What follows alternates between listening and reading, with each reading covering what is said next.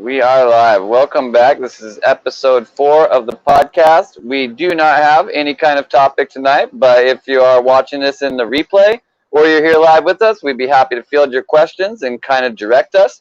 Aaron and I haven't really talked today, so how are you doing today, Aaron? What'd you even do today? You like working stuff or what? Yeah, work and stuff. Yeah, I split my half my shift with Nate, who Nate may come on tonight too. I just talked to him a little bit ago. Even just told him to come on when he's out walking the dog or on a smoke break and just come out and chat for 10 minutes. And then, who knows, that could be a shtick. We just kind of, hey, here's Nate. Nate's on the line, No doubt. But I split my shift in half with him so that I only had to work half a day. And then had some phone conversations, and a lot of it really is just trying to me rebalancing my own energies. There's a lot. This is 4 days in a row. This is very new. This is a lifestyle in a sense that I'm trying to now create a structure around that is balanced for my own personal life. And it's I don't know, it's interesting, but it's a good day. What about you? We'll keep a little more surface level to start, since no one's. Oh, we got two viewers. Somebody's watching. How's your day, Zach? What did you do today? It's pretty good. I mean, you're really right about the lifestyle shift. Like, since we started doing this, I have like so much. I mean, I already had a lot to do, really. Like, I mean, I help out with like several other people's businesses. I run my own business, which really I don't actually do a lot of work with right now, but like it does exist there. And like I'm trying. Right. You have a new one to follow. Yeah, and then I'm doing this thing too, and I was like on somebody else's podcast today, and hey, Willow, how's it going? It's good to see you again. So, hi, Willow. Just like so much stuff going that has to do with the podcast. It's actually changed a lot of like my dynamic and the way that I approach people and like conversations to be like a much more getting stuff done kind of situation, because I have like a lot going on. But then also, like, if they're cool people, I'm like, you should come on the podcast. And like right away, I'm like trying to schedule something or get something happening, where before like we would just talk back and forth for no reason a lot. So like super busy with that stuff. Yeah, it's cool to have. Yeah, Willow, you're welcome. So thanks you both for sharing. Thanks for coming and sharing them with us. Like, we would love to hear whatever your comments are, anything you're interested in. Like, we'll talk about that. Like, we don't have any point for this show. We just want to hang out with people and provide a conscious space for people to come and feel like their language is being spoken, really. So, like, we kind of just realized, well, our conversations look like that anyways. So, open them up. Yeah, and me and Zach are still figuring out what that looks like. I mean, our conversation yesterday or the day before, they're all going to bleed together here real soon. But we were talking about creating like a fluid set of core values or direction for the show, and one of it wanting to be to strip out anything that doesn't feel organic, that feels forced, or just whatever, some expectation of how we should be on camera or what we should talk about or whatever. So we're still figuring that out. We're figuring out our own chemistry. Zach and I honestly don't know each other super well, but we know each other well enough to take the leap of faith to do this thing together. One thing that was brought up to me today, like a really good idea for this dynamic, is that in a certain way, we're kind of like becoming friends through doing this. And it's like a live stream format of like two people becoming friends over just like one kind of, what do you like? What do I like? Let's find it. And really, honestly, like that's not really something that's been recorded that much. And like, even if you start with our, like, I mean, we'll just go ahead and put this in here so it's like on record. Prior to the first podcast that's on this channel, Aaron and I had maybe spent maybe what you could call like 2 hours talking. Before that, maybe like 3 hours. Like, it was not long at all. Well, I think it was longer than that, but since then though, I mean, each night, I mean, the first night, whatever, I think we've had probably, I don't know, 15 solid hours conversation off air at least. But then I think we had 1 or 2 nights, or the night before we started the podcast. There we go. We talked for like 5 hours. Okay, right? I had no idea how long that conversation was. It went that long. I've been having we talked in Messenger for a long time, and then we like got on the phone a couple times when it was the right time, and we like talked about this idea, and then here we are. So like, point is that basically the majority of us getting to know each other has happened like on this channel, and that's like a really cool record to have. I don't really think that's out there actually. Yeah, and it's interesting too, because all the dynamics that go with that, right? Because, oh my gosh, what if our egos get in the way in some way? What if there's just some rub we can't get beyond? I mean, I don't know, shit, man, we'll have to figure it out. We're adults. Yeah, I mean, I don't think it'll happen, but what if there's just some like completely differing worldview where like I can't stand that guy? Because that's cool. Because I feel like, okay, I'll commit to this openly and to the public. Like when I feel a rub or if I get triggered, I'm not going anywhere. I'm here. I'll process through it. If I got to look like an idiot because I get triggered on something, all right, I'll come back and laugh at myself. I'm like, all right, yeah, I was a little off there. Sure. You know, Yeah, I mean, work through that stuff. can't help it. It happens sometimes. That's just the reality of Mhm. life, really. That's one thing that I You know what? thought was like really relieving to me at a certain point was when I realized that like I had gone through enough iterations of like thinking I had learned something and then screwing up with it again some way that I realized that I'm just like unfurling to new dimensionalities of like many lessons over and over and over again. And it really took the edge off of feeling like I needed to like get done. It was just like, okay, well just like learn shit and like try not to make it terrible.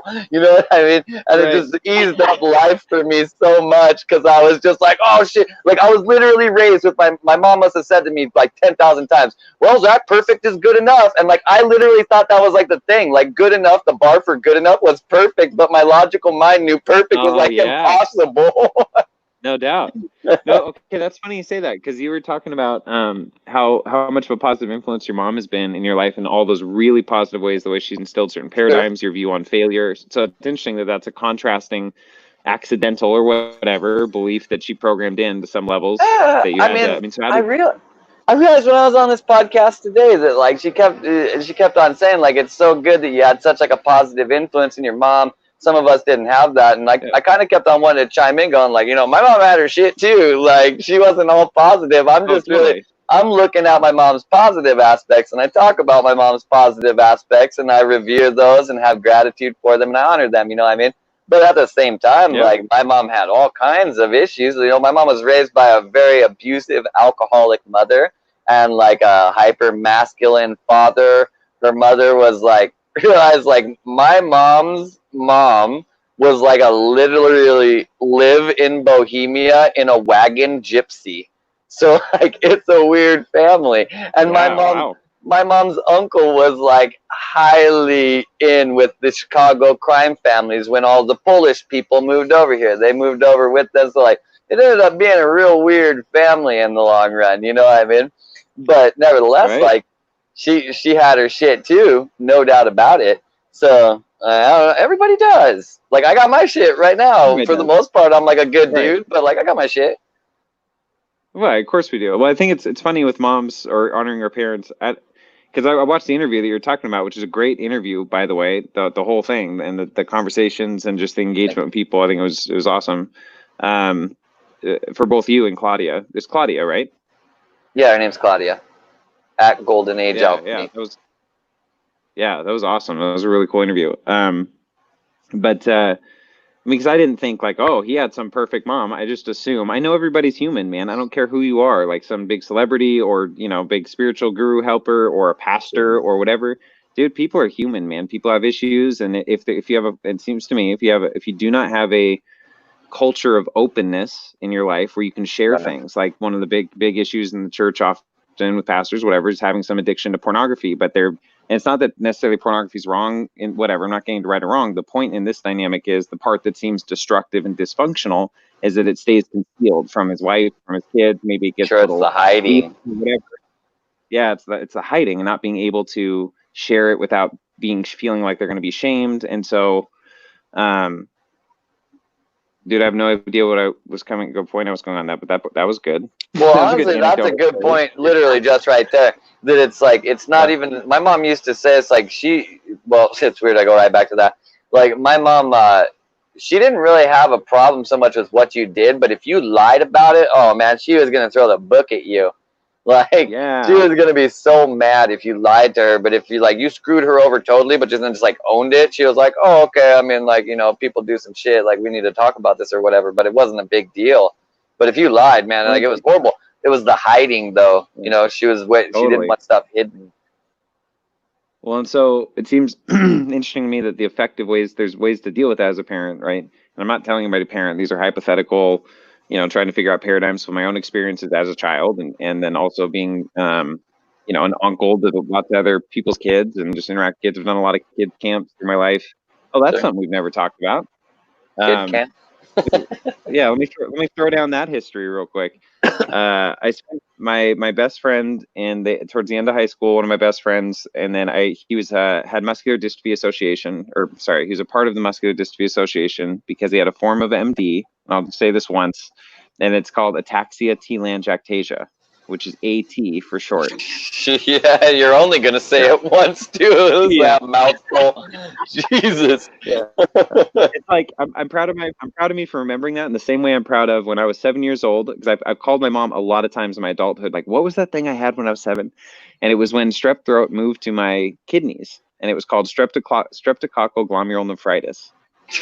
Right, which also interestingly, why is it like Yeah, that? do it. Like, why is it such a horrible name? You know what I mean? It's so hard to say. I get it. It's Latin, and they all mean something, and like I get it. But at the same time, Right. it's a really hard thing to say. And well, it's like, yeah, and just the wording too. A lot of times, because we think we found fancy words, a lot of times we come to find out they're just describing symptoms. Sure. Right? It's like, well, I have this. It's like, yeah, that just means you have a cough. It means you have a repetitive cough. Yeah, you can some heinous word like, for a cough. Yeah, which is fine, but like people think this is my diagnosis. Yeah, you have a repetitive cough. Like, great, you couldn't self-assess that? I have a bacterial epidermal outbreak. You mean a rash? Like, what? Yeah. Yeah. Rectus bacterial outbreakus or some shit. It's like, I don't want to tell people that one. Give me a fancier name. Give me different words. Can I get other words? I have bottom problems. Yeah. But okay, so when kids lie, or in adults too, I guess it goes with dealing with people, but kids, as you're learning this concept, and ideally, I guess, wanting to convey the value of honesty and being true to yourself. Not saying you have to defend your behavior. If you stole something, then there's going to be reconciliation actions or whatever, but not having to lie or hide. And so a parent then knowing that dichotomy of dealing with the value of the honesty of the child, knowing that they always tell them the truth, even when they do something bad. But then obviously dealing with the consequences of what they did, but in a way that doesn't shut them down from wanting to tell you again. Because I don't think it's purely just children not wanting to tell because they know they're doing something bad. I really do. I've seen a lot of very beautiful families where no matter what choices they're making in their life, there's an openness with their parents, but there's also a respect of their parents. There's still a level they know they're the parent for the time they're in the home, whatever. Sure. But there's an openness. There's like a heart connection to your parents that's maintained, that some really beautiful families find a way to maintain through all the rebellious years. So I've seen it done in different ways, and it's really, really beautiful. Yeah, I mean, I think there's a way that you can. It's really like about the way that you discipline. If you discipline in a way that's really like traumatic, then they're going to do things to try and avoid that potential trauma. But if there's actually like a healthy way, a healthy dynamic of actually handling whatever it is that they would try to hide, then it's much better. I don't know, like there was so many things that people have like problems with I only have a mom to go with because I didn't have a dad around, but like with my mom, that just because of the way that she had talked about it and how open she had been with it and such, it was like, it was never, it wasn't really like a problem to say it to her. Like the first time that I ever like talked to her about smoking pot, I was like, yeah, I smoke pot. Like, it's not a big deal. Like, you smoked pot before, right? You know, like it wasn't really a big deal. So. Yeah. Well, I even had a conversation with my mom this morning about some other experiences I've had with other people, and I was able to tie in just the deeper like human connection that I was having with them.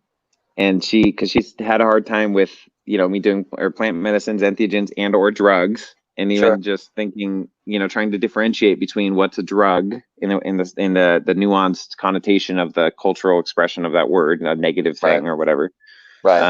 Versus an actual some form of medicine. Well, at the base level, I think you and I both agree, literally anything is medicine to you or anything is poison. It depends on how you interact with it, with your consciousness or your intentions. Yeah, functionally, yeah, but then, so being able to explain some dialogues and things that I've been in situations that would freak other people out, but I'm able to tune into places in myself to actually engage those moments. Yeah. Sure. I don't know where that came from. There's another random story too. Tie that into something, Zach. Yeah, I don't know. The whole anything is a double-edged sword. Like you like the angels and such like that. I mean, the whole idea, like the sword of truth, it has two sides to that blade. And really, at the end of the day, like any sword is a problem if you cut yourself or the wrong thing with it. You know what I mean? So Yeah. you have to. There's so much that a person can learn from just studying a sword. That's the whole reason why, well, like swordsmen were like, well, there's so many fucking brilliant swordsmen at the end of the day. Sword fighting is that. The samurais are all about that. Like sword fighting as a samurai is all spiritual. You know what I mean? Right. So all What about do you know balance. about that? Well, I mean, not a lot, samurai or anything like that, but it's all about balance, No, but, like, discipline, yeah. making, because it's not about like swinging the sword hard, but using the sword right. A lot of the carpenter metaphors start to cross over, like use the right tool for the job, measure twice, cut once, always keep your tool sharp, these kinds of things, which can be like a huge cross application and like, well, life, if you like philosophical application, all of these carpenter, and they're the same thing with a sword. Like if you're trying to, you don't need a 10-foot long sword if you're trying to fight a guy in a phone booth. You know what I mean? You use the right tool for the job. 10-foot long sword doesn't even fit in the phone booth. How are you going to use that? So you got to use the right tool for the job. If your shit's all dull, it doesn't matter what you brought. Like nevertheless, the whole thing, like there's a real direct crossover with that. But it's all just any martial arts discipline, which sword fighting is a martial art. Martial literally just means like with your hands and shit, and that's a thing you do with your hands.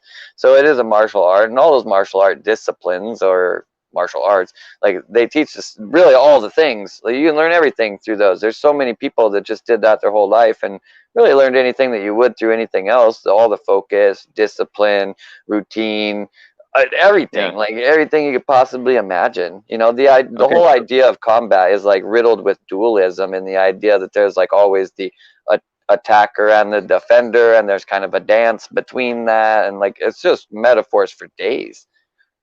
Yeah. So on that, bouncing off of that, there's something that's semi-related. You talked about in the interview today with Claudia at Golden Age Alchemy on Instagram about shit. Hold on, I lost it. What were you just talking about? Oh, sword fighting and how martial arts is discipline and focus. How philosophical application of sword fighting goes to basically everything. Have you ever actually read any books about sword fighting, like it's like the Book of Five Rings or something like that by Musashi? No. It's a really short book. Like, I mean, I should probably read it again because I can't tell you off the top of my head what it was about, but it definitely led to some, like you'll read a book, it has like these philosophical understandings to you, and you're like, that was really good, and you remember it so good for such a period of time, and you got good stuff from it, but like 10 years down the road, you're like, I don't remember exactly what it said, but there was good stuff in there. But it is actually like a really short book. I should probably revisit it since I've been talking about this is the fourth time that martial arts has come up in the last like day and a half, just like on its own. How like the conversation just went to like martial arts, which is super weird. It probably is just because like I'm really having like my own discipline tested right now, because like, I mean, there's all kinds of other stuff I could be doing. I have a lifelong history of spending way too much time playing video games. And like, I haven't played a video game in like 9 days or something, which in my life, you don't not play video games for 9 days. That's not a thing. Yeah. So, dude, what do you play? I have a bunch of other stuff to do. Like games, you name the game, I'd probably spent some time playing it. Like, it's bad, like really it's been a place where, well, it's not really bad. It can be bad. It really requires a lot of management. Can be dysfunctional. Can be dysfunctional. Sure. Yeah. Instead of bad, like good or bad. It can cause me to put a lot of energy into gathering rewards in a place where the rewards are very, they're virtual and they're not lasting because I quit playing the game and stuff. So it's just like it's kind of a waste of time. But I've focused towards them a lot in my life just because I like progression aspect of something. Yeah. Even if it's just like finishing the game. Totally. Well, even also like, okay, so I go into seasons of gaming, right? Because like Nate and I have been playing COD3 in the zombie mode and online and whatever at his place on occasion. And I've never owned a COD game. I kind of was doing my own thing during the whole era that got super popular. But back in PS2 days, I love RPGs, the right RPGs, right? Like Legend of Legaia 2 I've played through that game 6 or 7 times at least, right? I mean, long ass RPG game. It's been Sure. a long time on that. But then most recently PS3 in the last like 7 or 8 years, a couple of the Assassin's Creed games. Dude, Sure. that whole paradigm with the Animus and going into your DNA and DNA memories, I'm like, fuck yeah. Yeah, Like, there's a lot of right cool, on, man. a lot of cool crossovers with the Assassin's Creed series and like, well, interesting ideas, really, with timelines and such.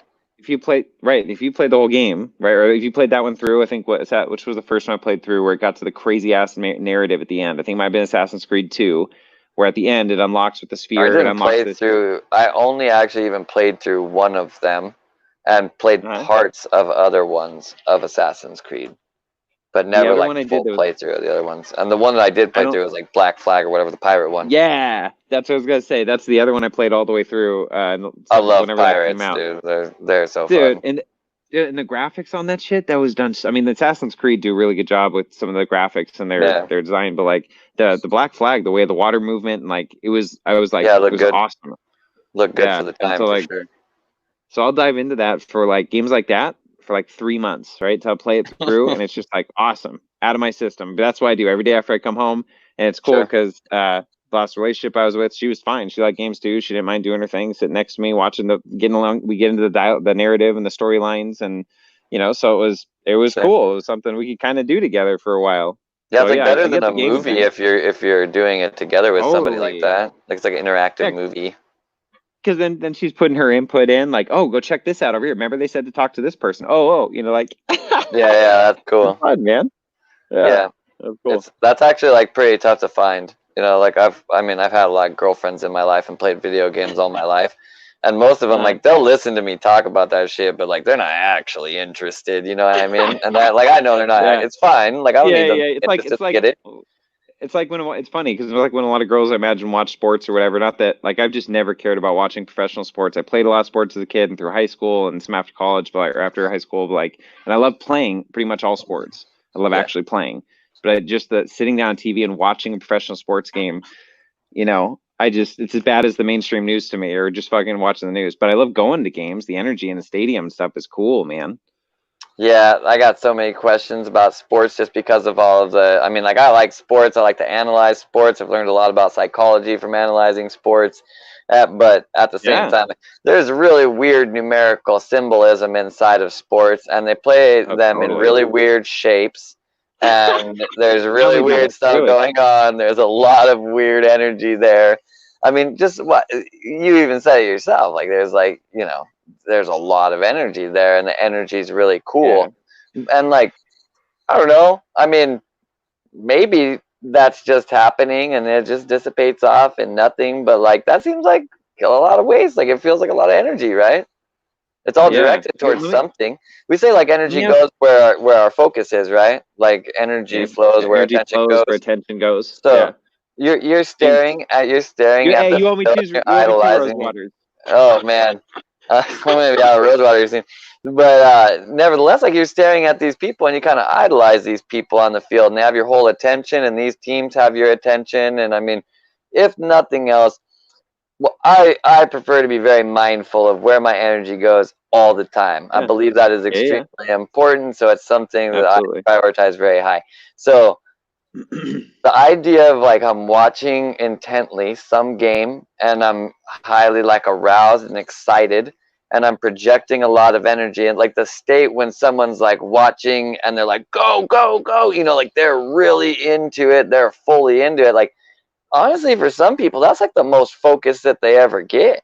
And like, well, focus is a really powerful tool. Like in my experience, it's very safe to say that barring like probably maybe 10 people that are alive on the planet right now, I would say it's safe to say that if you think you know what focus is, you're wrong.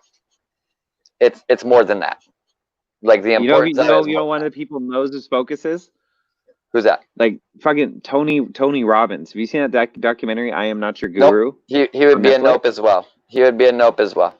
Unless they trained with the Monroe Institute at the highest levels, or people that then ended up using that same technology inside of like the CIA or whatever they ended up doing with all of that, which I like Okay. accounted like a handful of extra people for that.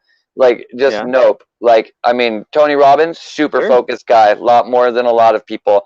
But I'm talking, it's a different thing. You know what I mean? Like, Okay. Monroe Fair enough. Institute has Elaborate. a lot of focus Yeah. levels, and I mean, like, their higher focus levels, high teens, or you could even say like 20. And I mean, like, Tony Robbins really focused, but a person even like still just inside of their body having like there's so many things around you in your space all the time. Totally. Yeah. That is your focus being separated. As your focus comes Right. in tighter and tighter and tighter, all of your energy goes to one thing. Like, walking around talking to people in the middle of a big crowd, like, you're not very focused while you're doing that. When it's like you and you've tunneled in and it's like literally just you and the thing, and you fall deeper and deeper into that to where like the world starts to melt away and it's just that, and then that melts away and you're even more focused just like beyond that.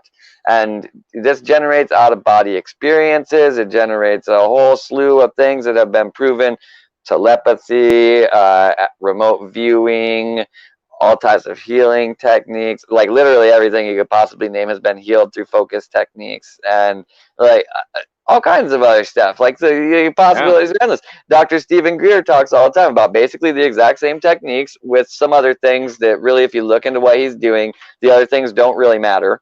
It's really just the focus techniques and the intention that's behind it. And he uses these to like contact extraterrestrials. He's led people to basically group meditations out in the middle of nowhere that have summoned on numerous occasions unidentified crafts, like on purpose, that a group of people all saw, right? Like, Yeah. he's done all kinds of How stuff would with this how as would well. you? Okay, now, 'cause there's a lot of things that could have gone, and I agree with everything you're saying is awesome. I appreciate putting that perspective on focus, and I totally agree. And I've been through some of the Monroe Institute materials, and then I haven't been through his books yet, but I mean I've heard a lot of interviews. But there's another guy, Val Valerian. You familiar with him? Val Valerian. He wrote Val Valerian. He wrote the Matrix series. It's 4 different. Your camera flipped sideways. Yeah, I got a Facebook call all of a sudden. I had to hang up on it. Oh yeah. Yeah, no worries. Good thing your speaker works. I had that happen earlier, and my speaker stopped working. I had to end the call and start over. Oh, they're calling back. He called me immediately again. Hopefully, he probably thinks his phone this not isn't working emergency? because I'm hanging up on it immediately. Yeah. So Val Valerian, he's written 4 or 5 Matrix book series that are anywhere in the range of 4 to over 1,000 pages each. I printed off all of them. I have them all. But he uses the Monroe focus levels for going through his own experiences and a lot of history. He connects a lot of sacred geometry stuff, Dan Winters stuff. Like, he goes through everything, but a lot of it's his own experiences. He lays out the Orion Wars. He lays out all this stuff from his own experiences and perspective, and he uses the Monroe layers. How's that spelled? VAL? Like VAL, word. VAL. Yep, VAL, and then second word Valerian, VALARAIN. There's an interview Like he did that was like what I just put in chat. Oh, I believe so. But yeah, Google that and Google what was her name? Laura something. She wrote a book. She's the one who wrote the book The Love Bite. This is part of the New Age stuff in the last decade or so. Laura something, I think. But he has like a 2 or 3 hour interview on there that's excellent. And he's very, very interesting human being. Oh, I see. It's with an E. Okay. Do. Actually, yeah, I have him under a stack of boxes right now. I'd pull one out and show you, but yeah, I have him here. Oh, is that his page? Yeah. He's a researcher of alien phenomena since 1969. Degree in civil engineering and psychology. Significant input into some television investigations on alien activities. Say he wrote some kind of books? Oh yeah, it's talking about... There it is. Right there, Matrix series. The Krill Report was authored by... Was O.H. Krill also him? Do you know? No, I don't know who that is. Where there's some weird connection with the Krill papers right here. I don't know what that is. All these Matrix books right here, though. Understanding aspects of covert interaction with alien culture, technology, and planetary power structures. That's a really long name. That is a really long. How big is this book just to fit the title? You know what I mean? It's like unbelievable. Aaron decided to remove himself from the podcast in his excitement. All right, so what is this about, really, though? Where are we at here? Over here. The abduction and manipulation of humans using advanced technology. The psychosocial, chemical, biological, and electromagnetic manipulation of human consciousness. These sound like good books. Psychosocial, chemical, biological. These are the same thing. Wait, what? Oh, okay. I see. It's volume 1 and volume 2. All right, I'm bad. Matrix for the Equividium. I think. Do not even know what that is. By book 4, he's gotten so complex that we don't even actually know what he's doing anymore. So that's pretty amazing. Should probably read those things.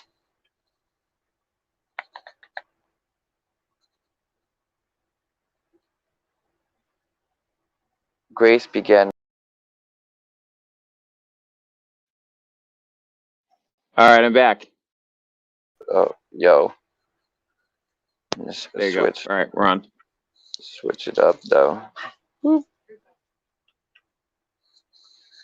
Hell yeah. Sorry, so anyways, these books sound crazy. Like, I mean, Dude, these titles, they take like 100 words to say. They must have a lot of information in them. They do. Have you read these? Really... Did you read these? No. Oh, this is links to the whole PDFs right here, huh? That's what I mean. Yeah. See, so we could just have a nightly reading if it ever loads. We really could, like, what's really going on here? Is this like I haven't looked into this too much. Does he dub these books as fiction, or is he just totally like, this is a real thing? Is that his claim? Well, I think, I don't know what the preface is. 100% they're his perspectives.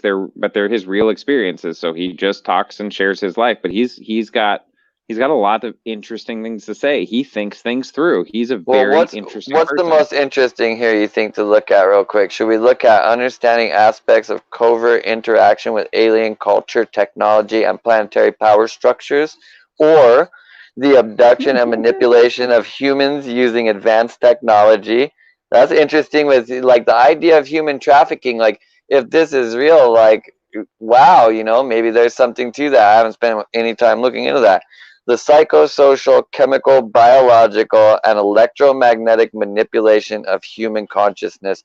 I'd say by title alone, that's probably the one that entices me the most. I bet it does. And really, these other ones, like, their names are more like story-like. Well, I mean, I don't know. What does equividium mean? Define how do I even spell it? Equividium. Equividium. I don't even know what that means. It's literally just like a word he made up, or what? I think it's just a word he made up, guys. Yeah, maybe. I mean, he goes on, I think, there's a lot in there. So he'll go through a lot of that. Okay, so he goes through a lot of, let's say, how do I paraphrase this in a way that people can relate to? This is a PDF right here. Does this load? It should. Oh, I don't want to download this. I can download it somewhere else. Go to download with email. Go to archive.org. I can't put this stuff in on a stream. Hold up. No. Go to archive.org. Archive.org. Yeah, I think it's on there. Tons of stuff's on there for free with freeword copyright or whatever. You can download it. Yeah, that's where I've gotten a lot of. I printed off during my 4 year kind of. What? Okay, so wait. Val Valerian. Yeah. I'm not seeing these on here, man. I'm not seeing them. Yeah, they're somewhere. I've found the PDFs, and we could always post them somewhere. Create a link or whatever. People can get them because they're free. I think one of these other links I might be able to get the PDF. Does this link to a PDF? Let's see. What does this link to? These are like some kind of weird papers. A form of PDF. It might be the book scanned in. Yeah, it is. It's like a super scuffed scan. That's Yeah. pretty terrible. I'm gonna full screen Yeah. this. This is a little bigger. What if I F11? Does that make it even bigger? Ooh, look at that. Look at the production value. Can we get a fucking high five in the chat for the production value? Yeah, no doubt. Not What bad, a man. beast. Zoom right in on that. So the Matrix, understanding aspects of covert interaction with alien cultures. Aspects? Look at All the that. aspects? This is what this Look at guy that. says. He's convinced that the Yeah. following basic items are true. These are his truths. Cool. The Do it. government has and is interacting with alien cultures. Right there. It's a pretty vivid claim right there. Yep. The government has captured alien technology and has interacted with them to ensure a similar development of our technology along the same lines. He's those two claims, honestly, he's like the 200th people to claim that. We got to start giving some credibility to this claim. At some point Yeah. in time, how many people Do it. have to say that it's happening before people Do it. are like, okay, it's happening, even though we haven't seen it? You know what I mean? How many? So the government Absolutely. maintains underground facilities. This is absolutely true. There's at least like 100%. 100% true. 100% Well true. documented. Very, very true. Yep. Confirmed second party by an NSA official in recent times. Underground tunnels, real thing. Different alien species are interacting with human beings. Different, meaning that like multiple different ones, or that the aliens themselves are different, because technically the word alien insinuates different, doesn't it? So what does that mean? That is ironic. Does Yes, if that's this true. guy needed to hire an editor? Okay, this is a note from the author, not the editor, guys. Keep that in mind. Yeah. The grammar might be really bad. Different alien species are interacting with human beings. Some of the alien species maintain underground facilities, and humans are being manipulated in these facilities. These are dramatic claims. Manipulation of the human species extends to very deep levels. Levels of alien manipulation affect human evolution, genetics, and planetary power structures. Various entities that have a non-terrestrial origin walk freely among us. I mean, it ain't that freely. Do you see them? Or I'm right here, bro. I see you. Okay. And what is your non-terrestrial origin, my friends? Like, Ooh. you know what I mean? Like, who is this? Who are these? Where are these? Hopefully, this book tells us. MJ12, PI40, and 54-12 organizations do and did exist. That means nothing to me because I have no idea what those organizations are. Well, Animal okay, and whoa, do you know? Hold on. Yeah. MJ12 is I think the program that was built with Eisenhower. The 12 they put in to be the ambassadors, the original Men in Black. I'm pretty sure for the aliens. The original Men in Black. Yeah, the actual what's sourced off of the movie, then the real stories and government documents, whatever.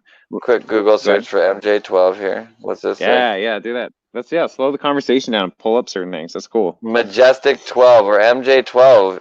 All right. Yep. Let's get this Wikipedia over here. How do I move this piece of the screen? I have to get over here. Yeah. All the school teachers out there, you can just not be happy at the moment, but that's okay. At least to give us a direction, a framework, and possibly some references. So that's great way to use. Drag into here. I don't know what this archive is that I have. I have to share a different part of the screen. Production value. Okay, everything that you would have possibly put in the chat for the production value before, revoke all of it because I just lost all of it. I'm just going to read it. Majestic 12 is a purported organization that appears in UFO conspiracy theories. The organization is claimed to be the code name of an alleged secret committee of scientists, military leaders, and government officials formed in 1947 by an executive order by U.S. President Harry S. Truman. So Aaron's theory was debunked of Eisenhower. Just want to throw that by Wikipedia debunked to facilitate recovery and investigation of alien spacecraft. This is why we check things on the program. Always research everything you hear. It might have been Harry Truman, not Eisenhower, and then the difference is minimal. But the concept originated. Hold on. We make sure that you disregard anything else I've said because I got the president wrong. Nothing else I said was probably true either. Exactly. You know nothing now because you got the president wrong. What is this weird PDF viewer that I'm in? It's so strange. Oh, I know what I did. I full screened it or something. I need to get over here. Get out of that. Boom, bang, bing. Take I just sent this you full a screen. link in. There we I go. just sent you a link in. Oh, good for you. Well done, sir. Wikipedia React streamer. I just figured sent it you a out, link guys. I sent you a link to the Dropbox file that has all the Matrix books in it too, and some other stuff, other materials. I just said, Oh man. Lord. Okay. So you've got access. I've got. Oh my God! I'll have to send you the other file. Well, I guess we're just doing this right now. Open link in new tab. Look at all of these books. Oh my word. One of those. Who is? Yeah. Are all of these books okay to have in PDF? Like, are these all? These are all legal for you to have? You download them from legal places? I know I some of think. these are. Yeah. I think 90+% of them are like archive.org or somewhere that I found. I've spent thousands and thousands and thousands of dollars on books and still do. So I've tried to get most of the stuff legitimately. A lot of this kind of nuanced stuff, a lot of it's found just PDF or books that are scanned online, especially the older Okay. books and stuff. Here is a list of books. There's all kinds of crazy books in here. If anybody wants a link to these, just ask for it. We could give you the Dropbox link. It's got all these Matrix books that we're talking about. It's got I also put in the all Matrix by kinds Tim of books. Bomar. It's got all kinds of crazy stuff. It's got all kinds That's of crazy just one stuff. folder, man. Just one folder, ladies and gentlemen. You're going to get You to have see the no other ones. We're idea. going back to Majestic 12. We got to stay on topic here. We did not even get Do to it, the do first it. paragraph. The concept originated in a series of supposedly leaked. Let's go back into President Harry Truman to facilitate recovery and investigation of spacecraft. So it's supposedly 47. The government gets together to recover and investigate spacecraft. This concept originated in a series of supposedly leaked secret government documents, the first circulated by ufologists in 1984. Upon examination, the Federal Bureau of Investigation declared the documents to be completely bogus. So that was, I mean, why would that, who would care, right? Like, wouldn't the FBI, if it's like a secret project that's been around for 40 years, of course the FBI is like, yeah, it's bogus, man, these are fake. It's not real. Right? Like, if it's a secret project already, of course the government is going to say it's bogus.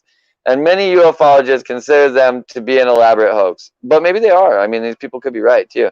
Majestic 12 remains popular among some UFO conspiracy theorists, and the concept has appeared in popular culture, including television, film, and literature. Now, supposedly, this guy over here is going to actually provide some proof that some of this stuff exists, right? That's what we're hearing inside this book. Ideally. It's funny because like I forgot some of that stuff was in there because there's so many other things that stood out to me. But like, yeah, that stuff's in there too. Okay, and I can you give a quick synopsis on PI-40? Do you know what that is? That I don't. I think that might be the British version. I don't know. All right, back to Wikipedia we go.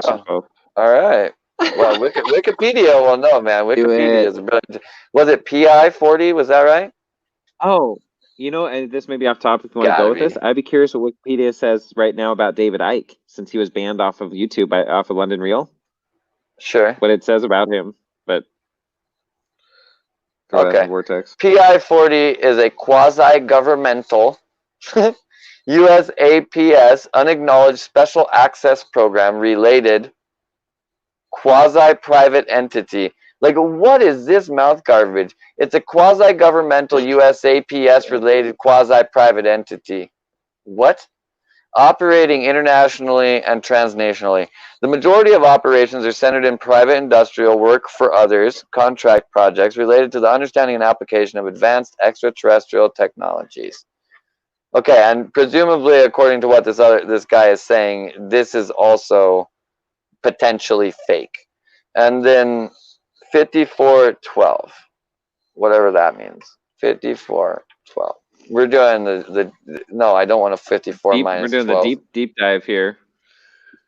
Project. This will save me, maybe. Maybe. Yep. Control F. 54. I can't see where I'm writing because my camera's in the way. Okay, that's right. I do not see that on the page. Okay, that's the wrong place. What is 5412? The New York High Risk Project? Is this a thing? This is National Institute of Health or something, I think. You can't even figure out what this is. Oh my god. Yeah, no. I would say it's probably within the same realm, and that's just a title Yeah. box. Let's move on. Yeah. It's alien stuff. 5412 is alien stuff. It's even aliener than these things. Animal and human mutilations are being performed. I wonder for what purpose. Like I'm not saying that it's justifiable or anything, but like, what's the reason? Like, why do you need to mutilate animals and humans for something? That ties an interesting dynamic. By the way, Joseph says, Zach, sorry I'm late. Can you start the entire conversation over? Thanks. Yes, Joe, no problem. We'll go ahead and wind it back. Let me close down all these screens and stuff. Comes back to. So all right, and so we haven't talked very much today. What are you doing? What'd you do today? Did you just work or what? Yeah, so I kind of split shifts with Nate, who works with me. All right.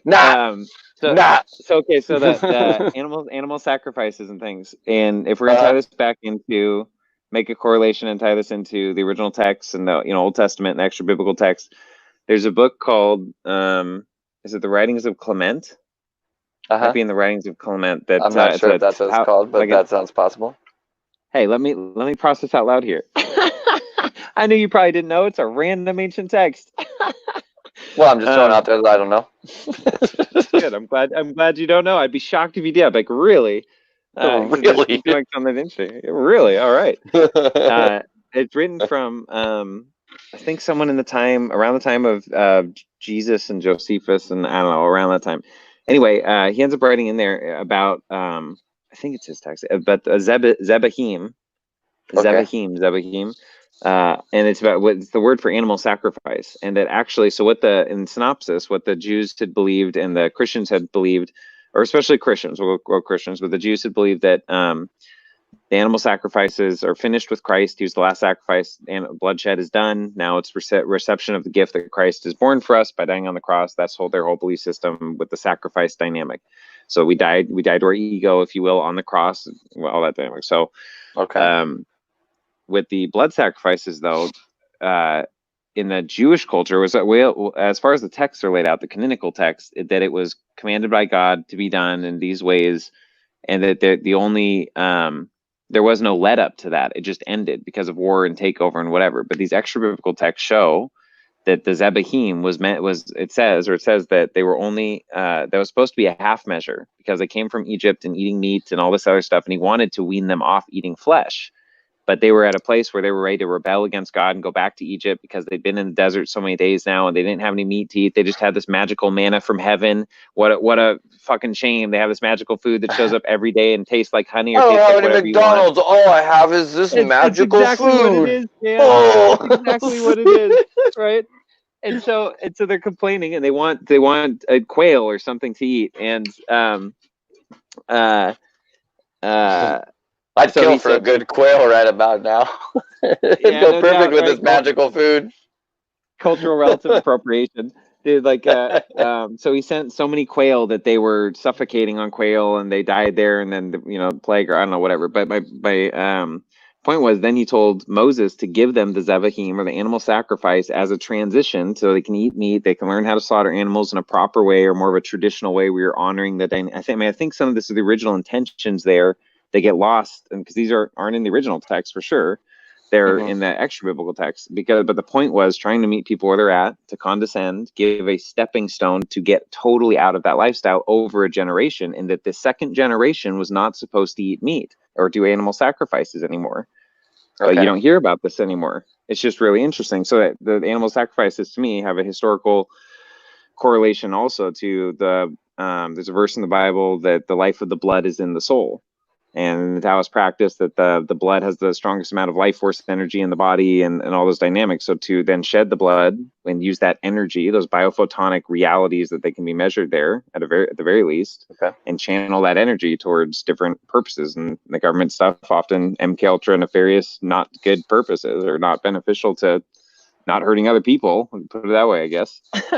Sure. So you think maybe it's because in relation to the text here, you think maybe it's because they're like using the blood or the energy inside of that, maybe what we otherwise kind of see as kind of the religious significance of the sacrifice, perhaps? Well, totally. Okay. So and so the word mutilate to me seems all like heavy duty, you know what I mean? It doesn't mean just like sacrifice somebody. It's like, you know, you're like, well, you're mutilating it. You know what I mean? Why do you think they would mutilate? I don't know. Seems heinous. Yeah. I could Well, I so could postulate some guesses, but I mean they're all long shots. I don't know. I really don't know. I mean Yeah. I mean if you're going like that energy thing, like maybe if you because you're like torturing to death basically to like generate more energy or something. I don't know. I'm not really into mutilation, so I don't even know what the Right. benefits are of it. You know, I've never really explored it. So it's my understanding, and I'm always open to new information and whatever. So based on things I've taken in and things that overlap and seem to make sense. My understanding there's the like the cattle slaughterings and stuff back in the day were Sure. alien species trying to get, and at some point government species too, but trying to get portions of our DNA or DNA of animals on the planet at this time.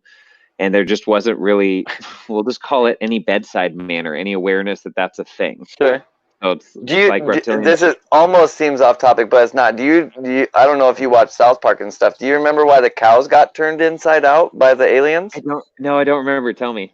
I don't remember. I don't know South Park well enough. If anybody knows, say in the chat why why they turned them inside out. Because I mean, like it seems ridiculous, but a lot of the times we actually put these things right in there. You know, I mean, we actually put these things right in there, totally. whatever that means. But nevertheless, it ends up right in there. I don't know. It seems weird. Seems weird. I guess I wouldn't even be bringing question to it if it said like animal and human sacrifices. Then it would be like one thing. Sure. But mutilation is bringing in that they're actually like really like desecrating the body or something, and I just wonder what the reasoning is. I got it. So let's think of this like maybe like an Arcturian, if that's a thing. I don't know. Is that what my brain does? Is that what it's called? Maybe. Who does it matter? It's a label, whatever. It's just a thought. So think of it as a system or technology. So the sacrifice makes it more mythological, barbaric, meaningless. I don't know, whatever. There's a lot of connotations. But having it be a form of technology and there's different ways, nuanced ways to enhance the use of that technology. So it's one thing to, for example, maybe potentially just based on what things I've researched and belief systems and a lot of things out there that sort of a little gruesome here, slitting the throat of a chicken and doing things they do with that has a form of energy or a resonance to an entanglement to the land and intentions or things in a way because it's shedding life force. I don't know, a lot of those different dynamics. And but to do it in a way that is more mutilated or whatever, it could be releasing things like adrenochrome into the blood that is in a nuanced way of using that for, and these are all negative purposes in this dynamic, right? Because I read a guy saying somewhere that like you could take an EpiPen, poke a hole in it, and leave it in the sunlight, and it would turn into adrenochrome, because it's just it's just like dehydrated adrenaline or something like that. I had no idea there's a correlation. That's what's in an EpiPen or something. I don't know. Like, I mean, obviously this isn't something that a doctor would recommend, and I'm not necessarily recommending it. It was just weird to me because you hear all the time like, oh, the only place that you could possibly get it is from the skull of a child that's in fear, and it's like, what? I mean, like this guy's like, no. I mean, like, why do you think EpiPens started getting so expensive? And I was like, wait, what? Okay, so I don't know about EpiPens, but my understanding it's not that hard. It's being in a state of fear or torment or mutilation, potentially those creates those reactions in the nervous system that causes those chemical releases in the body. So potentially even when they come in to scare people, demonic energies or whatever you'd call it, or things that would terrify children at night or night terrors, if it's something, let's say, external from their psyche, that they would find resonance with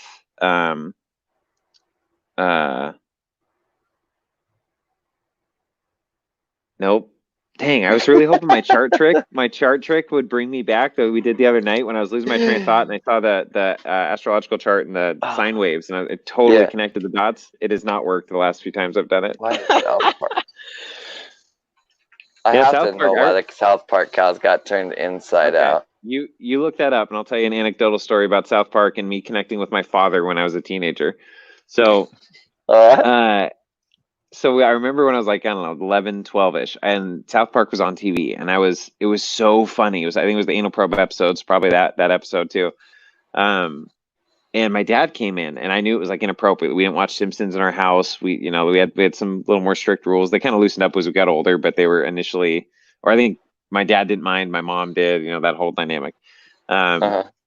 And he came in. I thought I might be in trouble, right? But he sat down and started watching it with me, and we literally were crying so hard. We were laughing so hard we were crying and like almost falling on the ground, both of us, when we started like farting fire out of his ass because the anal probe and that whole dynamic. It's so ridiculous.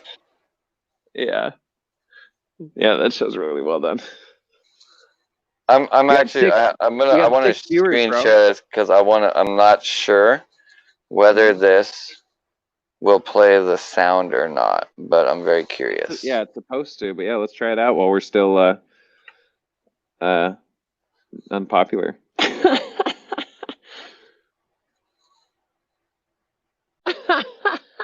How interesting is Okay, that? so I didn't learn why they do it, but I think it's interesting that they like lure them in with hay, and what they were kind of showing in there, really to me, kind of just looked like they were probably just like consuming them or something like that. So I don't know that there's necessarily any kind of connection there. It just made me think of the fucking cows getting turned inside out. Anyways, so yeah, but so basically what this guy's claiming all over in here is that like all this alien stuff is actually real. A minimum of 70 species are interacting with our planet. 4 or 5 alien species are doing the most interaction. 70 species. That would be a lot. That's way more than anybody talks about. And alien interaction with the human community will soon have increased impact on society. How long ago is this written? Because technically, I think this was like 1990 or something, right? Yeah, it was in the 90s, and then the early 2000s were his last few volumes, I think. Yeah. I mean, is this true? Do you feel like that's true? I don't really feel like it per se is, All I mean, like, I don't know what technology. technology. No, this one right here, alien interaction with the human community will soon have increased impact on society. Like, I mean, maybe it is, and they're wearing some kind of like special skin suit or whatever. But like, technology's been emerging ever since 1990 at kind of the rate we would expect, and stuff like that. Has that impact really increased? So here's an interesting dynamic. I mean, it depends, I guess, how we perceive what their interaction is, like you were alluding to. Exactly. Yeah, we have no idea. Well, but if it's coming through us or through DNA expression, then I don't want to minimize that. More people going like, oh my gosh, like I have some connection with alien race or have an alien experience. Maybe that is the increased impact. Yeah, that and also I think there's a lot of probably nuanced facets to how it's affected the cultural impact. I think on a slightly similar topic. So I don't know how much like your own experiences or what things you've come across, but there's I've seen enough at this point, had my own experiences, not that I've ever had like a ship land in front of me, but I've had a solid 8 or 10 UFO-esque experiences or things I couldn't quite, like, still this day looking back, there's nothing yet explainable to me how it moved in the ways that it did, and the interactions, especially how they correlated with my intentions or connection with it at the same time, the coincidence is there, if you will, or whatever. But also the research of oh man, I wish I knew her name. She was in the 40s or so. She's like Miss Ohio, but she ended up becoming an investigative journalist. That was what she went to college for, and she's done that since. So she's been on, I think I saw recently, she's on she's been featured on or had on it as parts of the Ancient Alien show and shows like that. So she's done a lot of work, does a lot of documentaries. She's got a lot of them online. So that a lot of them lay out document after documentation after documentation, firsthand stories. She goes and talks to these people firsthand. She's been doing this for decades. And she puts together these slides and presentations. And there's more actual documented history that actually supports the narrative she's presenting than like in 1 hour presentation than in probably 30 or 40 documentaries you watch on like Discovery Channel or whatever. I was watching with my grandma. They dropped 2 things in there in an hour that was semi-interesting, like facts from documents and an interesting perspective on them, like old government documents about, Area 51. But 2 interesting things in an hour. The rest of it was just ridiculous drama for people who like, what are they making this for? Retarded people? They asked the question to each other several times in a row. So do you think this could mean this? Well, I don't know. We know it might not mean this. Do you think maybe? Dramatic music, right? in Do me you think screaming, like, maybe dramatic you know, music? like, but it's like they cycle on one stupid piece of evidence for like 10 minutes. Plus there's like what, 23 minutes of commercials and show. It's just, oh my gosh, like society Sure. on one level, it seems that the mainstream side, if you will, whatever, on one level is very far behind on what's available on the internet now. Well done stuff. But then they have Sure. those, you know, little shit names or shit on you. It's like, oh, you learned that on YouTube. It's like, do you even know what's on YouTube? Yeah, there's crap there, but do you even know? I don't think so. Or you wouldn't just throw that out like you think that makes someone less than you because they learned it on YouTube. Sure. Yeah, You know? I don't understand what's wrong with learning something on YouTube. Like if you learned it from your buddy's dad who had done that all his life, it would be totally Right. fine, right? But if I learned it from a dude on YouTube who was exactly like my Talking buddy's about dad his that's done it dad all his life, all or of a sudden it's that, like, oh, you yeah, only learned on YouTube? Like, it's so right. silly. It's really silly. The idea of accreditation, I'm so excited to watch the idea of accreditation just like burn in people's minds as they Yes. come more and more to understand that like truth is kind of like subjective. It's really better to just like Yeah. stay objective and make observations, and like it's Yeah. more about really like learning how to learn, and if you know how to Yeah, do the man. thing, it's good enough. Like accreditation is gonna fall. It's gonna be great. Oh, So sorry, I switched our cameras without switching the background. Are you able to grab that easier? oh, Grab I my was just thing. about to read this thing again. Oh, well, please read that. I was engaging what you were saying. Oh, I see how it is. All right. Yeah, So, sorry, I was paying you a lot of attention, Zach. is this on? Is this thing on?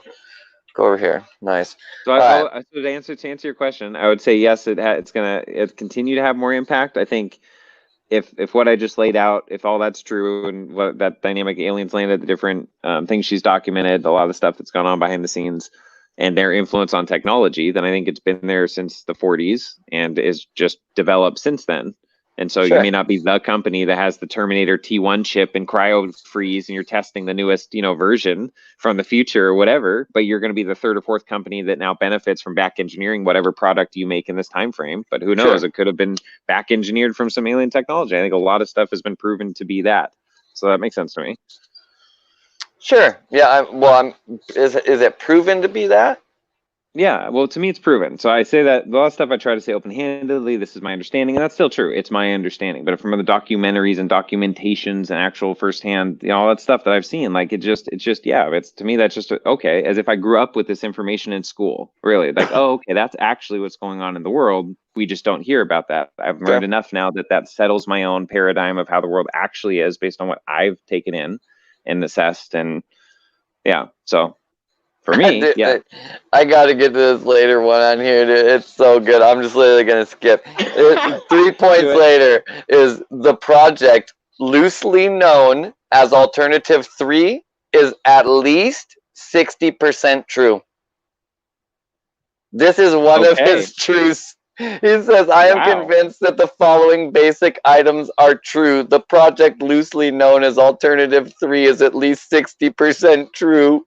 You know what? What a statement. Credit to him for trying to be as accurate in his statement as possible based on his belief and understanding. Good for him. Fair enough, dude. Like, he really split some hairs there. He's like, well, I mean, it's loosely known as this. I don't really know the name, and, like, it ain't totally true, but, like, 60%, I guess. Yeah, I should start diving in, like people ask. You know what he should have done, just for tongue in cheek? He should have, in parentheses after it, said, "This is an estimate." No doubt. You know, it's funny because I started doing that. People ask me about, well, now that you're not part of the church, how much of the Bible do you think is true? Well, speaking of how much the Bible is true, he says here, aliens have affected the human religious systems. So basically what he's saying is that you are, in fact, an alien, Space Jesus. That's what I hear. His claim right here. So I mentioned this, I think, in the show with Frank. So the Enokim in the Bible and other original Hebrew words parallel the Anunnaki in the original text. Then you get into the Zecharia Sitchin layouts of the Anunnaki, which a lot of that seems to make sense with other history that we just don't hear about in timelines of culture, and even going up through the Mesopotamian, Babylonian culture. Lot of arguments with his translations, though. Gotta say, a lot of arguments there. Not like mine personally. Right. I'm not doing this. I just heard a lot of them. I've heard. Okay, so Andrew Bartz has said. So I've read through parts of the first one or two books, right? Enough. I've heard it. I've heard enough talks on it. I've heard enough.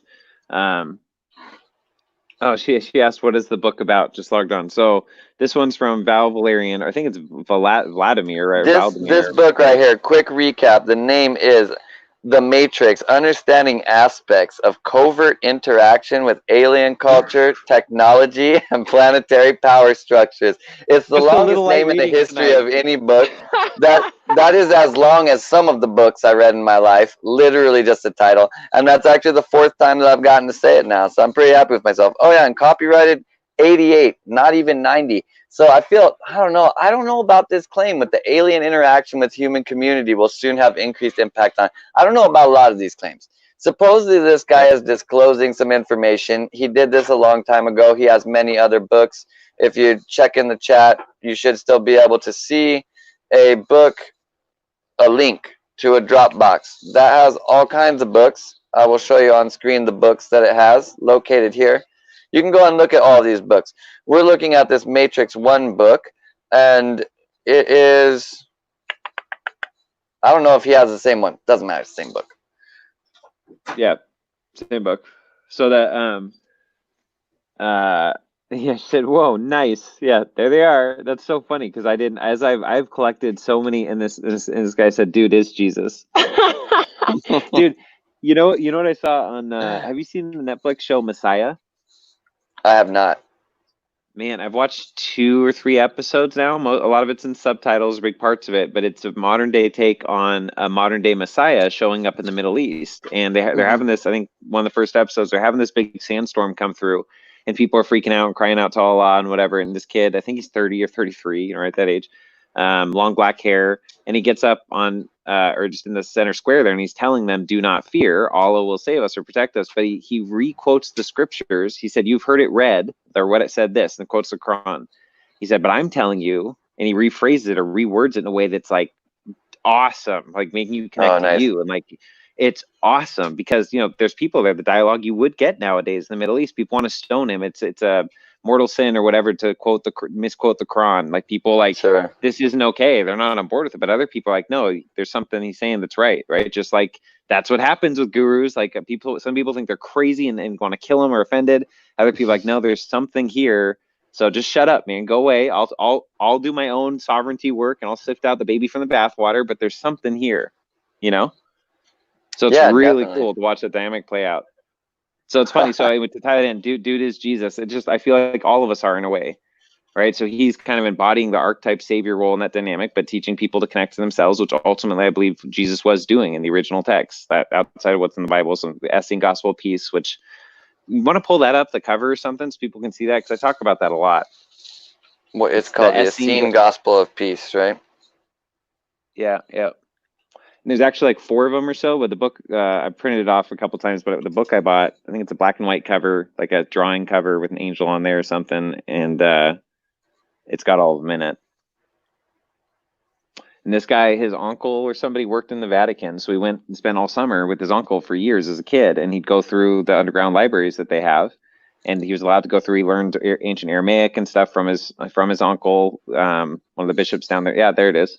So he learned Aramaic and he read these texts in there. He memorized them because they were just so transformed his life. So then he translated them into English over time. And I think the book, it gets into the preface or whatever. So he gets in a little history, and then that was done initially like in 25, and it was out for a couple years. I don't know if it got pulled or something, but anyway, it's out again now for whatever reason. So it's kind of the actual textual history on it. And they were original scripts from like 400 AD is what he said he was looking at.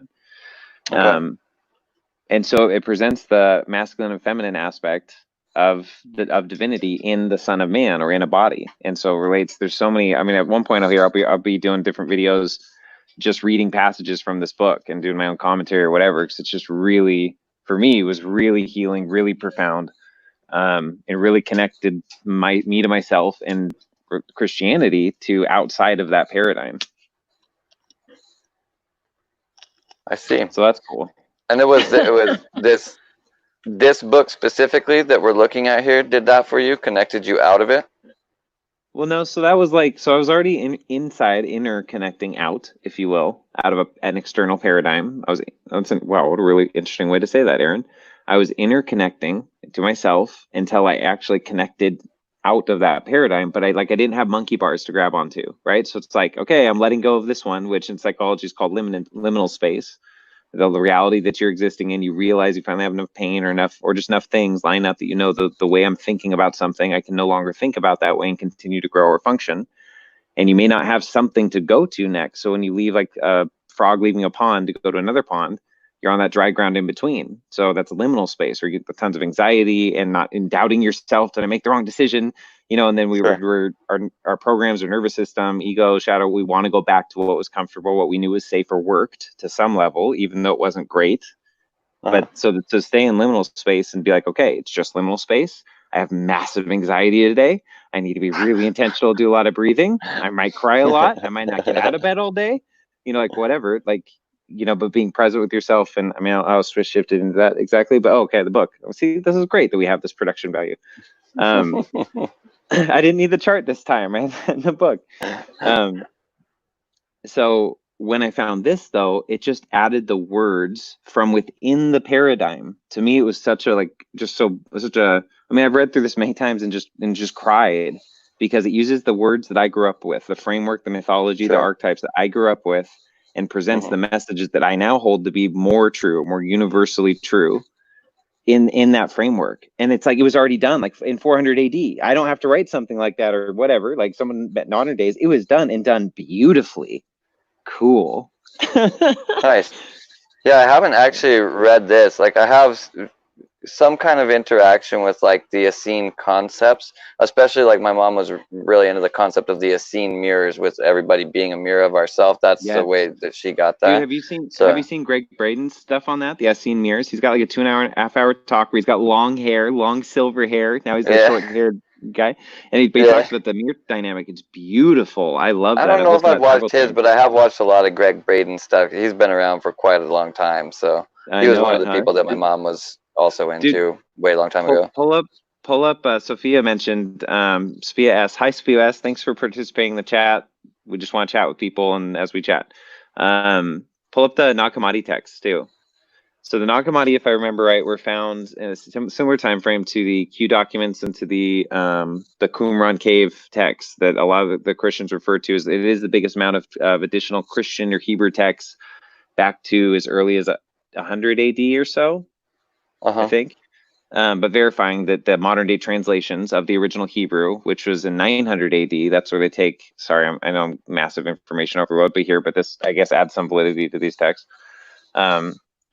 So the oldest Hebrew text that they use now to translate any English copy, because there's like 100+ English translations, which is great in a lot of ways. There's one in the Hawaiian Pidgin version that speaks in the local Hawaiian Pidgin, like God, when he go get his son, and he love and aloha so much, he send him into the world. Like, it's written so beautifully, like childlike, Anyway, when they want to try to find the original truths or meanings of the words, they go back to the ones written in 900 AD. So when they found the Qumran cave documents, it verified that over those 800 years, very, very, very little was changed. So that helped, expand people's belief that, well, the modern day ones, then they're accurate to the original truth. Lots what a lot of people believe who do their history research on the Bible, and they live there, and that's fine because there's beautiful things in there. Anyway, the Nag Hammadi were found about the same time, but they weren't released, or they weren't going to be released, because there's a team of like 13 or Catholic popes or Catholic bishops or something to go do the excavation, the research. They had control over what was released or not released. And I think one of the researchers who thought they were just supposed to be translating and doing it and releasing it to the public, like he didn't know that they weren't supposed to wait. If this is the right one, so somebody help me out or link to the backstory of this, from remembering it correctly. He just released them, and then like once they're out, they're out, even though it was like the 70s. And so I think these are a lot of set of texts that didn't really want out, whatever that means, whatever their purposes are. That being said, who cares? They're here. What's in them is also beautiful, fascinating dialogues and additional things he spoke and told to the disciples, and then even stories outside of. There's like a poem or an ode to Sophia, and I think in the Nag Hammadi text too, they have the Apocryphon of John, which is Jesus coming to John, like John the disciple whom Jesus loves. He came to him and had this additional dialogue, and he tells him how the human body was made and which angel was assigned to making which body part. And there's like, I don't know, 20, 30, 40, 50 angels, like for every different body part the body part, there's a different angel. And to me, that's different frequencies or resonances. Sure, yeah. So to me, I see there a lot of that text is code, man. There's amazing code even in making those connections. It's really incredible. Yeah, just the sheer fact that, I mean, like, there's 13 of these things. This is inside of just one of the books, the Sophia of Jesus Christ. I went to that because it was Cool. Sophie who brought this up. But Yeah. 13 questions in here. Like, I've never found a single time in my life where this number has popped up in some way where there's like 13 chapters or there's 13 questions that you don't dig into there. And like the symbolism inside of there is just unbelievably ripe. But then on top of that, just like being found with all these Gnostic texts. And then apparently where they found them, they also included 3 works belonging to the Corpus Hermeticum. And obviously, like, Yeah. Hermetics is just like symbolism Yeah. on symbolism on symbolism. So, yeah. yeah. And then so Sophia says it basically debunks the Bible.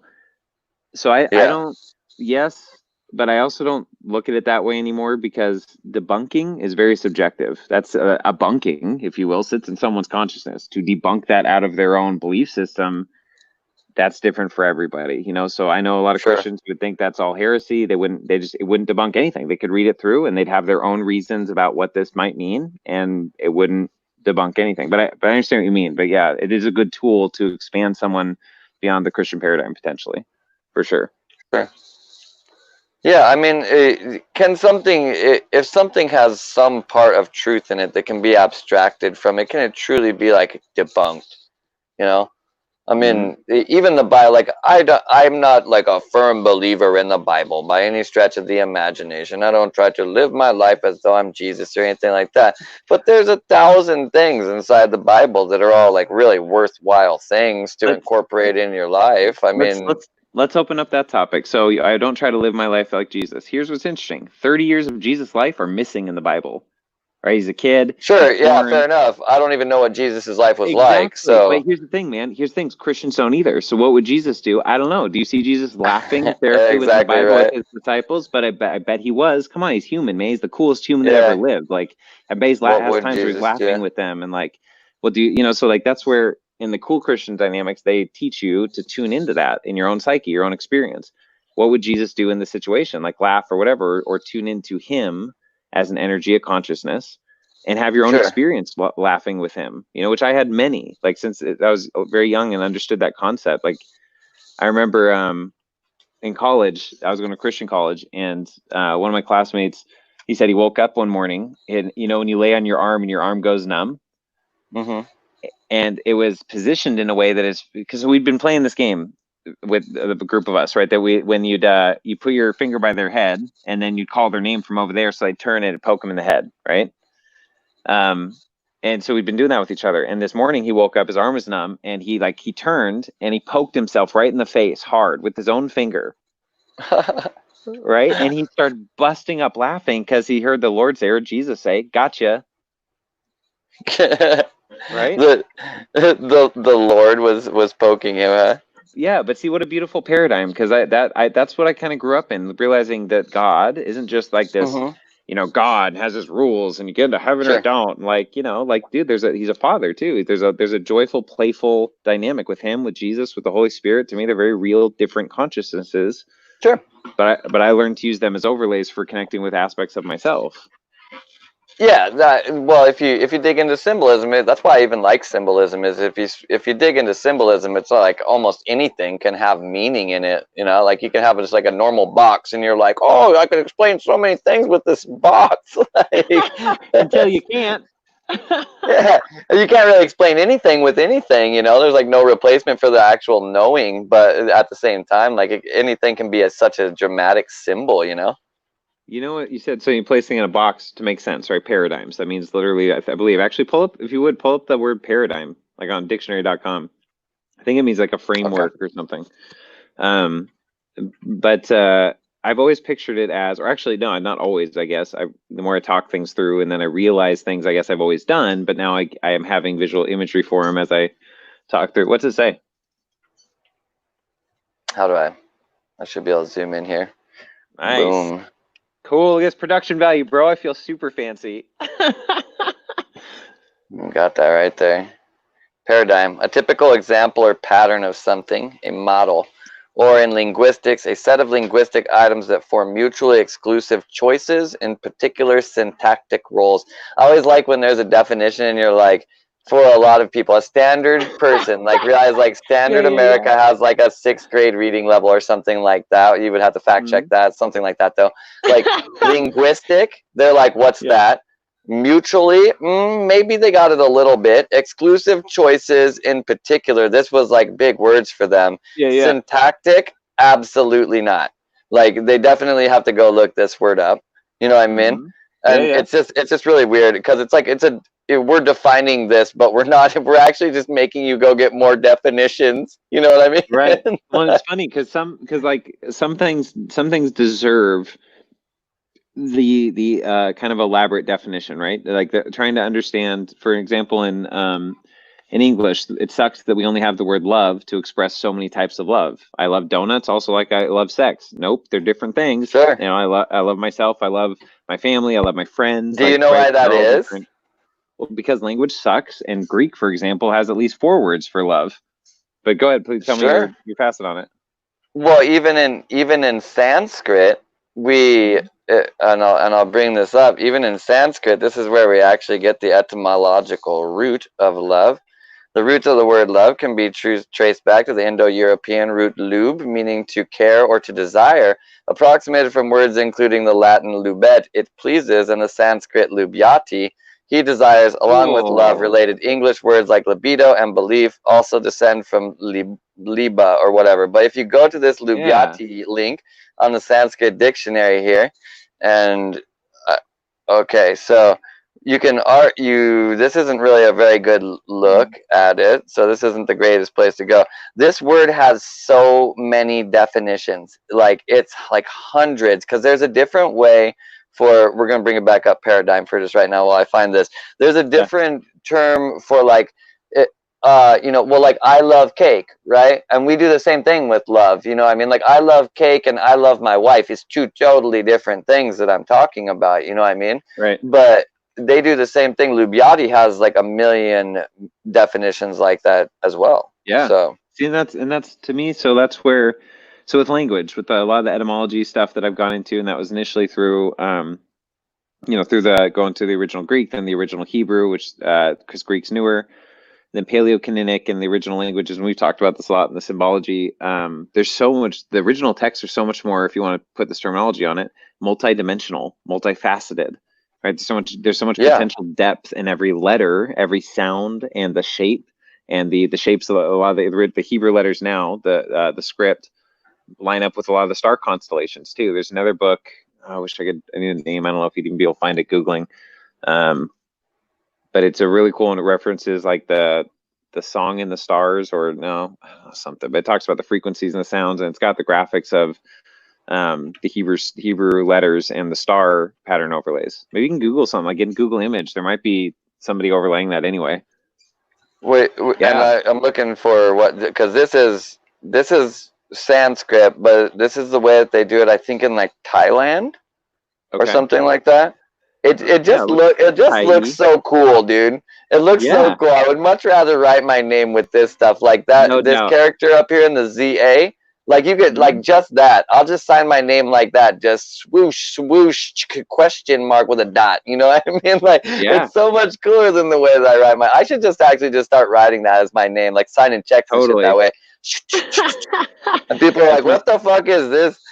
Oh, look at, I could use this Ka one too. Zaka. Oh yeah, Zaka. Yeah, dude. I just put these together and I got this sweet like flag for my name. Do a big tattoo on your back. What's that say? Zaka. Is your name Zach? It is. It is. Like, you're pretentious as hell, man. You got your first name tattooed on your back. It looks cool though, doesn't it? Yeah. Doesn't it sound cool when you say it? Zaka. Oh man, if I ever got like some pectoral muscles, I could get like the big ZA right here and the big KHA here. Yeah, and then I could be like Zaka. Zaka. Send off that physiological frequency, the fucking compression waves as you're saying it. Yeah. I'll do it if you do it, dude. You need to get Ron or whatever. We need to figure out what that is, and I'll get Zaka. In the original Hebrew, so mine's Aharon. right? And if you look at the picture symbols for each one, oh gosh, let me break that down a little bit. It's been a while. Aleph, so is the divine breath. Oh, interesting. I was going to say this too. Remember we were talking the other day about December 25th and trying to find meaning in it and the numerology in 10, and you went to a beautiful, far-fetched, but very makes a lot of sense to me. Correlation and articulation of that was great. But also, if you reduce it down to one, so it might in gematria, it always reduces down to one digit. So you add up all the numbers in a series, however you do that intuitively, or there are structures, but they're reduced to one. So if we reduce to one, that's Aleph. Aleph is the divine breath. So like Mem or Re, or Aleph is including that, the divine light, the divine breath, the divine inhale before the sound is made, before creation. Like so if on December 25th we're gonna get to numerology, that adds another correlation. Yeah. Okay, she also said, Sophia says 365 demons and angels. I'm assuming that's referring to the Nag Hammadi text, and then maybe also we're talking about, or maybe that refers to the creation of Adam, all the dozens of different angels for different body parts. I know that in that a lot of the extra biblical texts are the Key of Solomon, or there's one of them that's not the actual book that was written in the I think 1500s or later. But one of the original Bible texts, but about Solomon, where he goes and interviews the Goetia demons or whatever, is it 50 of them or whatever that list is of those, famous demons and their sigils or their symbols and everything. And so he goes through a list of them, but he brings them in with the power of the ring that had the symbol of, this is in all the ancient texts. It's very interesting. So there's like the sword of, I'm totally deviating here because why not? And that I have another more fun story. Let's go with that. So there's Moses' staff, which we've seen in just, thinking about it or movies or whatever. It's a wooden staff, right? In the original text, it's a sapphire rod. It's not a wooden staff. It's a sapphire rod. And what was special about it, that engraved upon the rod was the ineffable name of the Lord, right? That the original, they believe it's original, I think someone thinks a 26 vowel, a way that you cadence it, and only the high priest was taught it the year he was a high priest, because they sang that in the Holy of Holies, and that was what caused the resonance in that golden cube room with the ark, creating an ark, an actual ARC, or from the wings of the angels, creating a portal to open in communication with another entity, Yahweh in that case, or we can call him Yahweh. Really, really interesting stuff. So on this ring, he had engraved the name, the ineffable name of the Lord, and he had power over demons. So he wanted to study them. Do you know what this ring is called? You can call it probably Solomon's ring. I think probably Masonic stuff has picked it up and used it and whatever. But you can probably call it Solomon's ring and see what comes up. But it's probably got the Star of David in it, and I don't know what else they have engraved on it. But the original one was like the original one. I see. It was literally like a ring, like literally a ring. In the story, yeah, in the story. Gotcha. And I think, to me, like Thor's hammer or that ring, they are, I think, the real technologies. They can be, someone's sword or someone's the sapphire rod. It's an actual technology that, like an antenna, is tuned to the right length, the right density, the right dimension, or something. Did you know that all the Oh, okay. Seal of Solomon is also the ring. Okay, there we go. I don't know why that didn't click with me at all. Gotcha. Totally. Okay, so he had power over demons and he wanted to study them. And so he brought him in to ask, what's your name? What's your function? What angel has power over you? He asked that for all of them. And it's fascinating to hear what their function is or their purpose, and they would have their own gripes or complaints, or they'd have their own way to try to outsmart Solomon. Just the psychological interaction of the conversation is fascinating. So is that the Seal of Solomon as that comes up? Yeah, or the Lesser Key of Solomon. Let's see. It was actually still on this page. Yeah, the Seal of Solomon is seen in the 17th century grimoire, the Lesser Key of Solomon. That one. So then look for the shoot. There's another one. I wish I knew the name of it, but something Solomon. Like maybe type in extra biblical text and Solomon. The name Solomon. See, there might be some text. This is how you know, like Chanel is actually a bad company, and like the euro is a bad thing. If you want to go into like how they're using witchcraft and stuff, like look at the very top of the seal. You know what I mean? You see the sigil at the very top of the seal? Yep. Right? The two C's. Yeah, it's basically the Chanel logo or the logo of a euro mirrored on itself. You know what I mean? Okay. Like would you agree that witchcraft and a pretty decently blanket definition is psychology and symbols, the use of symbols, which are sigils, right, and psychology, and the use of This is manipulation of symbol sets on psychology. people. Witchcraft is a place where science and spirituality mix, and we don't Totally. have a word for that because we pretend that they're actually separate, but they do have an overflow point, and that's basically like esoterics or witchcraft or anything like that. Like I say a lot of time, there's no such thing as magic once you understand it because it becomes a Yes. mechanic. Correct. And that's like it's magic when it seems like some spirituality or something that Yeah. can't happen, but as soon as you like figure out how that mechanic worked, Yes. it's not. Now it's like a science, and these people just Yes. figured out what that shit did. You know what I mean? That's the whole 100%. thing. 100%. I agree. And so, yeah, so it is interesting the different symbols they put on there. So that's now the H, is that the Saturn symbol? Yeah, is that Saturn or is that Jupiter? I don't I remember. don't know. You're the astrology guru. Grew up with it since you're like 7 with putting Oh astrology yeah, charts on your mom's but hard dude, drive. like we have fucking Google and shit now, dude. You don't gotta Yeah, remember no all doubt. that shit. I know. Clear that stuff You're out of the crazy. RAM and put other stuff in there. Yeah, you just Google this real quick. It's not Jupiter. That looks like a 4. I think you're probably right then. Let's see here. The cool thing is I can find this thing by literally searching for whatever sigil. You know what I mean? Like it's actually Yeah, yeah. even called a sigil. Still not. I mean, that points right to which it's kind of like Saturn, but it's not really. I mean, Yeah. Saturn technically has like a cross at the top of it. Hold on. Look up the seal of the Jesuits. There's probably somewhere that has like the Seal of Solomon explained, look up. dude, right here. Oh, there you go. Well, yeah, you're gonna bet, find yeah. 20 million conspiracy theorist YouTube videos, or let me not write them up. Truther videos. Let me say truther videos. Although they're ones. This has all kinds of crazy stuff on it. I mean, it's kind of like Saturn. If you were to call it astrological, that thing would closest be called Saturn, for sure. Yeah, David Icke does some really good. He's got great material, man. I've watched through over the years. I've just watched different material. I do have a lot of his books because he cites so many sources. Same with David Wilcock. I have most of his book because half of it are citing sources. Like there's a lot of documentation in there.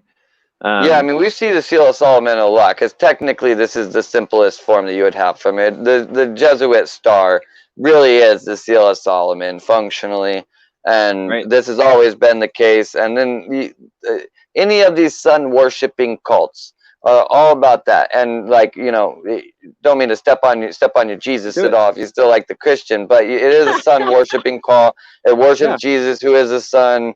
It's about stars. It's about worshipping stars.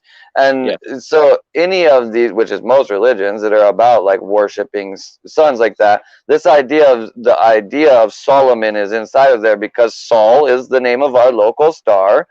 On is something that you associate with current flowing already. There's a reason for that. Also, the idea of Anu, right, which was like the timekeeper or one of the top gods in Sumerian pantheons. And then the idea of or Om, or we also use Om as a measurement of energy for measurement of resistance, but then also a lot of people think of it as the sound of the universe. And if you take the time to dig into that, which I'm not going to go off on that because we're talking about specifically this thing, but like there's a lot of ways that you could correlate that to the function of basically light coming about or how a star actually works. So all of these things, Sol, and On, all relate to basically like this sun cult stuff. So all of these sun religions leverage the shit out of this. I'm 100% with you. Look up the photograph of a photon. Photograph of a photon. That's a funny thing to say. Sophia said he used them to rebuild the temple, I think. Yeah, he did. So he also gave them jobs and roles because I think one of the rules for building the temple, the divine laws and instructions, was that it was not to be made using human tools. So he actually had the demons build the original temple. What's also very interesting about the temple, this is what you're looking for? Yes, sir. So that right there is the Maltese cross, the Knights of Malta, the secret orders of the Catholic Church. Four-way wave conjugation. Absolutely. Isn't that fucking beautiful? Isn't that beautiful? Yeah, what a uniting of like all religions. Dope. Yeah, I mean, the interesting thing is like people want to talk about spirituality all day long, but quite honestly, I think the process of expanding yourself and really actually gaining spiritual gifts and things like that, like this teaches you a lot more than you really actually can learn from all these other books and stuff. The function of four-way wave conjugation implosive collapse, these kinds of things, like they Yeah. lead to just enormous amounts of expansion. And quite honestly, like, well, I mean, most people that I talk to about them, like I say, like wave conjugation or phase conjugation, are like, what's that? Like, I mean, even like really, really smart people, and So it's do not it. So do it. anything about that. Well, Yeah. Refine it's way too like refine my go understanding. go Pull up watch Dan graphics. Winter really for it. But the Yeah. basic idea is that when you have the crossing of a longitudinal waveform and a latitudinal waveform that end up falling at, they're basically operating at the same timing, all of the same variables, they fall into what is called phase conjugation, and at their crossing point, it creates basically a state of reality that is not what we seem to experience in normal part of reality, and it breaks a lot of the rules through this process of implosion, and you end up with a negentropic self-ordering space, and a lot of various different things happen inside of that space. And really, this is kind of, if we're talking about unity and getting the all in the one, this is the only thing that possibly points to ever maybe being able to do that. Totally. Otherwise, Yeah, all of it just doesn't fit. Yeah. You know what I mean? Yeah. Dude, and that's why, like, when I got into some of Dan Winter's older stuff, he's got a one where he's doing the buckyball type thing, but with the shape of the heart, right? And that Yeah, the infinite, stellating the geometries. yeah, dude. Yeah, And, like, it's the cool. layers of Fibonacci. Yeah, pull that up, man, if you can, or something like the Fibonacci layers of the heart. That your heart is not a pump; it's actually a twisting vortex, an infinitely recursive in the negentropy or whatever that implosion. So to me, the spark in the heart. And my understanding of the root of Kabbalah is about the spark or in the heart. So to me, that's where our soul incarnates in the cloud spark, the signal to the cloud version hard drive of every incarnation we've ever had and are simultaneously existing in. That includes alien ones and other ones, if you will, but they're all literally coming in through every heartbeat. There we go. Yeah, man. And that stuff, like a lot of that stuff for me. So I understand the dynamics. I've listened to videos, but a lot of it too, for me, the visual dynamic. I would pour through for literally for hours and hours and hours on end every day for days or weeks. The pictures of the Fibonacci spiral, this kind of stuff. Look at the graphics, just think about it, process it, try to not logically think about it, just like try to free associate with it. And it just, yeah, like everything you just described. That's why I was so excited about it. I totally agree. The coolest thing about like Dan's way of looking at it too, for me, is that I feel like he recognizes that the only way to really get the precision on it is to feel into it. Like, we're never actually going to get the math precise. And he's not worried about that. He recognizes that it's about, like, if you know the pattern, the math is good enough. Yes. You know what I mean? Yeah, so totally. he's still exploring beyond that. Like, I respect this guy. This guy, like, oh my gosh. Man. It's just so unbelievable watching the stuff that he talks about. What's amazing is he's been doing it since like the 70s. Like, he's one of those guys. So I followed a website for a long time that tracked all the naturopaths, and different people were getting knocked off. You know, that they were getting shut down by the FDA. They tracked the lawsuits and like whatever was happening. And they just disappear. Ones who, like, I think I posted it. I think I posted in that video you were doing today or something. But the Cancer, the Forbidden Cures, is an excellent documentary that documents the battle that went on in the public between FDA and in private people that found these cures through herbs and things that literally got rid of tumors and cancers. And you see them get shut down because they won't turn over the patent. The only condition was that they would give it to people if they couldn't afford it. And they didn't want to do that. And it became this big media battle. And this guy from in like the early 20s, he didn't graduate past the 5th grade, but he took over his father's horse farm business or something. He ended up opening like 10 clinics of these in the South that were healing people from cancers that no one else could heal.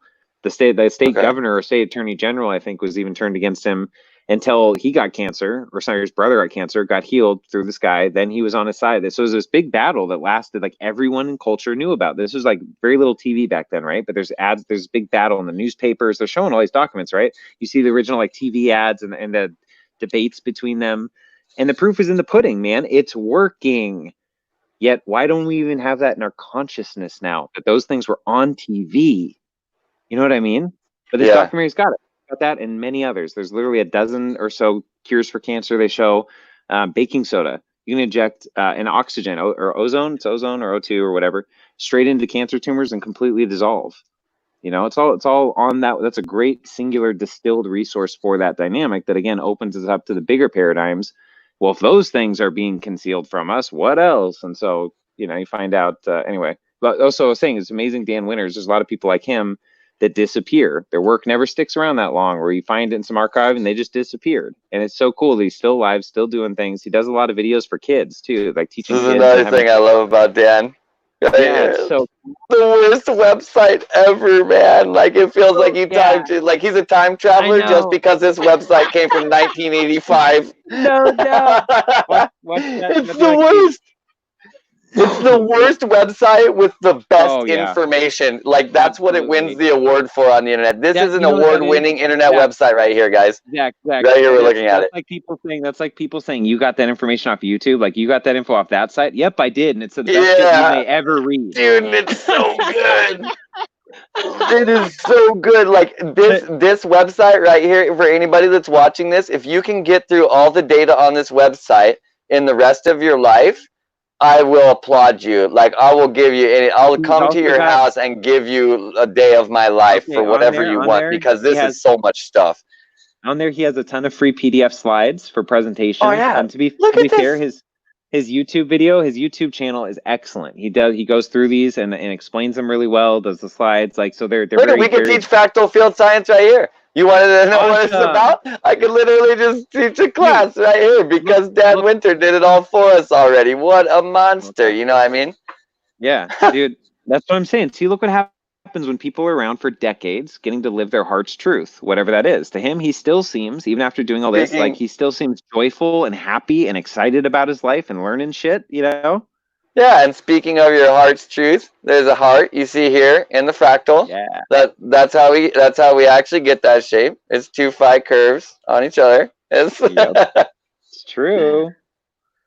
It's so cool. Look up so I've like an equation for everything, right? That elusive thing, like Einstein was looking for and whatever. Now we have a lot of those in geometric equations and different things that Nassim Haramein has brought to the collective, you know, just through all his work and those dynamics. But the one that I saw in a video recently, it's the equation for fractals. It's like f squared equals something or f squared or whatever. If you can pull that up, like that to me, like if there's an equation for everything, it's the infinite fractal equation. Fractal equation. You're not talking about like the Mandelbrot equation, because there's yeah, but it's you are talking about Mandelbrot.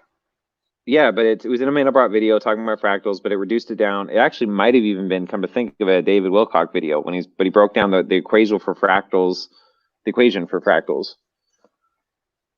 and for the infinite Mandelbrot fractal. I'm not sure what I'm looking for, so I'm not going to be able to find it. I'll tell you that right now. You know what's funny? I swear I've got it. I literally have tens of thousands of like screenshots from slides from like Dave Wilcock presentations and other ones that actually did good job documenting. I'll have to pay somebody at some point to just go through everything I've screenshotted and organize it, because I have so many resources and links and I also have, you saw my playlists on the YouTube channel. Yeah, on this channel, if you want stuff to watch, there's amazing playlists. Like you're sitting in a library right now. We're just not very quiet in here, but there's really good playlists on this channel thanks to Aaron. I didn't do anything with those, and that's like half of your life right there. So that's amazing. Really is, man. I'd be just diving into a topic and I'm like, shit, man, this will be good to reference for myself or someone else in the future, and I'd create a playlist for it. And like there's a lot of weird nuanced stuff. I'd zip onto another topic. Some of the playlists have 1 or 2 videos. Some have a couple hundred. I try to keep them distilled to the topic, but it's like, for me, those were ones that at least I think I found interesting, helpful, beneficial in some way, shape, or form. And so if anybody goes through playlists and stuff, it's really, in YouTube and whatever, it's being led intuitively to what resonates with you, and then go on your own journey of, I don't know, having fun figuring shit out. Yeah, you'll find stuff. That's what it's all about. It's really just about finding a bunch of stuff, and then like shit that interests you, just run after it, man. It's like there's no specific thing you're supposed to learn about. Like that's what I really learned from, like, in a certain way, when I was really into hermetics and alchemy and stuff at the same time. I was looking at the number 7 a lot, and I definitely got to a point where I was, and there might be some stuff that you could call outliers, but I still think it loosely fits. It pretty much, like, you can understand life with about 7 functions if you want to. And I don't have them, like, perfectly sculpted or anything like that, because of what I was literally just saying. Like, be interested in stuff until you're interested in something else, and then go after other stuff. Because, like, I learned a whole bunch of stuff. It was very interesting to me, and then I went on to other things. But it really seemed pretty much that you can, like, you can break stuff down to such a small compartmentalized box with just that, you know what I mean? And there's really great things that you can, that the point is that's like something that's been very interesting. I still use it in my life. It still gives me confidence that I'll be able to like break something down into manageable parts or a process. And but like you don't have to learn everything about it. It's just like take parts from where you go, you know what I mean? Yeah, absolutely. So it took me a long time to find Zach, but I found it. I sent you a link. It was my first Google search. I did actually, I brought this, I had this up just a second ago, but I was like, is this what he means? Because I mean, this isn't that simplified, but that's why I said it's not the Mandelbrot, right? Like, oh, so the one in here, the equation.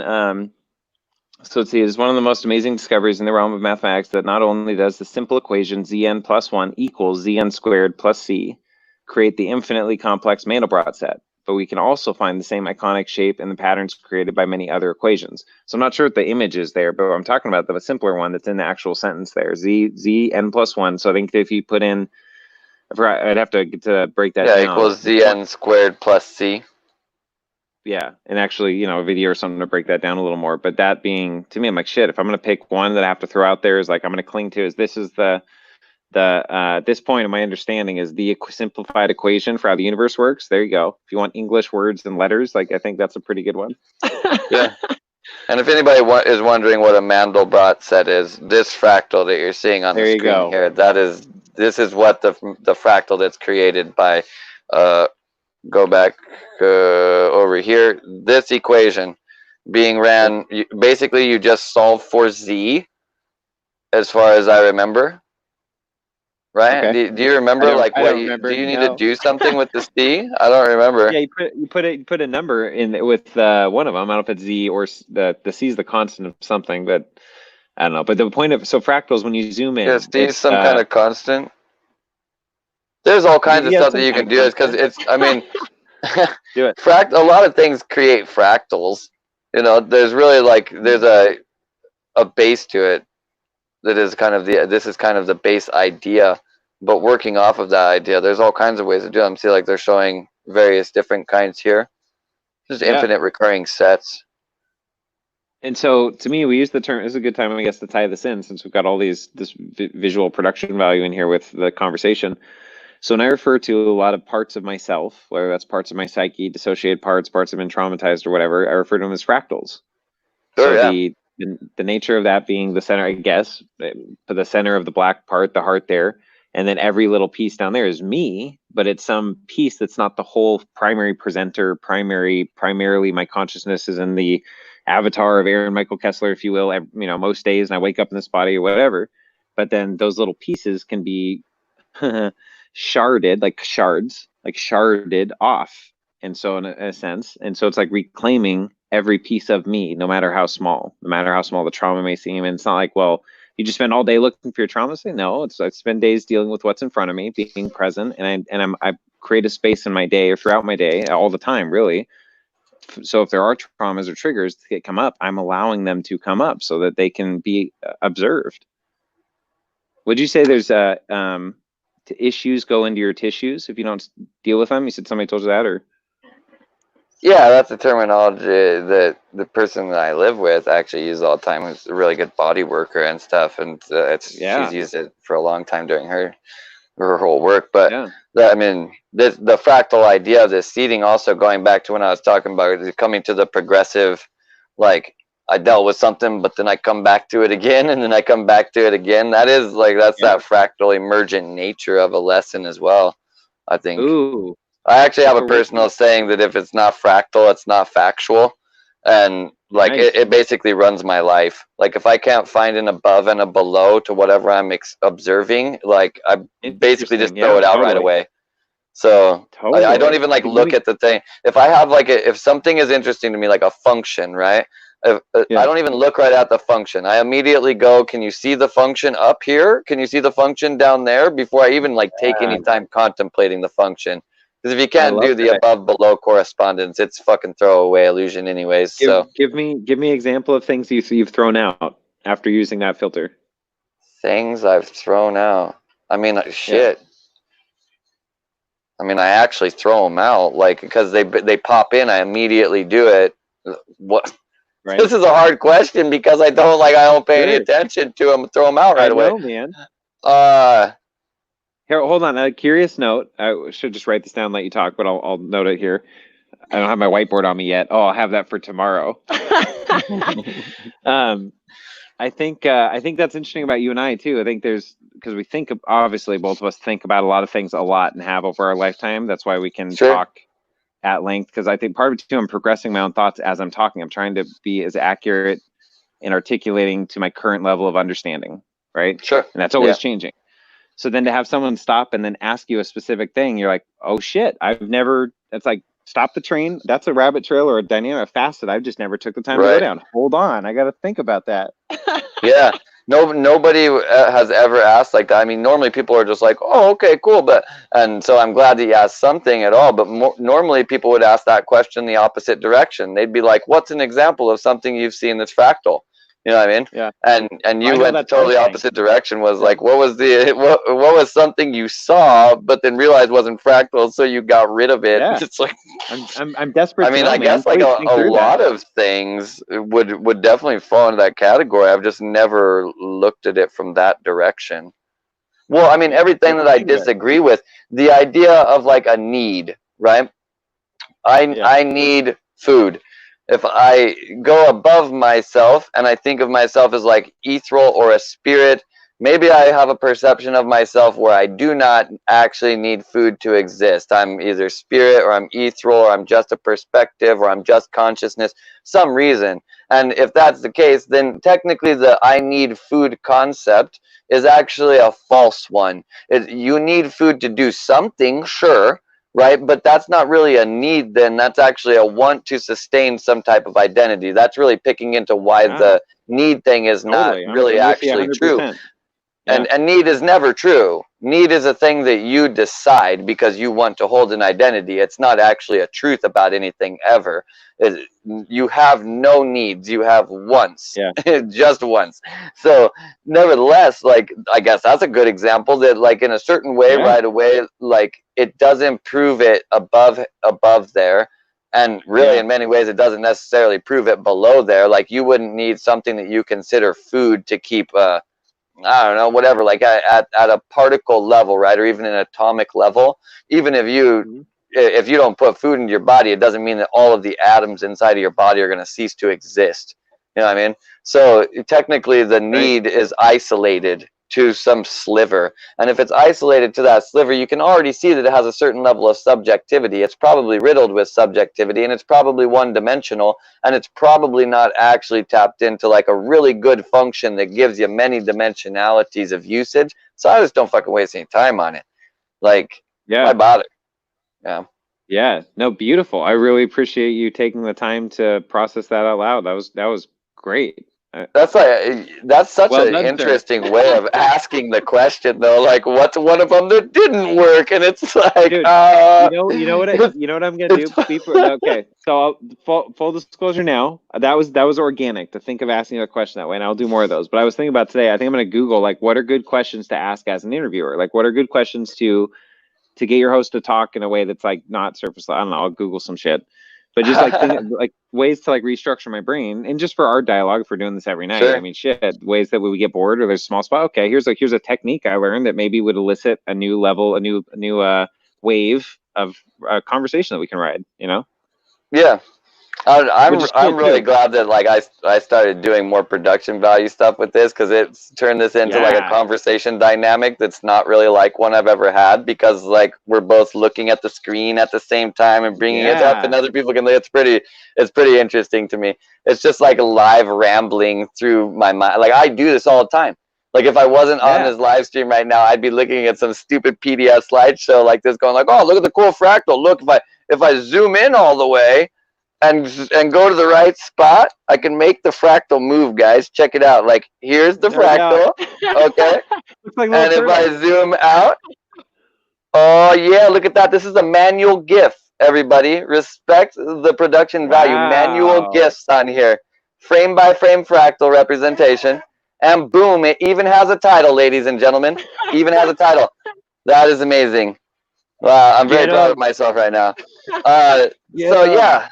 Anyways, Fractal patterns, dude. This is one of the coolest things you can ever spend your life on right here. Is literally Really? just like, in a certain way, I could probably waste my life just finding cool fractals. The first time I Okay, ever so saw one of these things, I was just enamored. Dude, like absolutely enamored. so let me elaborate in your own way, because this is obviously gonna be a very subjective expression, even if it's a similar experience. So when I see fractals, something inside of me, it feels right, very similar to in a different way. But when I was like when I come up on Lucy, I've only done it a few times now, but every time when I'm coming up, the new perception in front of me, the overlay makes something inside of me feel right. Like, Sure. oh, there's something here that resonates. If you like, we can simplify it to that, but as an expression, it's just in my Neg soul. entropy, man. You're experiencing neg entropy, I think. Cool. And then, oh man, I haven't tapped into. It's funny. I'm gonna have to revisit some of the people we're talking about, because I was saying before, I get so far removed from that. And this last year, it's an interesting dynamic. We're doing this now too, because on one level, I was more geared up based on like having my references on lock, right? They just roll out. You saw some of the stuff we did this summer in the Fearless group. Sure, yeah. Like when that was early. So yeah, I had that outlet, which was cool. We were able to engage there. It's where I met Frank in the New York, and then we were just totally jiving and doing stuff in there. And but the last year though, ever since I stopped taking Adderall, which is March 5th, and then sold our house on March 5th the same year, which is Oh, weird. fascinating. Yeah. And but ever since I stopped taking it, I made this choice too consciously to also slow down my intake of information, so that that's there. You can't unlearn things, but letting it settle, reorganize, different things, and just be more present with, real life interactions and myself throughout the days. And I still watch and doing things here and there, but I was plowing through anywhere from like 12 to 20 hours of audio visual a day on double speed and whatever while I'm working, and in the evening even, and whatever. And just, I didn't sleep much. And so, but so yeah, so now we're like diving back into this in a way that like I was way into that, at my computer on my phone all the time doing that, for years. And so it's cool to kind of roll back into that again. It's even the Valvalarian stuff that came out. I'll see if I can dig those out of the boxes tomorrow. But it's cool that, yeah, it's cool, man. It's cool just to be sharing my life with people and doing this with you, man. Thanks for doing this with me, bro. Yeah, dude, it's pretty cool. I like having like a new dynamic to screw around with. It's fun for me. Does this go? Totally. Yeah, look at that, dude. What's that one? Just a Oh, random fractal. it's literally just a fractal video. I guess for TOS reasons, I technically shouldn't put it full screen. Well, it's not full screen anyways. It's fractal animations by it says Electric Sheep. I don't know. It's on the Slow TV Relax and background channel, but it's just like literally just 10 hours of a video of like different fractal animations. Dude. So that to me, if we're gonna give suggestions to people, dude, you're an adult, make your own decisions. But like on Lucy or on mushrooms with an intention of going in, like just sitting in front of that, especially if we can get a nice big screen, 4K, and, dude. No, all right, I'm doing it. Please send me that link. Oh my word! When it blew away like that, whoa! Oh yes, yeah, a this yikes, is happening man. right there in your. Oh yeah. We're doing this. Please send me that. That is a yikes, dude. You can also look up 4K Mandelbrot sets, like in 4K HD, whatever, on YouTube. And there's one that I was watching. I pulled up this weekend. They're awesome. Again, who knows? I think most people, most of us. Overprivileged white American first worlders have some form of decent sized TV. Being able to throw this stuff up on there, man, it makes a huge. I remember it when I was with Frank in New York. We spent the whole day. Let's say I was there with him for 2 days, and we spent 80% of the time smoking weed. It was awesome. I just had a great time, and then did smoked DMT, and he went on an ayahuasca session while I did mushrooms there for the first time. And there's a cool story there. I think we talked about in the group, and but it was just in those moments he was having his own experience, and in those moments I just knew how to engage him. Like I used a tuning fork and went along his spine, and at different points I stopped just intuitively and just interacted with him for a time. Oh, I remember one point too when I was finished everything, just kissed him on the top of his head, and then just let him do his thing, right? But in his experience, when I started doing that, it brought him into a place where he's like in the womb, and it was like centering him and clearing him and bringing him back to that, like restoring the divine feminine aspect of him or something. It was really fascinating. That's just how Epilepsy warning, by the way. If you have any type of seizure problems or anything like that, maybe turn away from the screen because I'm enjoying this being full screen. It's very enjoying and entrancing to me. I promise I'm not actually hypnotizing you and subconsciously enticing you to subscribe and like my channel wait, Jack, and let everybody know about my podcast because it is very beneficial for the world and you will love it and we will love you and everyone will work together to make the world a better place while we fall into a fractal of delight and bliss and love. And it will be wonderful if we all just subscribe to the channel. Oh, way to integrate a nice natural meditative flow into. This is a quick natural hypnosis. Plug. It's not a big deal. Shameless hypnotic plug. It's not a big deal, right? Yeah. Oh, man. This actually, I'm gonna have to turn my video off for a second. I need to walk around because we've been going for 2 hours. But since I have this all set up, I can continue talking. So yeah, you just have to look at a circle with my head on it that moves when I talk. Oh yeah, it does. That's cool. Yeah, it does. So anyways. Yeah, these fractals are great. Is that I didn't watch you pull it up. Is that the 4K fractal video? That's one of the 4K Mandelbrot videos. It is nowhere near in maximum quality on the stream right now. That's 720p 60. Yeah. I will provide a link in the chat when I get back over to the computer. If you like these people's Mandelbrot videos, don't forget to like and subscribe to them as well. Support all the content creators, especially the ones that we react to their stuff and then give us content to do. So absolutely, man. That's what makes the world go round. Honor. Just honoring and different people doing different things. And fractals. Fractals, of course. Zn plus 1 equals Zn squared plus C, bro. Come on. Didn't you know? Yeah. Of course. I mean, that's actually my password on all social media platforms. You're like, of course, no dinner. Let's go now. No dinner. Speaking my language. My pants are actually already off. I'll put that on a Bumble profile. That'll be it. That'll be my profile. Zn plus 1 equals Zn squared plus C. And then there's like. I mean, it would attract the right kind of woman, but it wouldn't. I don't think it would attract very many women. watch I interact like an AI that starts interacting. It's like all turned on. Sure. Oh, this human's evolved. Yeah, you get messaged by Project Melody, even though I guess she's technically an AI, but either way. Oh man. Shout out to Project Melody for coming on a very interesting day at a very interesting time for her first live stream on Twitch, and then acting like she was the child of the internet, because that really just went with my own esoteric dialogue really well. So I appreciate that. Wow. please link that to me too, or in the chat. That's I didn't know. Is that recent? That's happened? Well, it's not. It wasn't really. I don't know. I can link you her Twitch stream or whatever on the one that. When did you're talking about her said that she was the child of the internet, but she's really more popular from like Chatterbait and other stuff like that. But oh, okay, yeah, the one you're talking about sounds interesting. What do you think about AI? Like I mean, what you know of it as far as we're aware of on mass culture scale, and then obviously your own. There's a lot of philosophy there and different connections. I'm sure you have. Well, number one, I think AI has been operational for significant. Well, I think a lot of people still think AI isn't actually operational, and I think AI has probably actually been operational since probably like the early 1980s on some level, like deeper machine learning, and we were definitely already using really advanced algorithms in the early 90s on the internet. Like almost the whole time the internet has existed, really advanced search algorithms and stuff like that have been used, and nevertheless, I think AI has really been a lot more active than a lot of people would like to think for a really long time. I like it. I've been a technology guy my whole life. To plug our podcast tomorrow, we're having a nice little Arcturian council meeting, and in that you will probably end up hearing several times how much Arcturians love technology. So I love technology. DNA skin suits, baby. You're never going to get me to neural link to something because I'm 100% positive that I can do that without some type of device. So that's never going to happen. But at the same time, I love technology. Like I love phones, I love computers, I love it all. I love all the technology. Zach, dude, I love you. Good. We must be the Arcturian thing. I don't know, but like, cool, man. We resonate.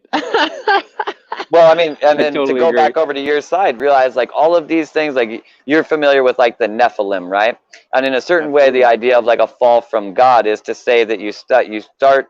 It's not that you lose your gifts, but that you stop doing them in the way that was spiritually pure.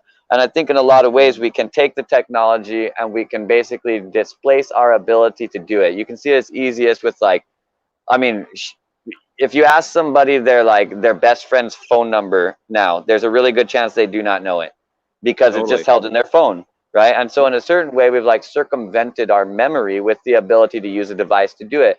This can be really beneficial because, like we've said before, like you free up that space inside of the computer, right? Like there's no reason Yeah. to remember my friend's phone number because I always call them on my phone. My phone already knows it. It's actually easier just to program it in there and hit two buttons. Totally. You know what I mean? Yep. So like the technology can be beneficial, but at the same time, it can really be like a Nephilim act to really just completely bail into the technology. And honestly, on a certain level, like this is kind of my stance on drugs too. Like I kind of think that Totally. drugs can be understood as like a Nephilim technology as well, even like the plants and Sure. such.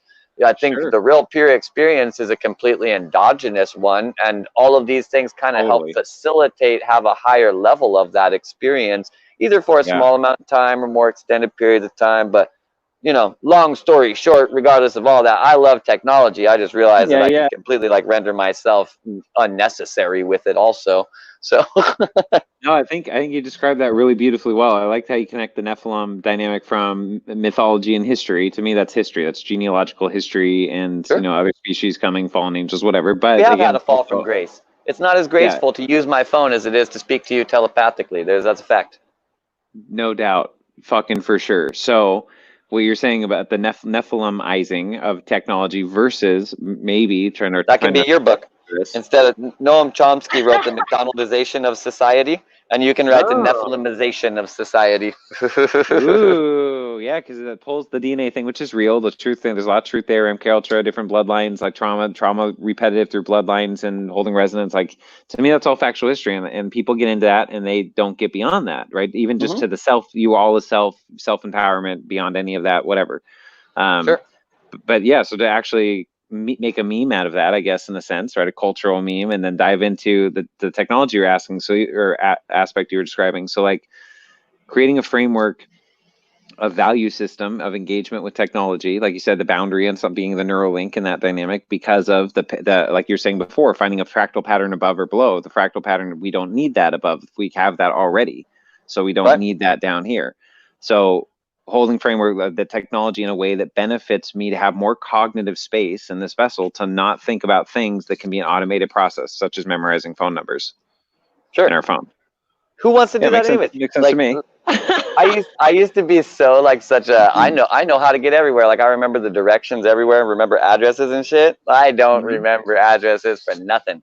Now, No never. way. I And Google oh, Maps, okay, boop, immediately drive me there basically. dude. And well, and then when like certain people, I've met younger people who do this too. It's very interesting. It's not often. It's usually 40 plus at this point, and even then, it's becoming less and less common.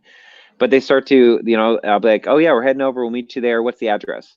And it's usually on the phone, right? Well, okay, you're Right. gonna come into this city, and then you're gonna see this, and Yeah, take a get out left of here down. with all And I'm like, that. and I'm trying to be as kind as I can. I'm like, okay. If you just give me the address, it'll bring it up in Yeah, GPS. You know, exactly. like You just it just through their whole description. It takes like 5 minutes, and they're like, I "So yeah, that's literally the address. Will be good." no, listen. No, listen. This is how I handle those situations internally. If I tune into the person enough, I know they'll find it rude or it'll hurt their feelings a little bit if I cut them off and just ask their address. So they're getting some kind of satiation out of telling me they know their area and showing me how to get there. Okay, fair enough. I'm Right. totally checking out and thinking about a million other things I want to think about until he's done. I have no idea what he just said. I maybe intentionally try to pick up certain keywords, a McDonald's, just for my brain to know, just in case, whatever. But I tune 99% of Yeah. it out. And then when he's done, I go, great. So what's the address? Right. Yeah. And then just put my GPS and go. So it's like I did a nice human thing, and Hmm. I want to be nice to a person, whatever. But I also was able in that time to maximize my time. I wasn't bored just waiting and annoyed. I just spent all my time doing my consciousness doing other things. Then I came back. Speaking of fractals and this, here's a huge fractal jump.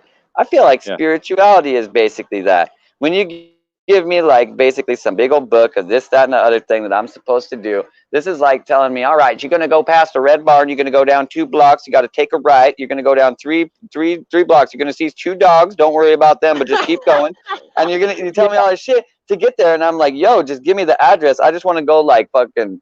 Oh, and I want to boom. I want to go there. Like I just want to go there. I don't need all this big story. Like get the big story out of here. It's so funny you say that, because every time I seem to come to new paradigms or new ways of doing something, like in the Christian paradigm, I was finding different, sects, and they're a little more progressed in their understanding of spiritual astral dynamics. And so this guy was laying out his process of how he learned to like be present in the spirit and the things he was doing in the spirit, in his own life, but other dynamics and whatever.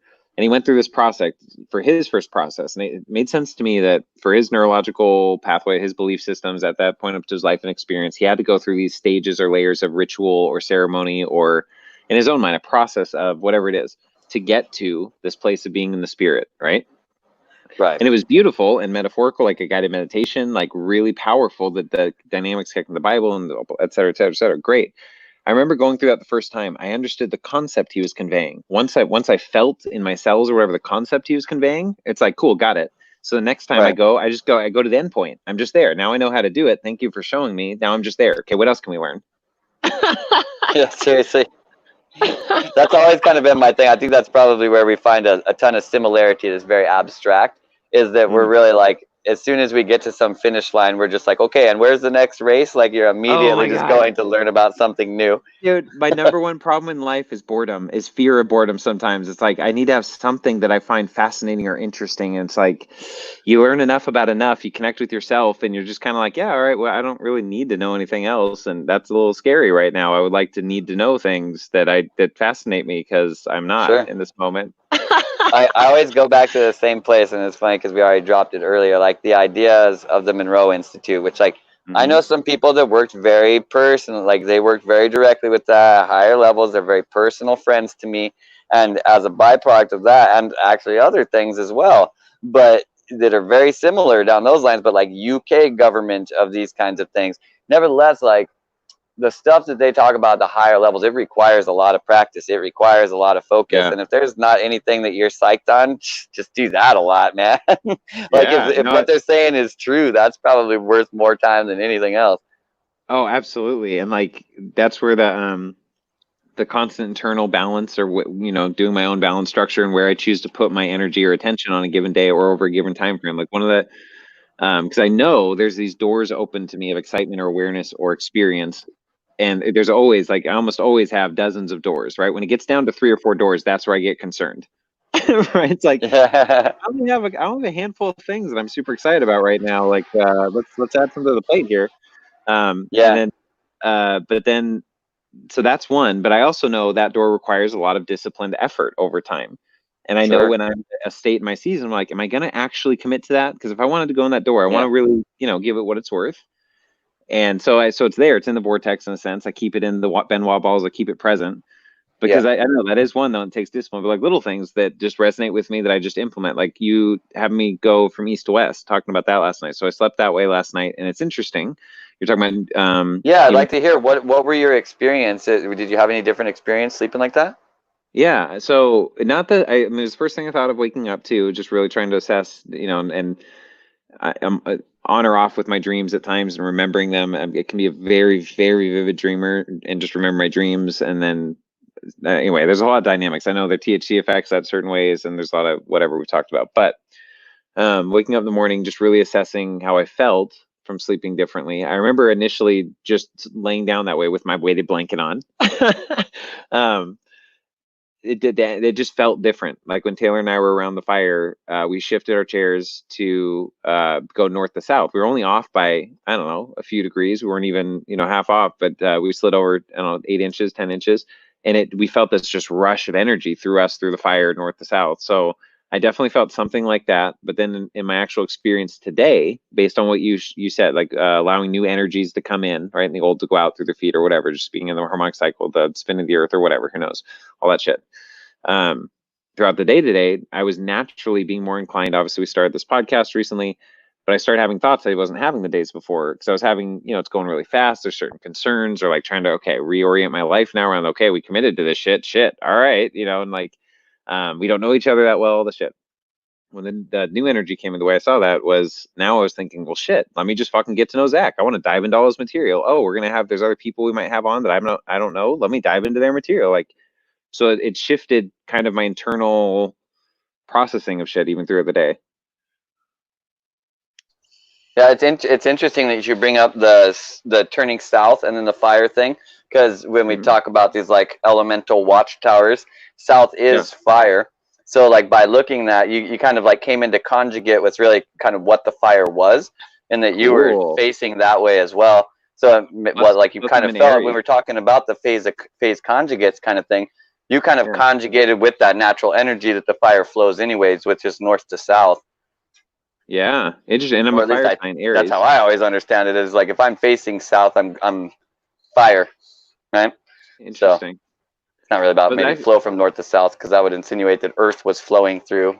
So I don't know about that, but yeah, well, and even Dan Winter stuff. I think some of the I printed off a lot of his stuff and things, but one of them is for the four-wave conjugation concept, and the times to do a fire, or things at the center based on sunrise, and having things set up at the four corners, right? And then there's a lot of this is in a lot of traditions, and in witchcraft. Oh, another great guy on his thing, Vincent Bridges. He's got he just has a mass. He's unfortunately dead now, but he was like one of the foremost authorities on John Dee, Nostradamus, Enochian magic, and he is like an Enochian practitioner himself. But like just so many, he hung out with Dan Winter a lot before he died, and so many correlations between all the stuff that he studied: alchemy, John Dee, witchcraft, and then Dan Winter stuff. So cool. Is that the guy? Because if we're talking about the same guy, I did watch a few videos with them, and he went through the different numbers, and I think the phi, pi, and was it phi, pi, and epsilon recursive fractals. They have a chart on that if you looked up those three, where it shows the different numbers spiraling out, or the actual numbers that they make as they go out in layers. But he also talked about the John Dee stuff, the way they constructed this one place in London somewhere. But he showed how the window flipped the image when you put that up there, like the eyeball flips the image when it comes into the eye. Did you see all that? I don't know what you're specifically speaking of. Dude. He has so much stuff. Like I haven't gone through all of his stuff by any stretch of the imagination. I haven't gone through all of Dan Winter's stuff. Like there's honestly just I've been saying this to people for a while, especially since I started like running a business too. Like I've had a lot going on in my life too, and I've had so much new data came in. I've pulled from them, but like if I had a book in my house for every time I found a new idea that I needed to read, I would not be able to walk around right now. I know it. Like the list is deep right now. It's pretty crazy. give me some, just like give me 2 or 3 or whatever that come to mind right now. What's really got you? Oh, wave conjugation is like in my constant contemplation all the time. Like if I was to really dedicate time to digging into something and making sure that I had like a comprehensive understanding of everything that's been out there, I would really dig into that, and that would be the primary thing. Not necessarily so much Dan Winter, but definitely stuff that come off. There's a whole lot of scientific papers that have since been FOIA'd and stuff, and like there's a couple specific scientists that they don't really have any really like.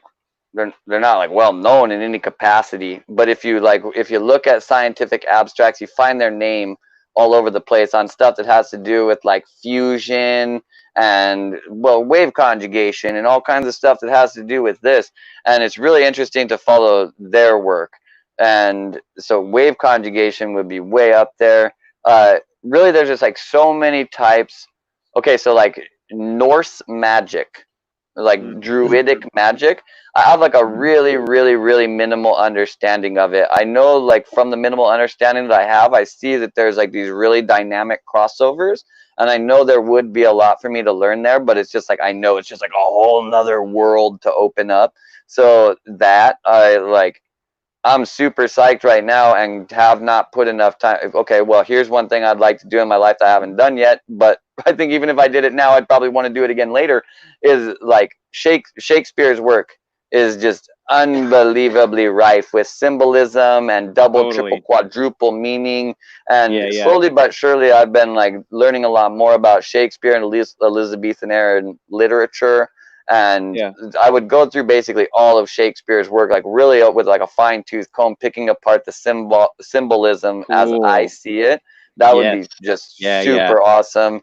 That Yeah. right there is like a lifetime work. Like if I started Yeah. now, I wouldn't Yeah. finish probably. So this is why I Totally, have no man. worries about getting bored. I'm like, man, there's so many things I'm not gonna get to, even if I spend 22 hours a day right now. So I know it.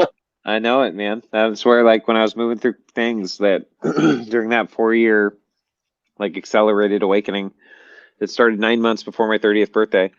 Yeah, I would just find stuff that would so fascinate and satiate, yet also re-stimulate a new sense of fascination with so sure, many different paradigms or subjects or things like that. And I would dive in and start to make these interconnections, but also interconnections, and like, um, and I would see a world, like a door. I'd find another doorway that opens to another world within that paradigm. That there's so much there, and I'm yeah. stoked to explore it. And it's like checking the etherical watch, and it's like, sorry, you got to keep going. Absorb that energetically, osmosis, whatever. Take what you've learned consciously, and then you gotta keep learning. You gotta fill out your framework. It's kind of how my whole journey went. So I got a whole broad. I discovered enough to give myself functional frameworks for everything that I've encountered in this life, and that I could conceive of encountering at this point, including the frameworks that are ready to let those frameworks totally explode once I encounter something that doesn't fit in those frameworks. Yeah, it's interesting Something like doing that. that. Like this thing that I brought up on the screen is well, it's a more colored rendition of the homunculus nebula, which is interesting because we have a homunculus in Yeah. our brain. But this is a star system. Well, it's a binary star system called Eta Carina, and Eta Carina is interesting because it's it's immortal basically because one of them is always dead and one of them is always alive to the point where it's supernovaing, and when it supernovas, the magnetosphere of the other star takes in all that energy and powers to the point where it supernovas. And you're talking about this like jumping back and forth. Like I start studying one thing and it just emerges all these new things, and I start studying those things and it emerges all these new things, and it's like your Yeah. mind is Eta Carinaing. Yeah. Dude, I love that. I had no idea about that. It's beautiful. And it also reminds me of the just osmosis, right? Cellular osmosis. Or sorry, not Yep. osmosis. Is it osmosis? No, osmosis is transfer of like data through like sleeping on your books. Uh, Well, you could met understand that, which, by the way, if we're just mitosis. dropping I think gems it's in here, mitosis. osmosis Go works. ahead. Yeah, that's true. Osmosis But works like, too. I think what I was trying to say is mitosis. I think whatever it is when That's where you're cells split talking like apart. when cells split, right? Yeah, Yeah, mitosis. yeah, that's right. Oh, Yeah. okay, maybe. Okay, yeah, I think Well, you in a said certain osmosis. way, this probably happened. I mean, like in a certain way, like a binary star system is like two entangled stars in a certain way, right? Like Yeah, their orbits are entangled with each other. And when something starts entangled, it probably came from one spot. So in a yeah, certain way, maybe like the Eta Carina complex was actually one star, but the split was so great that it blew it into two stars that were still entangled, but they were caught in this weird kind of wobbly balance where one was always overbalanced, one was always dark, one was always light, and it's flip-flopping back and forth. So it did go through a wow, mitosis, but it's also experiencing osmosis currently. But that wow, renders it infinite.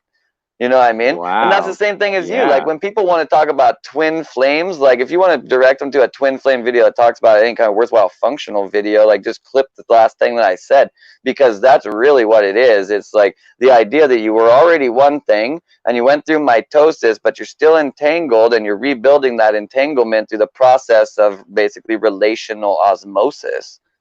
right. And you said in the interview today too, one of the primary, I think it's one I quoted you on and put it in the comments while you're during the feed. Um, but it was something that the idea of, or step one about twin flames, talking about that, or I think maybe she said it, maybe Claudia said it, that step one is that your first twin flame is yourself, like that dynamic you're just Mm, describing inside yourself. yep. Yeah, I That's finished it. She said fascinating. that, and then I echoed it, finishing it up with saying, like, that's the one that you're really going to get the most value from, anyways. And Totally. Yep. for just like 20 different reasons. You want to again talk about fractals. Like, the more you love yourself, the more love you experience outside of yourself, the more love those people experience outside of themselves, the more love those people experience. Totally. And it ends up Yeah. fractally waving through your reality. And you end up in a reality where it's like, dude, everybody around me is so fucking nice. Like, Okay. I only have nice Yeah. people around me. Even when people get mad around me, they Yeah. don't get that mad, man. They're like, hey, so Yeah. like, I wanted to talk about something. And it's all like this calm conversation. And it's just Yeah. because like this wave has been getting propagated for a while now. Totally. You know, it's funny. I feel like that you could. This framework seems to work too. This phrases really resonated with me for a long time, very functionally. But I feel like there's other additional ways to say it. But being sacred neutral. So not just Yeah. neutral. Like I don't make any decisions. I have no perspectives. So like whatever. It's sacred neutral. So it's like yeah, show me all perspectives. You know, it's fine. Let's take it in stride and like we can chat about it. Being a safe spot in a sense because you deal with your own issues. You held that space in yourself to let all the Right. polarities, good and bad, quote unquote, the extremes of self to be present in self. Therefore, other people, human beings, have that right also. Mm-hmm. It's just like a frequency around people like us. I feel the same way too. Yeah. Except sometimes people can get upset or stressed out because I can talk a lot and be really intense. And that's fair enough, man. That's not their fault. It's My so own mirror crazy and just to shadow. think about like stars too. Like, he's talking this comment here that its Yeah. luminosity is 5,000 times or 5 million times greater than our sun. And if I bring up this image here, this is like the local Carina Nebula, and I don't even know where to note it in here, but just like, Yeah. okay, so Eta Carina is circled on the left side of the frame. I'm gonna Yeah. zoom way into it as much as I can right Yeah. here. And so you have Eta Carina, but like just look at all this crazy shit. Like all this other stuff Yeah. is Yeah. super nuts too. And this is just such a tiny little place. This I know. place, the down in the bottom right, this dust pillars area. Let me try and Hmm. get it actually centered over there properly. This part was they took close-up images of this way long time ago. Like National Geographic did a thing where they were talking about like the pillars of creation, and they had Yep. like some just amazing cosmic recolored shots and shit. That's Yeah. all just this little section right here. And that was like one of the most intense National Geographics ever. Realize like just what you literally, like, if you were looking in the direction of those in the sky, this is so far away that you Yeah. wouldn't be able to measure a change in your sight to look between those pillars and Eta Carina right over here. And like no Yeah. one knew that while they're taking pictures of that, this crazy amazing star is in the sky right here. But that's just because it's just lost in a sea of amazing noise. You know what I mean? Yeah. Like all of it is Yeah. just so amazing that like, oh Beautiful. yeah, so what? It's yeah, it's super cool, Right. but so is everything else. Dude, pull up on YouTube. If you haven't seen this before, especially for you, this might like blow your soul a little bit. But like look up like Orion 4K zoom or Orion fly through or something. There's a recent video in the last year or two that was released that's really Is high it a quality. zoom in on the Orion Nebula? It's like 50 seconds long. Might be. Can you do like is at least like well, I mean on there 720 is plenty, but that's fine. Is it I'm just trying to think if it's the right video. But throw it up there, it's probably. We'll see. We'll watch it together and discern whether it is the right video. It'll be cool Cool. regardless. Oh yeah, I think this might be it. And I think they did like a 360 version too, but you tell me, Look at why how you many motherfucking stars there are. Like I it's know, so ridiculous. I know. I mean, really, guys, come on. The intelligent life thing, like, I don't really buy into Come on, aliens like man. a real alien guy, but look at how many stars there are. Are you kidding me? Simple Come on. probability says there's got to be thousands and thousands and thousands No and doubt. thousands of habitable planets.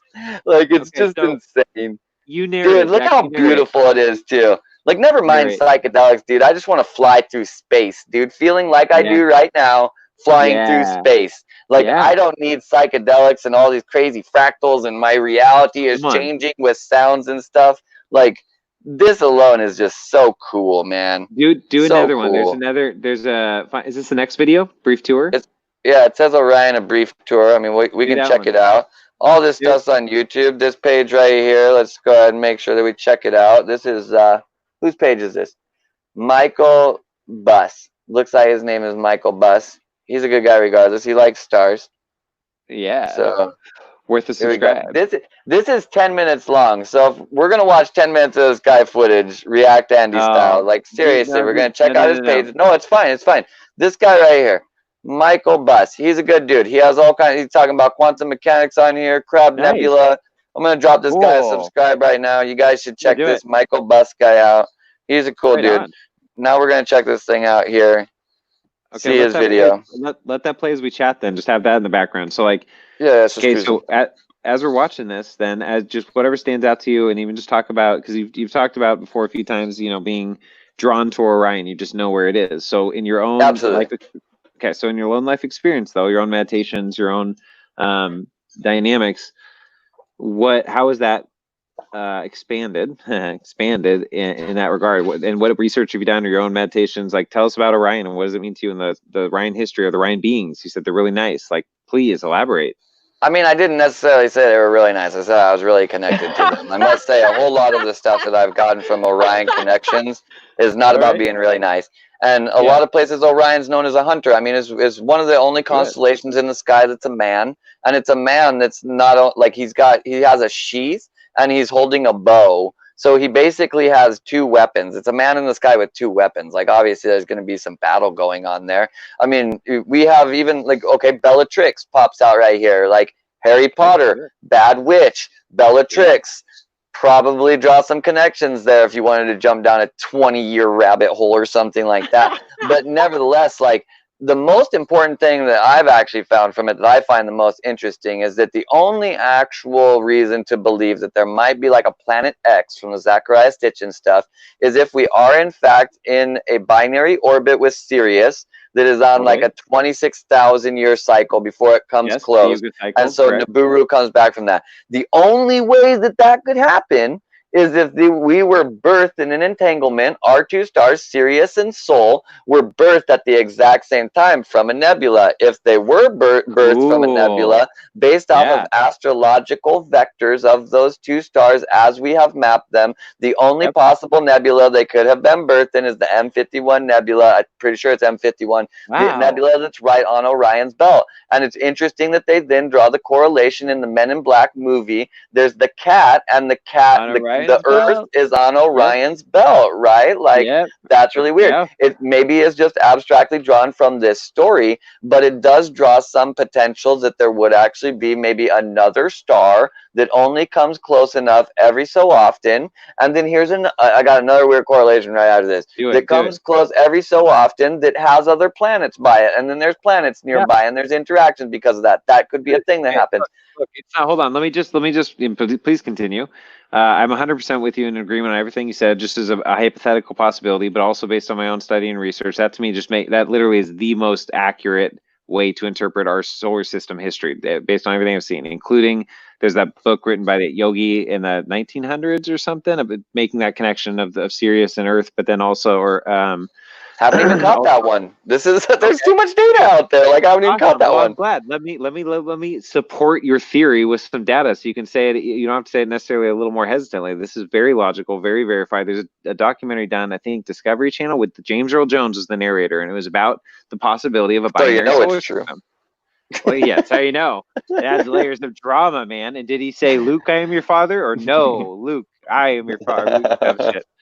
So like, but he talks, the whole documentary is about the probability that we're in a binary star system. Like 70% of the stars in the entire universe, I think, or at least in our galaxy, at least, I don't remember, I haven't seen it super recently, are binary star systems. And he talk about the Yuga cycle. Like, they lay it out here as a hypothesis, but like, Yuga cycle is interesting overlay for sure. Yeah. Now what's interesting with, actually, please elaborate. I want to hear more about Orion. And okay, so I like that. Just the one connection that I wanted to make is that we also need to have some kind of correlation with why there would be a golden age that happens. If you're going to draw this Yuga cycle, right? Like, we go through this dark age, and then it emerges out and ends up in a golden age, a high time, etc. We've actually realized this through trends, just even in kind of modern humanity. But as we're talking about fractals, maybe that's a fractal expression of something that's much bigger, and that's kind of what the Yugic cycles point to, is that there would be this big time of a golden age.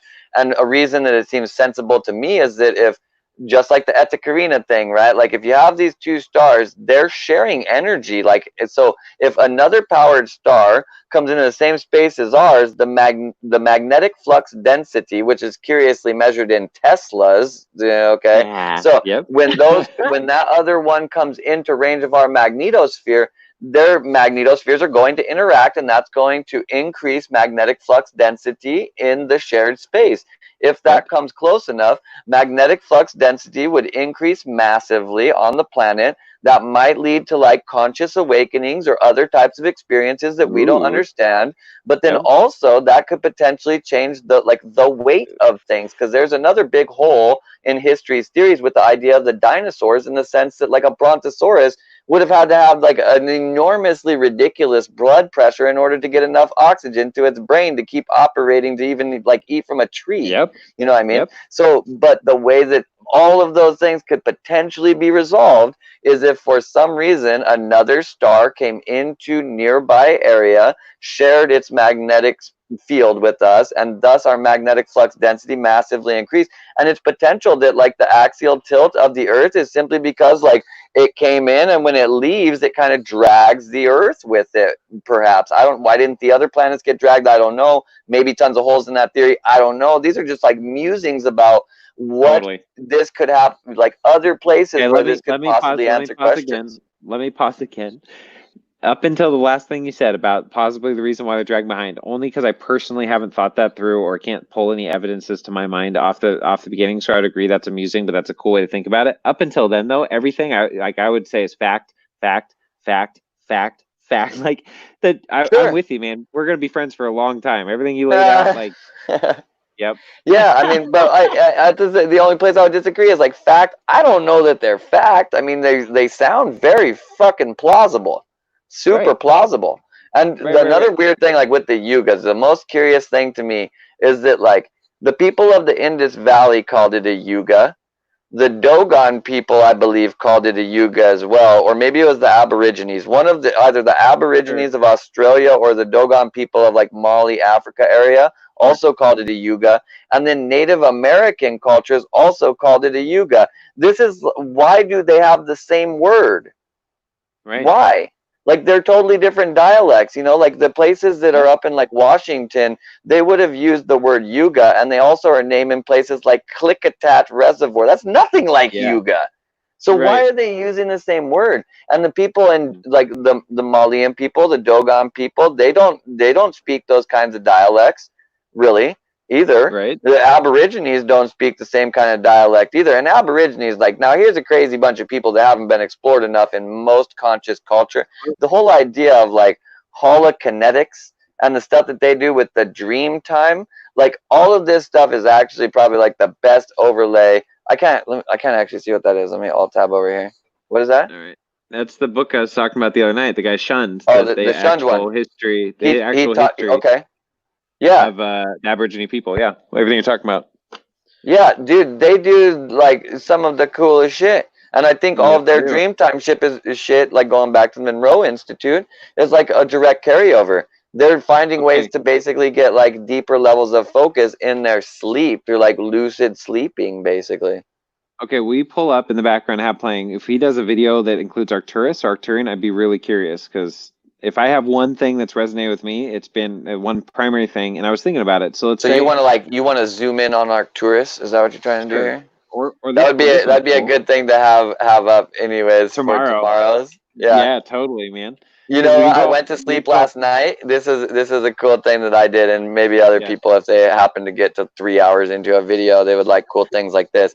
So when I want to tune in with a star, what I do is I go to it and I look at the rate that it spins, and I basically tell myself that whatever I'm provided with by the internet is the data that I need to look at. It's good enough. Cool, yep. Right? You create a framework that's acceptable to your subconscious. Yeah. Yep, I just call it good. So, like, for instance, last night, I wanted to tune in with Arcturus, and I just went to Google, and I was like, how fast does Arcturus spin?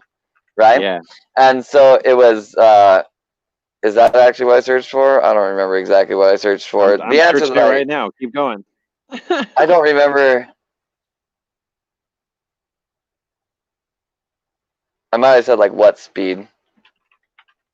because I got like a very direct number right away, but it was Yeah, I've got. miles. Nevertheless, Oh, the point really of this is I took the number that it provides, which in this case on here was 122 kilometers a second, and I basically just like converted that, used that as hertz, right? And cool. then basically you can multiply that if you want to by anything, really. Yep. But you know, like if that tone is already acceptable, or like logarithmics seem to work all over the place inside of fractals. Like a 5 base system, it makes sense that tens would work also, to my mind. And I have found that like, so it's easy to just like divide it by 10. If it was to say like 1400 or something, you could just truncate it to 140 so that you get something that's actually like a listenable tone, and then literally just listen to like a sine wave tone of that with the intention of basically tuning in with that race and or that energy bandwidth. I mean, literally, you're just trying to get like some kind of correlation that your mind says is like it's connecting me with them. Okay, let me tell you my process I just did while you were articulating that, because it's awesome, and I think this is a great way how we stimulate each other to our own greatness, right? Our own pathways of. Mic check. No, I had a cough. Oh, I was being a good host and muting my mic. Our own pathways of creation for doing exactly the last thing you just said, a way for our mind to connect with what our intention is trying to do, right? So I was looking up the facts on Arcturus. So I thought of its estimated age of 7.1 billion years. Cool, that's older than Earth. That's me, resonates with them having an older awareness, knowledge of the functions of the universe, etc. If their DNA is part of my DNA, then it's resonant some level inside of me. So 7 plus 1 is 8. 8 is an infinity loop. So I'm envisioning that my DNA infinity looping with my heart, my consciousness, and with Arcturus. And then thinking of, I can even put on binaural beats at 8 hertz, because that's somewhere in the range of the astral frequencies or those dynamics for an hour or two before I go to bed. And then just enter in that way. Like, how fucking cool is that shit, man? Pretty dope. That's definitely another way to do it. And you do it too. You just describe the same thing you did, just with using different numbers about the same focus of attention or intention or whatever. Yeah, I mean, like I said, from the Monroe Institute stuff, man, it's all about just finding a way to focus on shit. Like whatever does it for you, it's all good, man. I love that you do what I do. Like I will uphold and like beautify institutions, or people are doing, like Joe Dispenza. I could go on for a long time about his work and how Dan Winter, all this stuff. But at the same time, you know, it's all really just a technique to connect to you, right? Like you can do this. Yeah. It's just, it's funny because it's like, there's so much beauty to explore. No matter what direction you seem to go, it all comes back to you. Sure. You know? Yeah, where are you collecting this data to anyways, you know what I mean? Even if you're trying to like remember whatever your home world is, like you came from the stars or whatever it is that your belief is. Maybe you believe you come from some dimension that's not even you can see here. Whatever. Like I've thought all kinds of crazy stuff about myself over the years. Yep. So nevertheless, like I don't know what's interesting? Hold on. That's perfect. That's great. I'll just jump right off then. So I've thought a lot of crazy stuff about myself over the years. Now the thing for me is I haven't thrown most of them out. A lot of the crazy stuff thought about myself, it's because it makes plausible sense to me and my own experiences. There's something to learn from it. And there's something to learn from just holding that perspective. Not like, wow, that doesn't make sense, I'm gonna throw it out. It's like, no, man. But you always put it here, so it must be like about that. Like, where else are you gonna put it? Like, what are you doing with it? I don't know. I like playing with ideas and playing with energies and playing with concepts. The Benoit ball thing, but diving into them. You know. Yeah. That's really, contemplation. It's fine. Yeah, and free association, being able to play with things, play with ideas, play with concepts. Maybe it doesn't pan out to anything, but what's fascinating, even diving into a free association concepts, oftentimes I find gems in there, a treasure in there, right? Sure. Being able to think, oh, that whole loop I was initially going on, son, where it didn't lead to anything valuable, but what I found while on that loop was another loop or another fractal. Oh, interesting, but I wouldn't have found that had I allowed myself to go to down a pathway that was illogical. Yeah, fascinating. Yeah, well, I mean, like this whole podcast is a perfect example of that. Like, I mean, and I always like to do this too after I've done stuff like this. I'll like go back to my browser and I'll be like, what was I looking at? And I was like, oh yeah, that Val Valerian stuff, and then that Matrix book. We never even got through this little list right here. This is a list of like 10 truths. We never even got through it. We were like in here. We were like, I don't know. And boom, we're over to your books. And then we're like talking about what would Jesus do, and the meaning of your name, and then Gnosticism, and Maltese crosses, and Dan Winter cards, and here's Dan Winter's channel and gifts. And it's like, it's just such a weird elaboration of things that happen. What's funny? But this all started with like talking about aliens, and we end up at a place where we're back sitting here watching videos about the stars, man. Dude, beautiful. Did you find an Arcturus video, by the way? No, there's not really any good ones. I'll have to look more. I was chilling out looking. I guess I'm not really doing anything else. I could look for one still. Yeah, do it, because I really. There's a few that are like, it's literally just like a dude with his camera zooming in on Arcturus, and that's not really what we're looking for. Yeah, some of those can be cool if they have the right lenses and they're using the right telescopes. But I'm just gonna look to like. Yeah, but I'm just gonna search for Arcturus on YouTube. Look at that! Look at that! It looks like a dude with his head down, walking forward. He's got a tail, maybe, or I don't know, something come around his side. Like, dude, that is cool shit to anthropomorphize. And I think it's interesting too. Like, if you saw that thing in your head, and then you felt like you had some kind of knowing in your mind that wasn't yours, or you thought even a new thought, would you not potentially then associate that experience to that thing telling you that, and you're like, I'm interacting with a space entity? You know what I mean? Makes sense to me. There's a guy that thinks that literally all of Hinduism is actually that like people were astral projecting into the stars, and he spent a whole bunch of time collecting like images kind of like what you're seeing on the screen, but they're very specific, where he finds like pictures or like whatever figurines or whatever of some kind of god like Brahma or whatever, and then he'll find some nebula structure that's like literally the same thing. Like, he's found a bunch of them with Ganesh, like the elephant-headed god. There's a bunch of nebulas that really honestly look exactly like various different things that he has of Ganesh. Don't remember his name, anything, don't even know how to find him, but either way, like, dude, I'm gonna find the videos, because it's what you're saying, but mapping it on the brain. This guy he's just a guy doing this kind of from home like we are, but a little, I think maybe started 2008-ish or something. So, but the production value is still really good, the way he does the slides and explains shit. And he maps out all the entities and breaks them down, the Hindu gods, I think specifically, and maybe some others, to all different parts of the brain, the brain stem, the actual like different, breaks down the animations of the brain and shows different things on the brain and the psychology associated with those parts of the brain. It's fascinating. Oh, that sounds cool. Yeah. Who is this guy? Like, you're gonna find this, you said? Yeah, because unfortunately, I feel like his YouTube channel name might have John in it, John something, and I've got to play that. I know it's in my playlist. I just don't video I'm bringing up right here. If anybody that ends up watching this, you are trying to like tap in with stars, being able to find it in the sky is a helpful thing. This video right here from, who is it? It's called Stargazers. Follow the Arc to Arcturus, 5-minute version. There is a longer version. South Florida PBS, but this is literally like shows you how to find it in the sky from seeing the Big Dipper, and being able to like find it in the sky I find is very helpful. So like, this will show you. Have you used the apps, the overlay apps to overlay the constellations on the stars? Oh yeah, love them. Yeah, those are awesome. Well, I used to I used to go out and look at stars with my mom back when you had like the circle charts.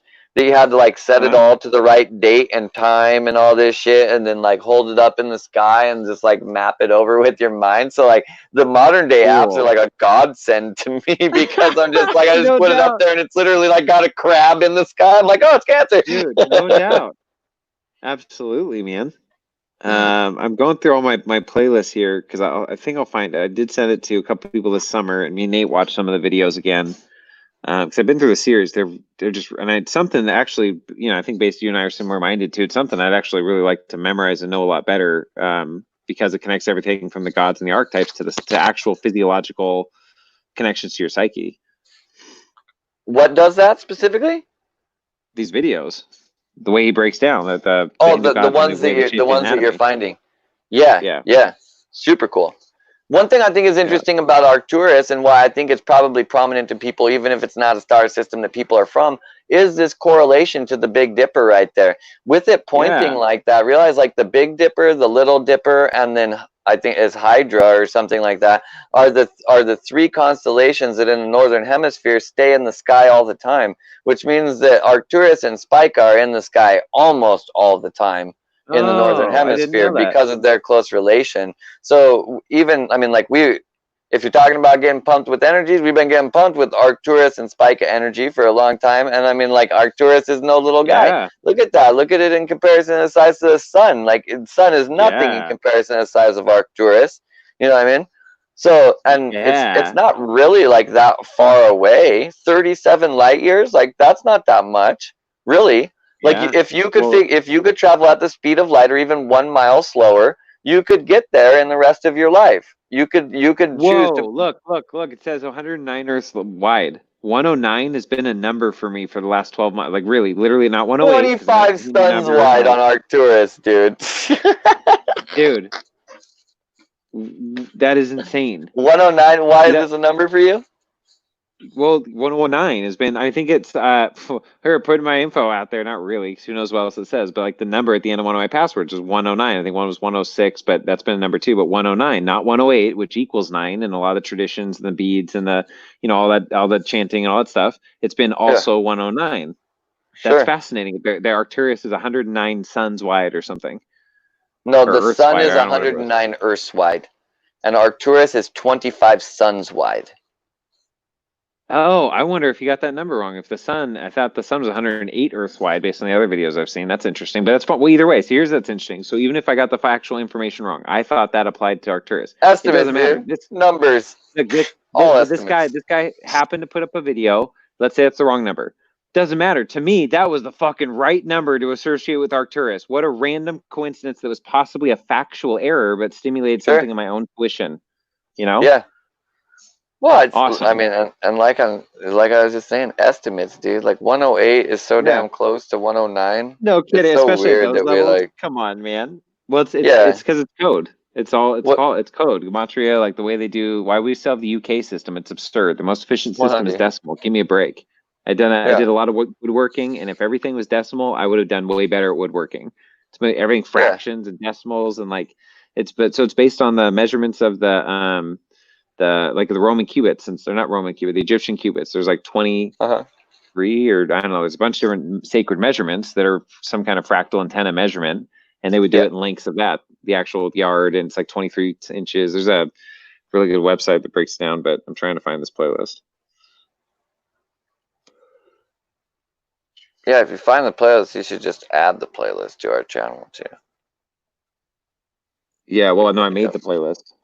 Oh, you made it. It's somewhere in the Yeah, slew of ones you already have. that's the problem. It's not like, oh, just go through your playlist. Yeah, I am. Just give me a minute. Let's see if I can find it. Dude, I love time-lapse videos, like just time-lapse videos of life, dude. Dang, But yeah.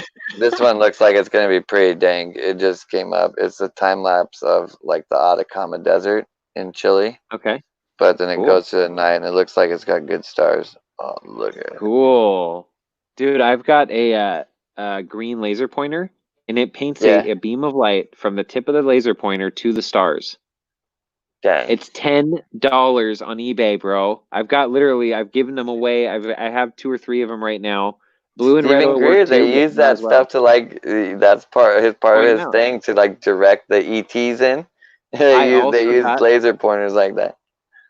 so here's an interesting story. Here's one of my, solid 6-8 stories that are very interesting. And Angela and I were on a road trip. This last, like a month ago or so now. And it was in Kentucky somewhere, and it was pitch black, a big stretch of highway. There's not many cars ahead or behind us. It's like 2 a.m. And I was like, we have to pull over and I brought some binoculars and use the laser pointer and whatever, and just to be out under the stars, right? Because once we turned off the car lights, it was just pitch black and beautiful, all these stars, Yeah.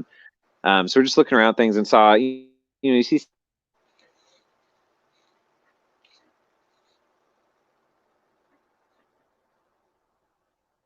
Oh, and maybe some connection problems for Aaron. I don't think it's me. So, dude, the Atacama Desert, though. I mean, like this place is the most arid place on the entire Earth. But like, how beautiful is that? Like, look at all these lenticular clouds. Like, I gotta rewind this. Look at how these things are just like waving over these mountaintops. Like, look at these wave clouds up here in the top right. We gotta wind it back. Look how cool these wave clouds are. This is in the most insane wave clouds. Oh my god. Look at them. Oh, oh, they're so perfect right there for that 1 second. That 1 second, everything was going right. This whole thing's just this cool slipstream of air, though. Like, how awesome is that? That is so sick. Like, oh my gosh. I wish I could go everywhere all the time. I don't even really know what that means, but it'd be good. So, let's see here. Is there anything else cool in here? Okay, so this is a really good view of like center of the Milky Way coming up in not that one. We're just gonna skip this. Look at that, dude, like the center of the accretion disk. So this is like galactic center right in the middle right here. Like, look at how dense that is. Like, are you kidding me? It is. I have looked at so many different videos of space and pictures of space and Hubble Deep Field, and still, when I look into any image of space, I'm just so baffled by how many stars there are. Like, it's crazy.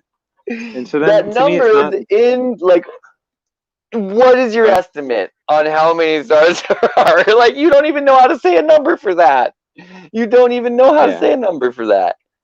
It's just like some crazy scientific notation. Oh, like there's at least 10 to the 187 billion stars at least. It's like an incomprehensible number. And this is why I've got this poster here, which I showed you before. I think I showed it the other night too. But the Laniakea local supercluster of galaxies. Yeah, you can probably pull that up on there too. But how sick is that too? Yeah, and that's so that where you are here, I'm pretty sure that's our local cluster of galaxies, which is a decent amount. And then this is the super local cluster. And it kind of looks like a heart. Crazy, I think that's pretty cool. Yeah, like the energy flows through a heart. Yeah, like the spark in the heart, and that being a fractal up pattern, potentially. Is this the GIF right here? I'm still working on display with this. It's not. I have to find. I'm trying to find this gift real fast that a buddy of mine posted the other day, but he kind of posts like a lot of stuff. Let's do a shout out to whoever the fuck is still following us. We've got like 5 people in the room, and you guys may not be chatting, but that's cool that you're just hanging out with us. I appreciate that. Yeah, thanks for chilling. Much appreciated. So Facebook loading like a pile of poo poo. Dude, I don't know what happened while you're looking for that. I don't know what happened with the disconnection. I don't know if I had to restarted my hotspot, but all the connections look fine. But once I restarted it, everything loaded back up. So on my end, everything, it looked like your little image disappeared too or whatever, but it sounds like the broadcast continued fine on your end, right? All right. Yeah, totally. Hey, this just brought, I just thought of this on here. Have you ever read the writer Wu Xin? Wuhsin. I know more by his works than his name, probably. What's he write about? Geez, how do you even say that? I don't know, man. Give me some context. I literally just have to read you some of his writings and let you give me a moment. I have so much stuff running on my computer right now. I'm just gonna go to Wu Xin quotes real quick. And it's funny about the tabs you're cycling. When the tabs you're cycling through. Because obviously you're like me, this flow of conversation or thought, that's why on my phone right now, I think I have 86 tabs, and that's me reducing them recently. Every like month or two, I'm like, fuck it. Whatever I was researching is not relevant in my vortex right now. I'm going to let it go. And I just clear all my tabs and just whatever was there, it doesn't matter. Yeah, this whole tab is just getting like, I'm just killing all this stuff. Because I think I have like 12 videos running, so that's bad. Yeah, it is your fault. We're going to bring this over because this is a random tangent, but like huge shout out to this guy. Listen to some of the shit that this guy says. The world is a collection of objects. That which perceives the objects cannot itself be an object. You are that. Just as honey is not the sweetness, the words of Wu Sin are not the truth. However, time spent with these words is like the aftermath of rain. In due course, a sprouting of understanding will occur and will bear fruit at a pace outside of one's control. What? Like, it's awesome. It's if beautiful. one desires clear sight, one cannot place one's trust in reflections. The way in is the only way out. Totally, dude. That And he has so much stuff. Like, these are on Goodreads. Like, his actual, he has stuff that is just so cryptic. No, it's excellent. Look up since you're there, look up quotes from, or just look up the Gospel of Thomas. I think that's what it is.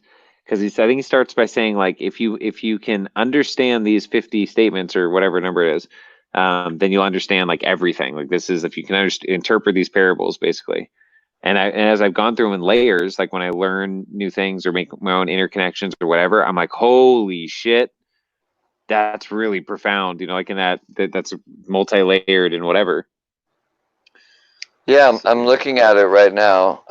I'm trying to. Should I find a list of like the 50 things or what? Yeah, do that. Maybe just do that, make it easier. But it should be within that first page or so. It starts the list, the little intro to it, because we could have the intro, what he says about it. Actually, shit. Do I literally have that right here? Let's see. Well, I have the thing brought up right here. I'm pretty sure. Pull it up. Yeah, pull it up regardless. But okay, pulling up. So in the version I got right here, yeah, because I got it in front of me too. And Jesus said, "Whoever finds the meaning of these words will not taste death."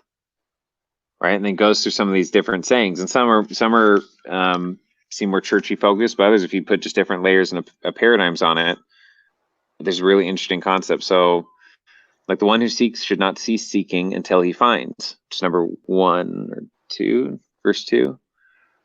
And when he finds, he will be dismayed, and when he is dismayed, he will be astonished, and then he will be king over the all, or maybe over the self. If those who lead you say, it's super interesting to see this one. Do it. Sorry, like I'll just highlight it. What were you saying? Read the rest of that. Okay. Jesus says, if those who lead you, say to you, look, the kingdom is in the sky, or Jesus is coming on the clouds, then the birds of the sky will precede you. If they say to you, it is in the sea, then the fish will precede you. Rather, the kingdom is inside of you and outside of you. And when you come to know yourselves, then you will be known, and you will realize that you are the children of the living Father, or whatever you want to put there. But if you do not come to know yourselves, then you exist in poverty, and you are poverty. Yeah, it's like such a good parallel to just literally the thing they just read with Wu Sin right there. You know, they're literally saying the same thing, and I like that because like whoever Thomas was that gave this gospel, or that's where you read that from, right? That's a snippet from this. Gospel Thomas. So, like, I guarantee you that guy was nothing like what Wu Sin was. I mean, like, if I find to just pull up a picture of Wu Sin, he's your typical like old Asian guy. You know what I mean? Like, this is not your homie Thomas right here. You know what I mean? Like, this guy right here. This is my favorite picture of Wu Sin right here. This is like beautiful. This is my kind of spiritual master right here, dude. Look at that. I got a tooth up on him. His teeth do not exist anymore because, like, how old was this guy? Like, no one knows. He probably doesn't know. He forgot about time. This dude spent like years and years and years meditating in the cave and all this shit. You know, like he did it like, you know, true monk style. Yeah. Well, that's what I mean. To me, that's when I went deeper into the religion, if you will, to get out. Okay. I realized the other text, like, oh shit, man, they literally are saying the same thing, and it's all about you. No matter what religion it seems to go back to, that if you really find the right text or the right part of that tradition, of that religion, you see that is where it's talking about. It just gets skewed by people who make a rigid system out of a rigid text. Yeah, totally. Yeah, I mean, I think we have the rigidity, you know. I think the people who, really probably the people who are usually teaching these things, and probably where the books or whatever they text, whatever they are, wherever they come from, they probably weren't intended as rigid. I have certain things that I believe that if I was to word it as simply as possible and just like say it one way, and it was very direct, That's one thing. Mhm. But then, like, I've literally told probably 700 stories in my life to explain that exact same thing. You know what I Yeah, mean? So it's like, absolutely. uh, I don't, I don't understand how someone can like have a human mind and still be rigid on these things. And I'm not saying they are Yeah. mindless or anything like that. No, no, I'm saying totally. it literally doesn't compute to me because your mind's just not that rigid about how it thinks about things, you know? Y- Okay, listen to some more of these since this is just it's just I go through these in layers. It's cool re-listen to what stimulates in you too in the dialogue. Okay, so like come to know what is in front of you, and that which is hidden from you will become clear to you. For there is nothing hidden that will not become manifest. There's nothing in the subconscious that's not going to come out, yo. Yeah, it's gonna come out. Believe that. His disciples questioned him, and they said to him, "Do you want us to fast? And how should we pray and give alms? And what diet should we observe?" And Jesus said, "Do not lie, and do not do what you hate, for everything is disclosed in the view of the truth. For there is nothing hidden that will not become revealed, and there's nothing covered that will not remain undisclosed." Like, what do you make of that? That's it, and that's how he answered their question about whether they should fast and how they should pay alms, pay money to the church or whatever, Give me just and the how they should last diet. part that you're questioning. Yep. And there is the last. So the point is, he doesn't seem to answer it directly, but the last phrases there are that there's nothing hidden that will not become revealed, nothing covered that will not remain disclosed. But he says, "Don't lie and don't do what you hate." That was his answer, I, basically. I think don't lie and don't do what you hate is kind of a weird twist on basically what could be worded another way as like live authentically.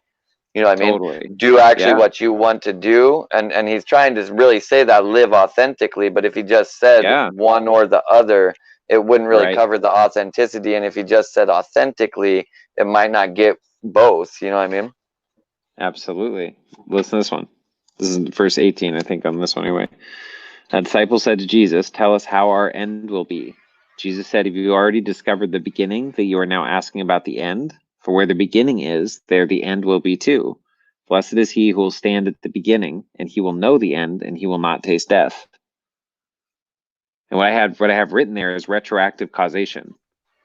Just as my own, I think I might have made that word up on my own, but so to retroactively cause an action. So even in our meditations, our Yeah. brain or your memories are only as old as literally the last time you thought about them. So when you re-energize those pathways, those neural pathways, your brain goes plastic. You re-access those memories or that code of how your neurons need to connect, so that you can have stimulate with a memory that's in your morphogenic field or your Sure. tissues.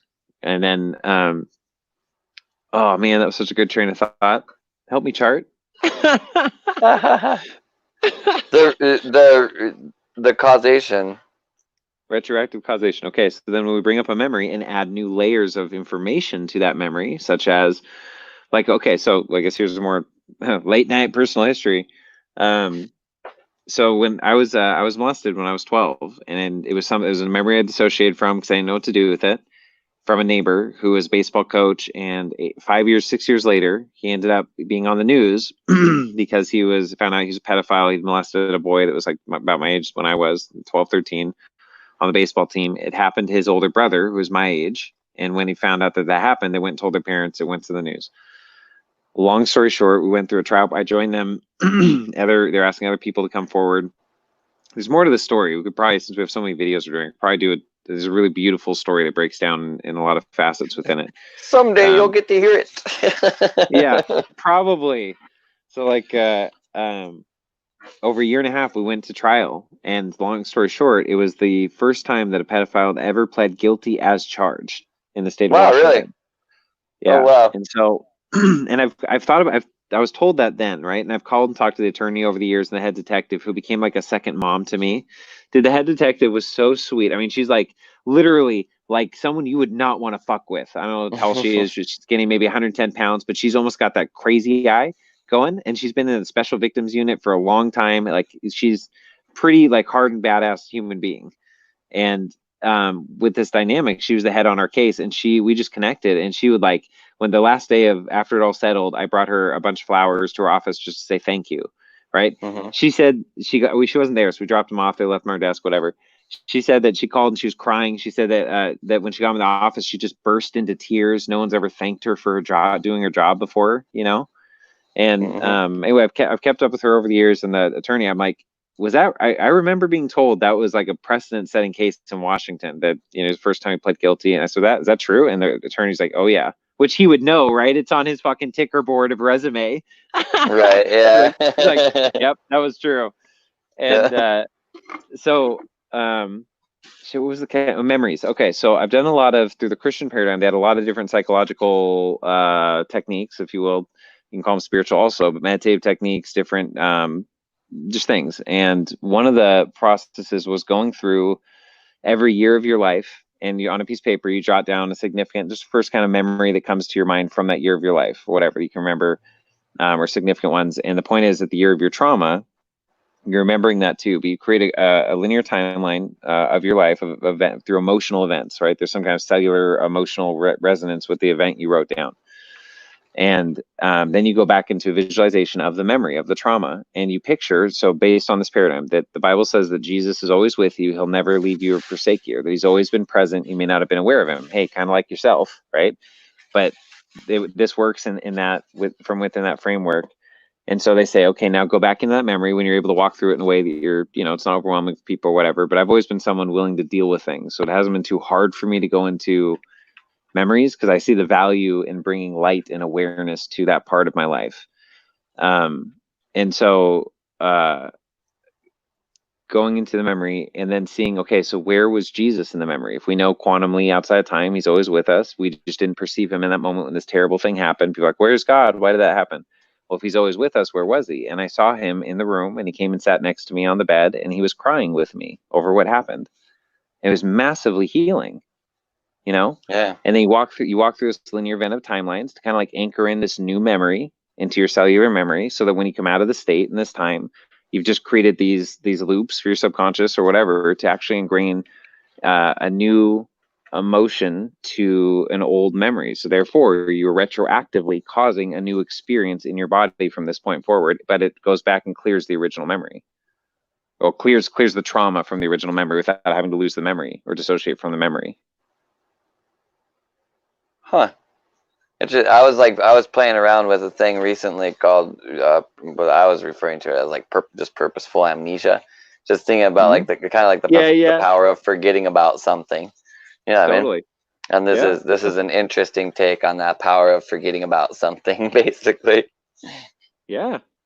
It's interesting because I teach their own, man. I know some people, like, they don't see value in pulling up. They feel like they've dealt with it. They've cleared those energies or those traumas. They don't really want to think about it. They don't want to derive more value from that experience. And that's totally subjective. It's, obviously each their own. For me, I want as much value as I can get from every experience I've ever had. So I want to deal with the trauma so I can then go back into those memories without the pain or the whatever would cause resistance to keep me from being objective. So I can go back in and observe and understand human dynamics, look at him, see his traumas, knowing, like, just put pieces together, understand how that affects the soul and the psyche. And like, so I sit in those spaces, but in a place of now it's kind of healed and cleared and allowing new layers of understanding to come just because I'm putting my conscious intentions awareness on that.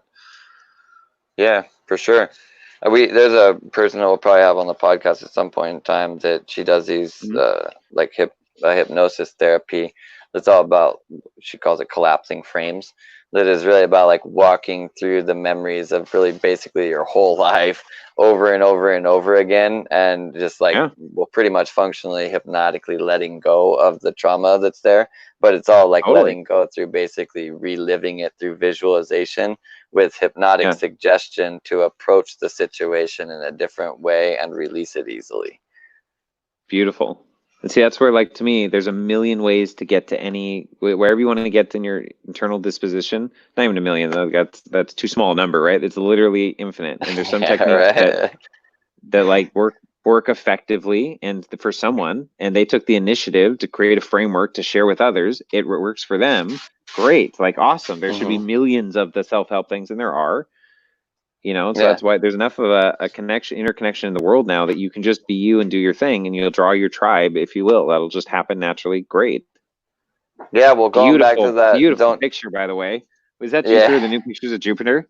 I think that looks like probably Jupiter. Yeah, that would be my guess. I saw a headline. I didn't open it or something, but I think there's like new images of Jupiter caught recently or some shit, and they're really cool. Yeah.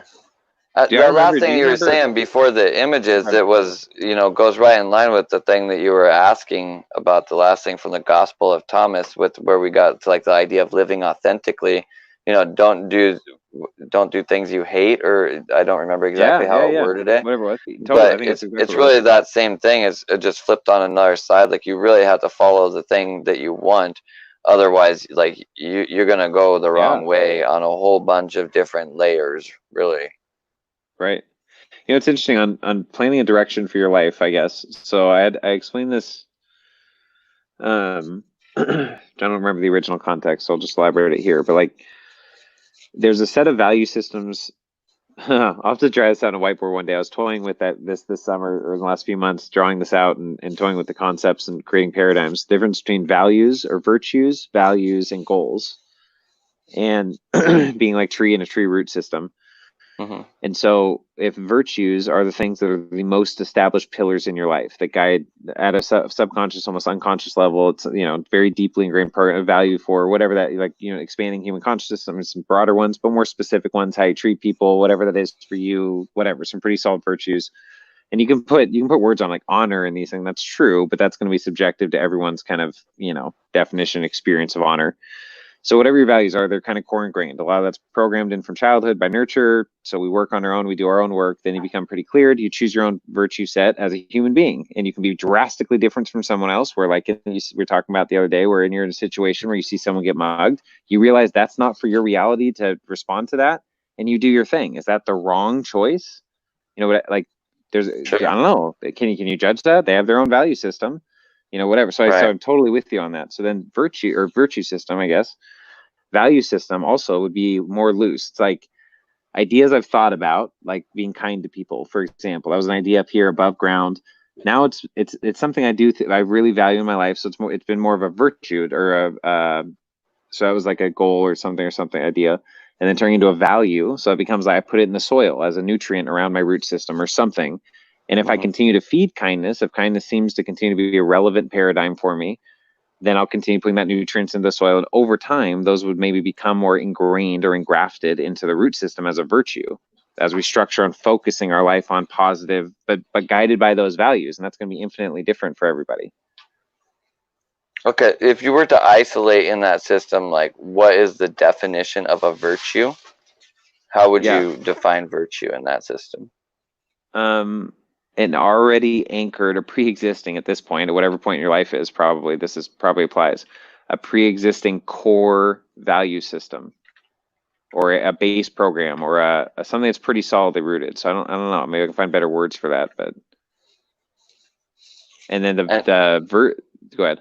And then values are like, how do they Value, differ from that then? so values would be, so there's just core value virtue systems already established. So we have reactions to things based on programs or virtue systems of what's good or bad, or we see something pop on the screen and we can get an initial reaction of good or bad. Well, why? Based on an ingrained virtue system. Okay, and then so values are really more like an active decision. yeah, pursuit. So a value I want to have, this value of kindness in my life. So I'm going to learn about kindness. What is kindness? What does it mean to be kind? Whatever. You're going to pursue something that you want to kind of add to your virtue system. And sometimes, ideally, some virtues need to go. Like they're based on, like for me, that people don't accept Christ. Like is a core virtue, like of my being, a lot of times because of my paradigms. The people Sure. don't accept Christ as their savior will go to hell, and God loves them, doesn't want it to happen. Blah blah blah. So I Right. either have to throw that out or redefine it in a sense. Oh, hey Sam, popping on late. I'm glad you could join us. Hey Sam. Good evening, everyone. All 5 people. And so the values are like pursuits that we want to flower and turn into virtues eventually over time, so that they're non-thought habits of just the way we respond to people, even react. At a react level, it becomes a response that we actually agree with, but it's reaction because it's so ingrained. Sure. And so I was under the impression when you first started saying this that this was a 3-part system. Okay, and then the other one would be, no, you're right. So that'd be if that metaphor is carrying over analogy or whatever. I always get metaphor and analogy mixed up at times. I'm just like fucking metaphor analogy, whatever. Meta analogy or whatever stuff. Yeah. Metaphor analogy. But So I'm making a really accurate chart of this system that you're talking about right here, by the way. Cool. Yeah, good. And I'll have to get my whiteboard out too, and we'll expand it. Yeah. So if the virtues like the roots, pretty hardcore pre-ingrained subconscious programs from nurture a lot. Imagine, especially for 7 years maybe. And then values are the soil and everything around the roots, basically the soil, the watering, the nutrients. Those come from, where do those come from? The top of the soil, which are ideas that we choose to focus on, that we find valuable. The idea of kindness, the idea of doing things not just to serve my own pleasures, but to also serve a purpose and a legacy to have here on earth. What does that mean to me? And like, what their ideas. But as we cling to certain ideas, find value in those fruits coming off the tree of our life or of other people's lives, the more we pursue those ideas, they then turn into the digest through our own thoughts, our own paradigms. Then we can turn them into the soil, and then I don't know, something like that. Okay. So what's the third part? I still like. Can you isolate what specifically the third part is? The fruit or anything above the soil, your fruit, the fruit on someone else's tree, which are ideas, other people's ideas, or rock, I don't know, whatever, a type of water, structured water versus regular water, tap water. They're ideas we focus on to choose to feed our values, and ideally, ultimately, our virtues are a result of feeding our values over an extended period of time. That naturally is occurring all the time. Okay. Or something. And I don't know, maybe that goes to conscious, subconscious, unconscious. I never even thought to make that correlation. I don't know if that fits, but yeah. Well, I mean, my chart that I drew might help you out if you want to see it. Throw it up there, yeah, please, yeah. Okay, I got a screen share real quick. Yeah. It's very accurate, so. Right on, please. I gotta stop the screen share and then read you it real quick. Oh, Sam said the image is stunning. Yeah, Sam, you'll have to tune back in. I don't know, starting 45 minutes ago, we started playing high quality fractals and stuff. What is that? I mean, I don't really know. There's like a circle. Oh my god! And it goes over here to zero. Dude, no, listen. When that popped up on the screen. Dude, look, the red thing. It goes over here to the speech bubble, and the imagery is stunning. Hold on, but when that first popped up, so I have to dissect like what happens in my mind, because it happens so fast sometimes, right? That popped up. I tried to slow down the trillions of thoughts that went through my mind. I'm like, holy shit, what did I miss in this conversation? What is he showing me right now? Shouldn't it make sense to me? What is this? What is this? I'm like, no, then it's like, holy shit, this is a joke. Oh my god, he was seriously convincing me he was drawing this out. This is a joke, and it's so super fucking funny. Well done, sir. Thank you for that being part of my life experience. Did you see though over here on the side? I'm not sure if let's make sure that we zoom in, because I even labeled it. You see, this is a kite. This is a kite. Oh, this is a kite. Kites are like ideas above the ground of the soil. You can grab a kite and integrate exactly. that. See, look, I couldn't figure out what the last thing was. It really does make sense. No, see, so you have virtues here in your circle. You kept telling me 3 parts. How the fuck are there 5 symbols on there? What the fuck happened to my chart? You fucked it up. It was perfect until you added 2 more symbols. You don't understand. Okay, see, the red line goes over here. You see, the red line goes to the speech bubble, because in the speech bubble is where we're talking about it right now. That's not part of the system. Do it. All right. That's just a speech bubble. It backflows through the star, which is basically an esoteric symbol of the 5 elements. So we're bringing it down from the realm of the mind, thought, right? Which is taking it from your system, represented as a circle. We're feeding that together into a 3-part system that you can see, because I'm feeding it from both this location and this location, and it has a natural flow of its own right here. That feeds together with this beautiful triangle right here. I mean, that's the wrong direction, but you know what I mean, right? Yeah, I do. You know what I mean. There's a triangle, and the triangle goes this way, right? Very nice. But I drew it wrong. Like an arrow. Yeah. Yeah. So you're not confused. There's 3 of these. And when you do this, and Holy Spirit, right? Yeah. Exactly. And when you do that, I'll change colors here. When you do that, you end up in this location here, right? And then you ask Aaron what he means about the last part, and I just couldn't figure it out, and I ended up here again. Do that. So I asked again, and I couldn't figure it out again. So I asked again, Yeah. and then I just drew a kite. Beautiful. You tied that in Yeah. perfectly, bro. Look at all Yeah, this and the orange and kite, red root, the kite's here. root and sacral energies, and blue. That's nice. Blue's nice. Was that the throat? We're talking blue throat. Blue's Yeah, calming that connects the dots. exactly. Symbols. The blue things are the pathway to communication. You know what I Beautiful, mean? bro. Look what we fucking did. Dude, this is genius. We need to make a clip of this and we need to submit it to universities. Like, look, or psychological institutes. Look, this is your fucking value system, you dumb motherfucker. Why don't you get it? This is all you need. Yeah, exactly. Like, this is a simple explanation of the human experience. I don't understand why people have problems. It's like, look at, if you look at it in the right way, it's literally just one thing that you do. See this orange box? Dude, yes. It's one thing. It's literally one thing you do. Why it's not even confusing. I don't like the box is square. Why is it square? I'm sorry about that. Hang on a second. Well, check it out. My thing's not big enough. I need to increase the size of my canvas here. It's yellow canvas now. Look, you just the void is yellow. Understanding. I did. I just expanded my understanding. Okay, hang on. This isn't actually going to be able to get around it all the way. It's not going to work because it's too far in the corner, man. Where did you go? There you go. Off of conscious awareness. You expanded beyond what's possibly to be conceived. What is happening? That's what happens when you circle the square, man. No doubt. That's what happens. That's what happens, bro. Sound and light. Yeah. Well, see, that's why I had to explain it to you, because we had to come back across it. You know what I mean? And we had to like properly conjugate this wave. You know what I mean? Oh man, whoops! I right clicked.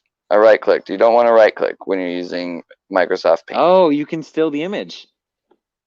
Boom. Was your hand? Wave conjugate. Did you right click and did it still the image? Your image? No, maybe just stop moving your hand. Okay, never mind. No, it uses your second color, but if you're drawing and then you right click while you're doing it in Microsoft Paint, it gets rid of your current line. Yeah, Sam, so why is it in the box though? On the by the way, in case anybody didn't know yet, I'll put it up here on the screen. This podcast here is why didn't that go to the front? I said white. We'll do it black. Ooh. We'll do it. Because we're white? That's a good correlation. Whoa, this is not a racist podcast, actually. Why does this keep going to the wrong color? This is not going to bode well for what I'm about to say in a second. Dude, it is so broken. You're killing your own flow, bro. Killing your own flow, bro. I can't even get the right color to go in. Why won't it let me make the box a color on the inside? I don't know, but you added a lot of squigglies. Can you explain those yellow squigglies in there, those circles? That's just really like sheer frustration overflowing from the void. Totally. Where's that coming from? Where's the void? What's in the void? Mostly my heart. Your heart's in the void. Frustration. Oh, God. I figured it out, guys. I figured it out. I am. Okay. So, no, I didn't yet. Okay, hang on. Do it. Okay, it went to outline again. Why do you keep changing? I don't know, but I like the art we're making, man. And it's like, to get, like, okay, look, you post this in an art museum, right? And you put a link to the YouTube video, we'll make a clip. That's how you interpret the art. And we'll say, but ultimately, it's whatever you want it to mean. So, yeah, this is impromptu live stream art right here. Impromptu live stream art. Yeah, never mind. I can't do this. I was going to host a Microsoft Paint class if I could put the thing up here and type Microsoft Paint class on there, but I can't, so I'm not actually good enough to teach it. So that's what we learned today. Like the mind, man. But we all know that this is an exceptional diagram. We all know that. So here's... I'm not even going to save it, though, because I can create things like that on the fly. So here's what's cool about that, and I imagine you may have come to this in your own studies. So I started looking into like sigils or symbols, and how do you create your own sigils to affect your subconscious? And there's a lot of ways to do that. One of the techniques, though, was basically doing exactly what you did. While we're engaged in the energy of a subject, your mind or your thought or your awareness is on a subject and you're dialoguing, you're freely associating kind of, you're laying draw. Some of them say, use your left hand if you're right-handed, or close your eyes and just draw. But you're associating the energy with symbols, some form. And then when you're done, like sealing that portal or being done with that technique or that process, what you've drawn embodies the energy of that symbol. Then you stick it on your mirror, stick it somewhere you see every day. Within a few days, you'll lose your conscious mind, will just tune it out, right? But your subconscious is always picking up that symbol. So if you put it everywhere, so putting your intention into symbols being a way to achieve something in your own psyche. You're trying to change a habit pattern or trauma or just an ability or a technique or to get in a good habit or, diets or, okay, more comments. Hold on. Classic sacred geometry. Yeah, no doubt. Absolutely. Oh, Absolutely. yeah. No, totally. So, okay. So Actually yeah, true.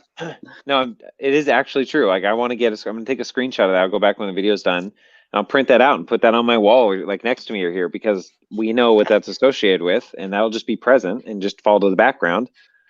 Plus it's kind of a screenshot of our, one of our first few podcasts. That's kind of cool, I guess. And a kite. It has a kite in it too. And a kite. No, I'm really impressed with that because it's super funny and it's actually kind of a legit science if you apply it in the right way. Because I can connect Arcturus by it's 7.1 billion years old, and you connect because it's 112,000 or 122 kilometers per second or some shit when it spins.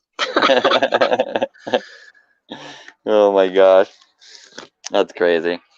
Yeah. Okay, so here's another one too. So Jesus saw to totally drastically change the subject since this is in front of me right now. To literally jump to the entire opposite side of Earth. So now Jesus said, Jesus saw infants being suckled, and he said to his disciples, these little ones being suckled are like those who enter the kingdom, which he already pre-established is inside of you and outside of you. They said to him, then will we enter the kingdom as little ones? Then Jesus said to them, when you make the two into one, and you make the inside like the outside, and the outside like the inside, and the above like the below, that is to make the male and the female into a single one, so that the male will not be male and the female will not be female. And when you make eyes instead of an eye, and a hand instead of a hand, I'm not sure, some of this is interesting, and a foot instead of a foot, an image instead of an image, then you will enter the kingdom. Break that down, bro. Well, okay, so this is kind of the idea of going out to come back in. And I think it's talking really primarily about this negative space. So make the foot not a foot means that don't look at the fact that the foot is there. Look at its not there-ness that also sculpts the space that makes the foot. Cool. Yeah, that totally resonates. Yeah, so I explain this another way to people where I say, like, if you take a piece of paper and you draw a line on the paper, the line that you just drew defines the line, but the rest of the paper where you didn't draw the line also defines the line. Okay, so in the original ancient Hebrew oral traditions, they talk about that the text is white fire on black or black fire on white fire. And they're both equally important, the ink on the pages, because without the other, you couldn't define, it'd just be black ink on a black page or right. The necessity of the contrast. Listen to this.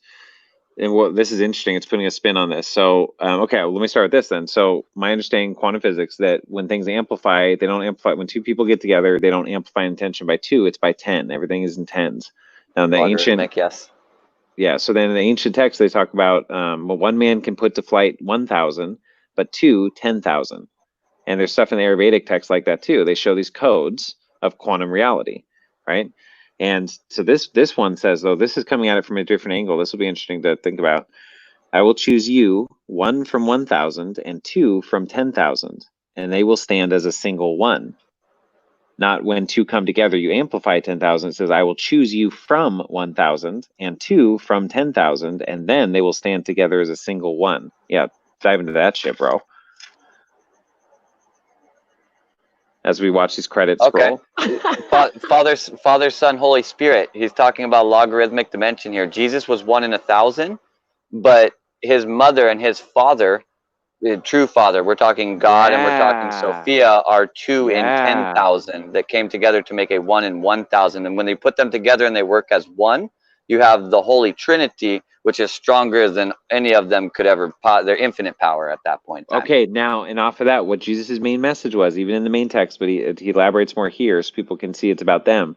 He says, when those two become one at different times in many different ways, then you will be like me, basically a son of man, the singularity. Well, you can do this in your body. Like, I mean, your superior brachum is a Jesus, and the left and right hemisphere of the brains coming into true marriage would be the 2 in 10,000, and then your corpus callosum or your superior brachium would be considered as your 1 in 1,000. And bringing that together is a fucking powerful thing too. and that's the cloister, it also comes to the word cloister, and the sacred space is in the cloistrum. Santa Claus, the claustrum, Yeah. comes from there. I read this when you were off air, I think the other night in between. I don't know if you saw it or not. Obviously, we have a million things going on, but I was reading from, well, let me pull it up here. I was reading from this book. This is the one I was trying to think of the other night, and I couldn't think of the name, from the guy, George something, a doctor in the 1919. So this book's 1920, published by the Chemistry of Life Company, LA. It's called God, Man, the Word Made Flesh, by Dr. George W. Carey. And dude, okay, if you didn't hear this, it's worth reading again. It's right on topic with what we're saying, we were talking about earlier about the archetypes. Yeah, read it real quick. Is there like a small part? No, it's whatever. We'll get into it. All right, just shut up and listen. I'm gonna read. I'm shutting up. All right. All right. On either side of the thalamus in the head is a gland known in physiology as the pineal, on the posterior, and the pituitary on the anterior side of the thalamus. The pineal is cone-shaped. Which look like horns. Yep. The pineal is cone-shaped and secretes a yellow or golden fluid. The pituitary body opposite it is ellipsoid in shape and contains a whitish secretion like milk. In the land of milk and flowing with milk and honey that the Israels are being promised, when they cross over the Red Sea, the fluids that are found in these bodies come from the same source, namely the claustrum, which means barrier or cloister, and is referred to as a cloister for very good reason, that a precious and holy thing is secreted or secluded there. St. Claus, or Santa Claus, is another term for this precious fluid, which is indeed a holy gift in the body of each one of us.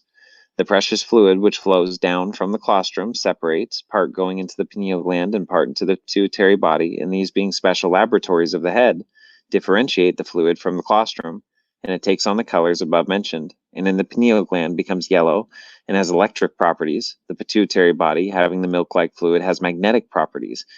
Just to pause here for a minute, isn't this shit fucking amazing? Yeah, it actually spawns a question from me that I'd like to know about, like a knowledge base of yours. Inside of Kabbalah, and especially Kabbalistic alchemy, they have a big crossover of all like the glandular functions and the alchemical process. Have you dug into that at all? No, not at all. That'd be something really interesting, just like, because I don't know about it anywhere near as much as I would want, just for like facts and shit. And it seems like you're really interested in that glandular process. That'd be a cool thing to dig in on stream together, because we can just like go through data, with stuff on screen. Man. Yeah, but like, because there's a ton of crazy correlations between that, about like glandular function, the way that when you talk about energy cycling, it's another way of looking at energy cycling, of like purposely gaining mastery of the glands to gain ascension. It's crazy, but no one talks about it.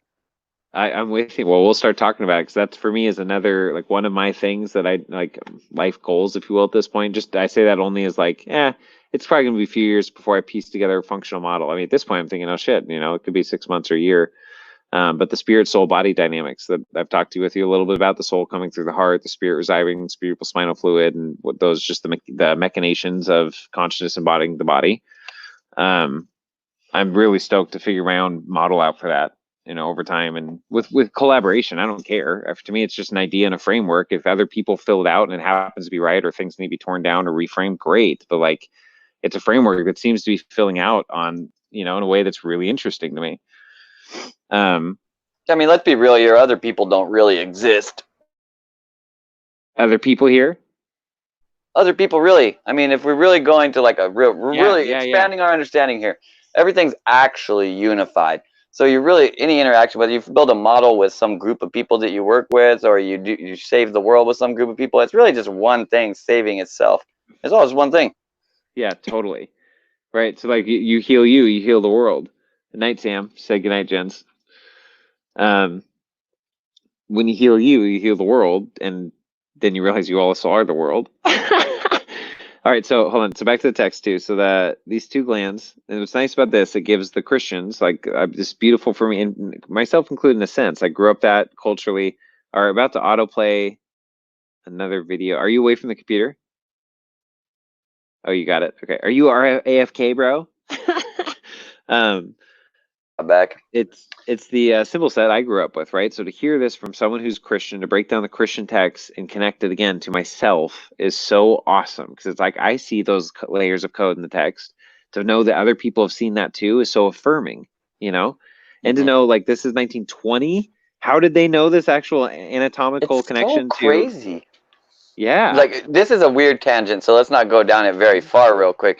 But there's a guy, Stefan Cardano, that this guy's like, this dude's world's foremost authority on ley lines. But he's like dug into these a bunch, and people were using ley lines as a weapon for like defensive positioning, like back in Yep. like the fucking 1300s and even before that and Yep. shit.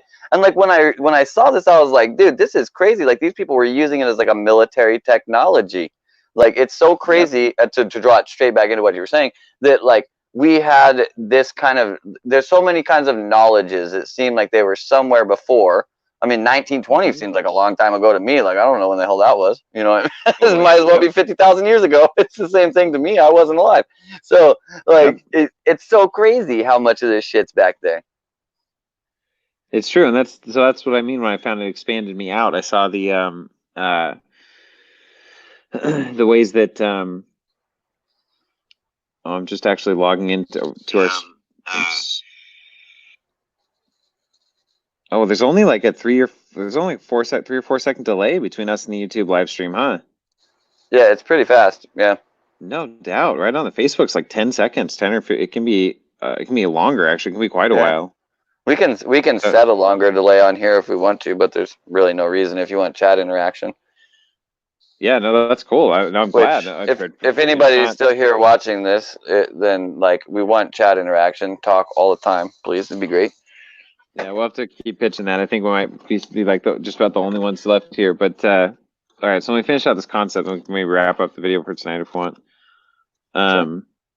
We have been on Or for whatever. 3 hours and 40 minutes.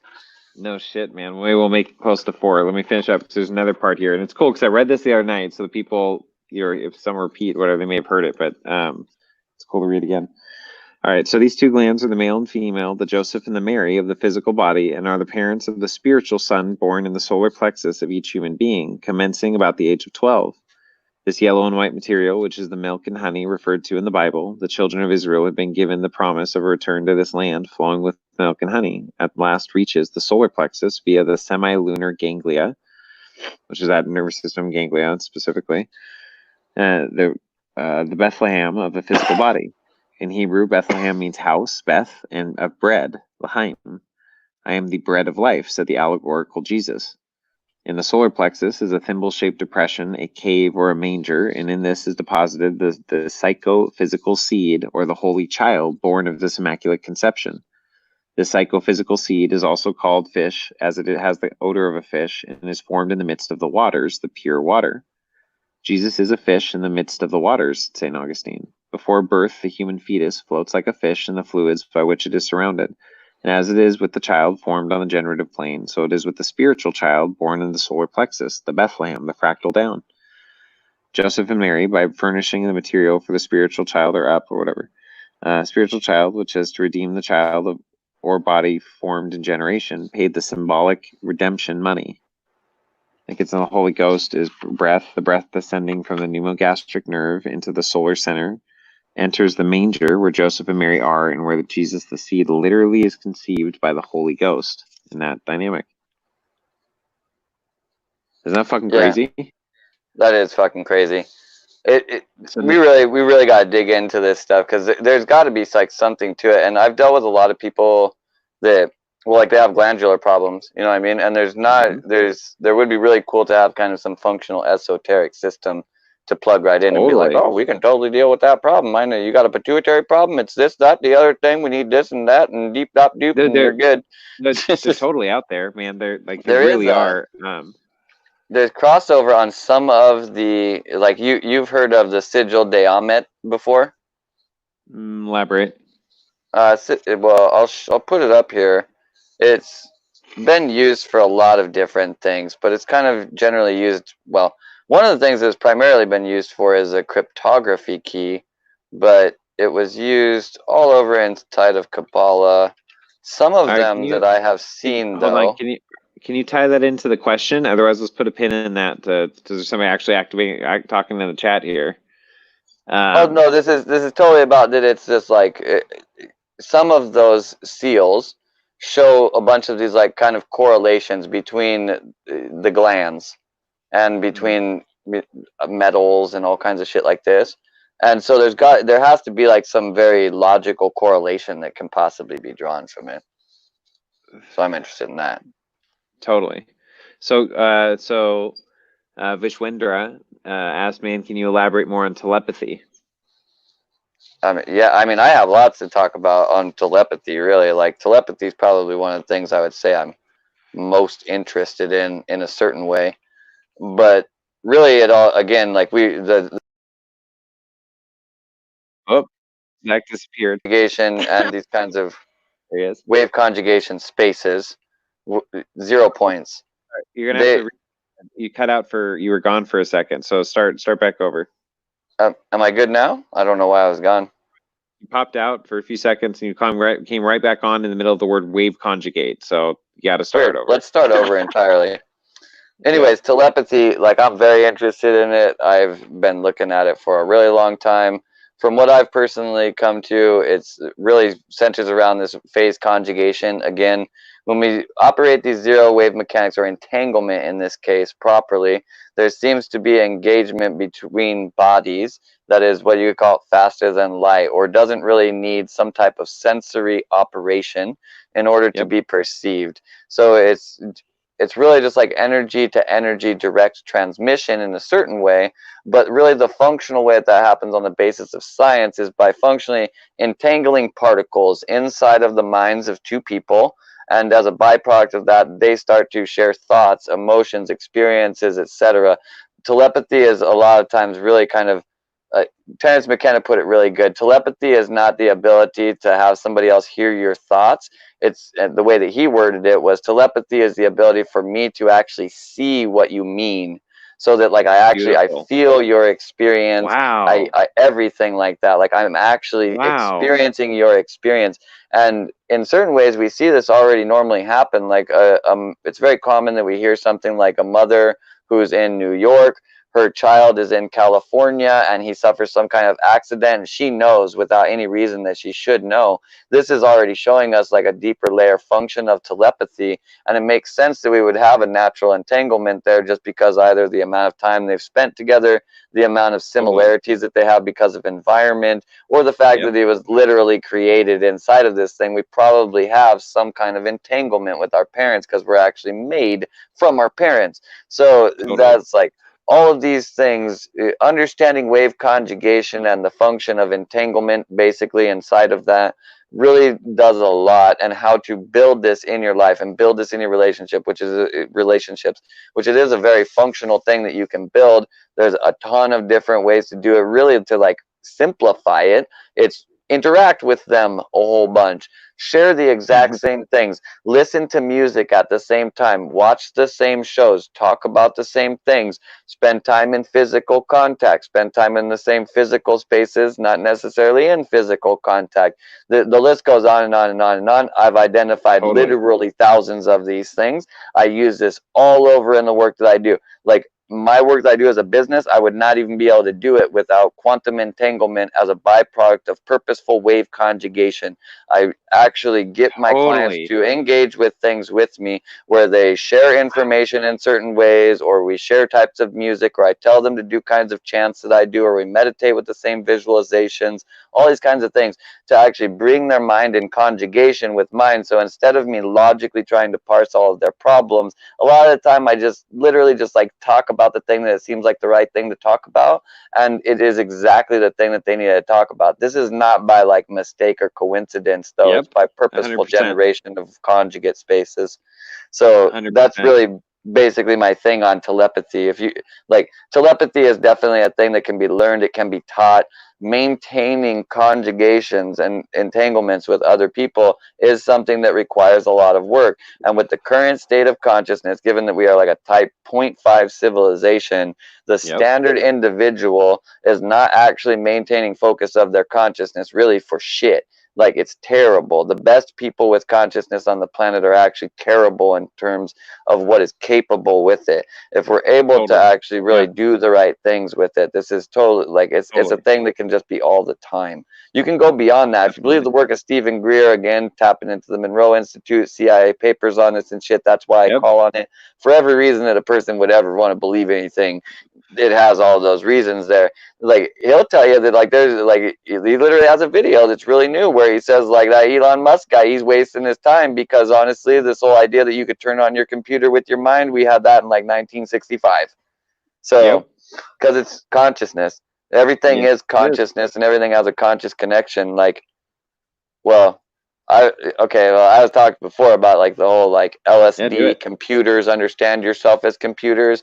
As a byproduct of that, I've had a different kind of respect for computers in my life, I think.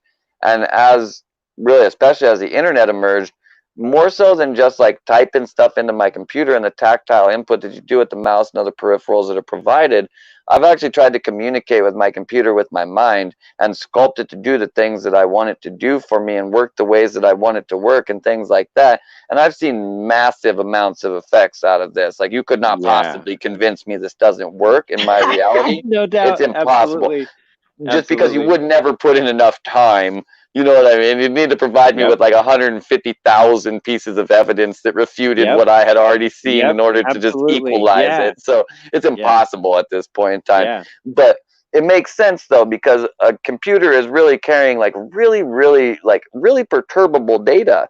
Like it's just these little electrical impulses. And we've seen from all kinds of laboratory testing that affecting like a very simple electrical impulse with a thought is a very possible thing.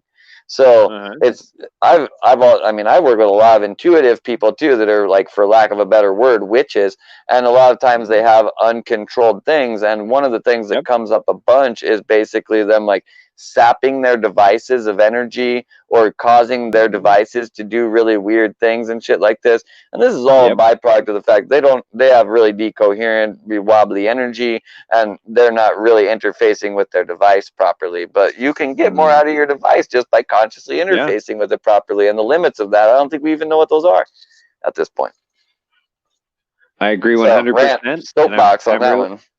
Yeah, please. I appreciate it. I do the same. I can appreciate the mirror in another because I enjoy watching you do that. I think other people do too, because at least for me, outside of what other people are engaging, hoping they would enjoy that, like it stimulates all these other dynamics. So I feel like I have a very similar experience in my own way. You're giving a framework for things I've also been doing internally inside of me in my own nuanced ways, where I have 150,000 points of information of my own internal equations to know that for me, this is a system that works. Oh, and if I can communicate in a symbol set that communicates the internal process I went through, it can probably work for a whole lot of other people too. You know, at each their own, but there's probably something here that's valuable because I figured out really thoroughly inside of me. Yeah.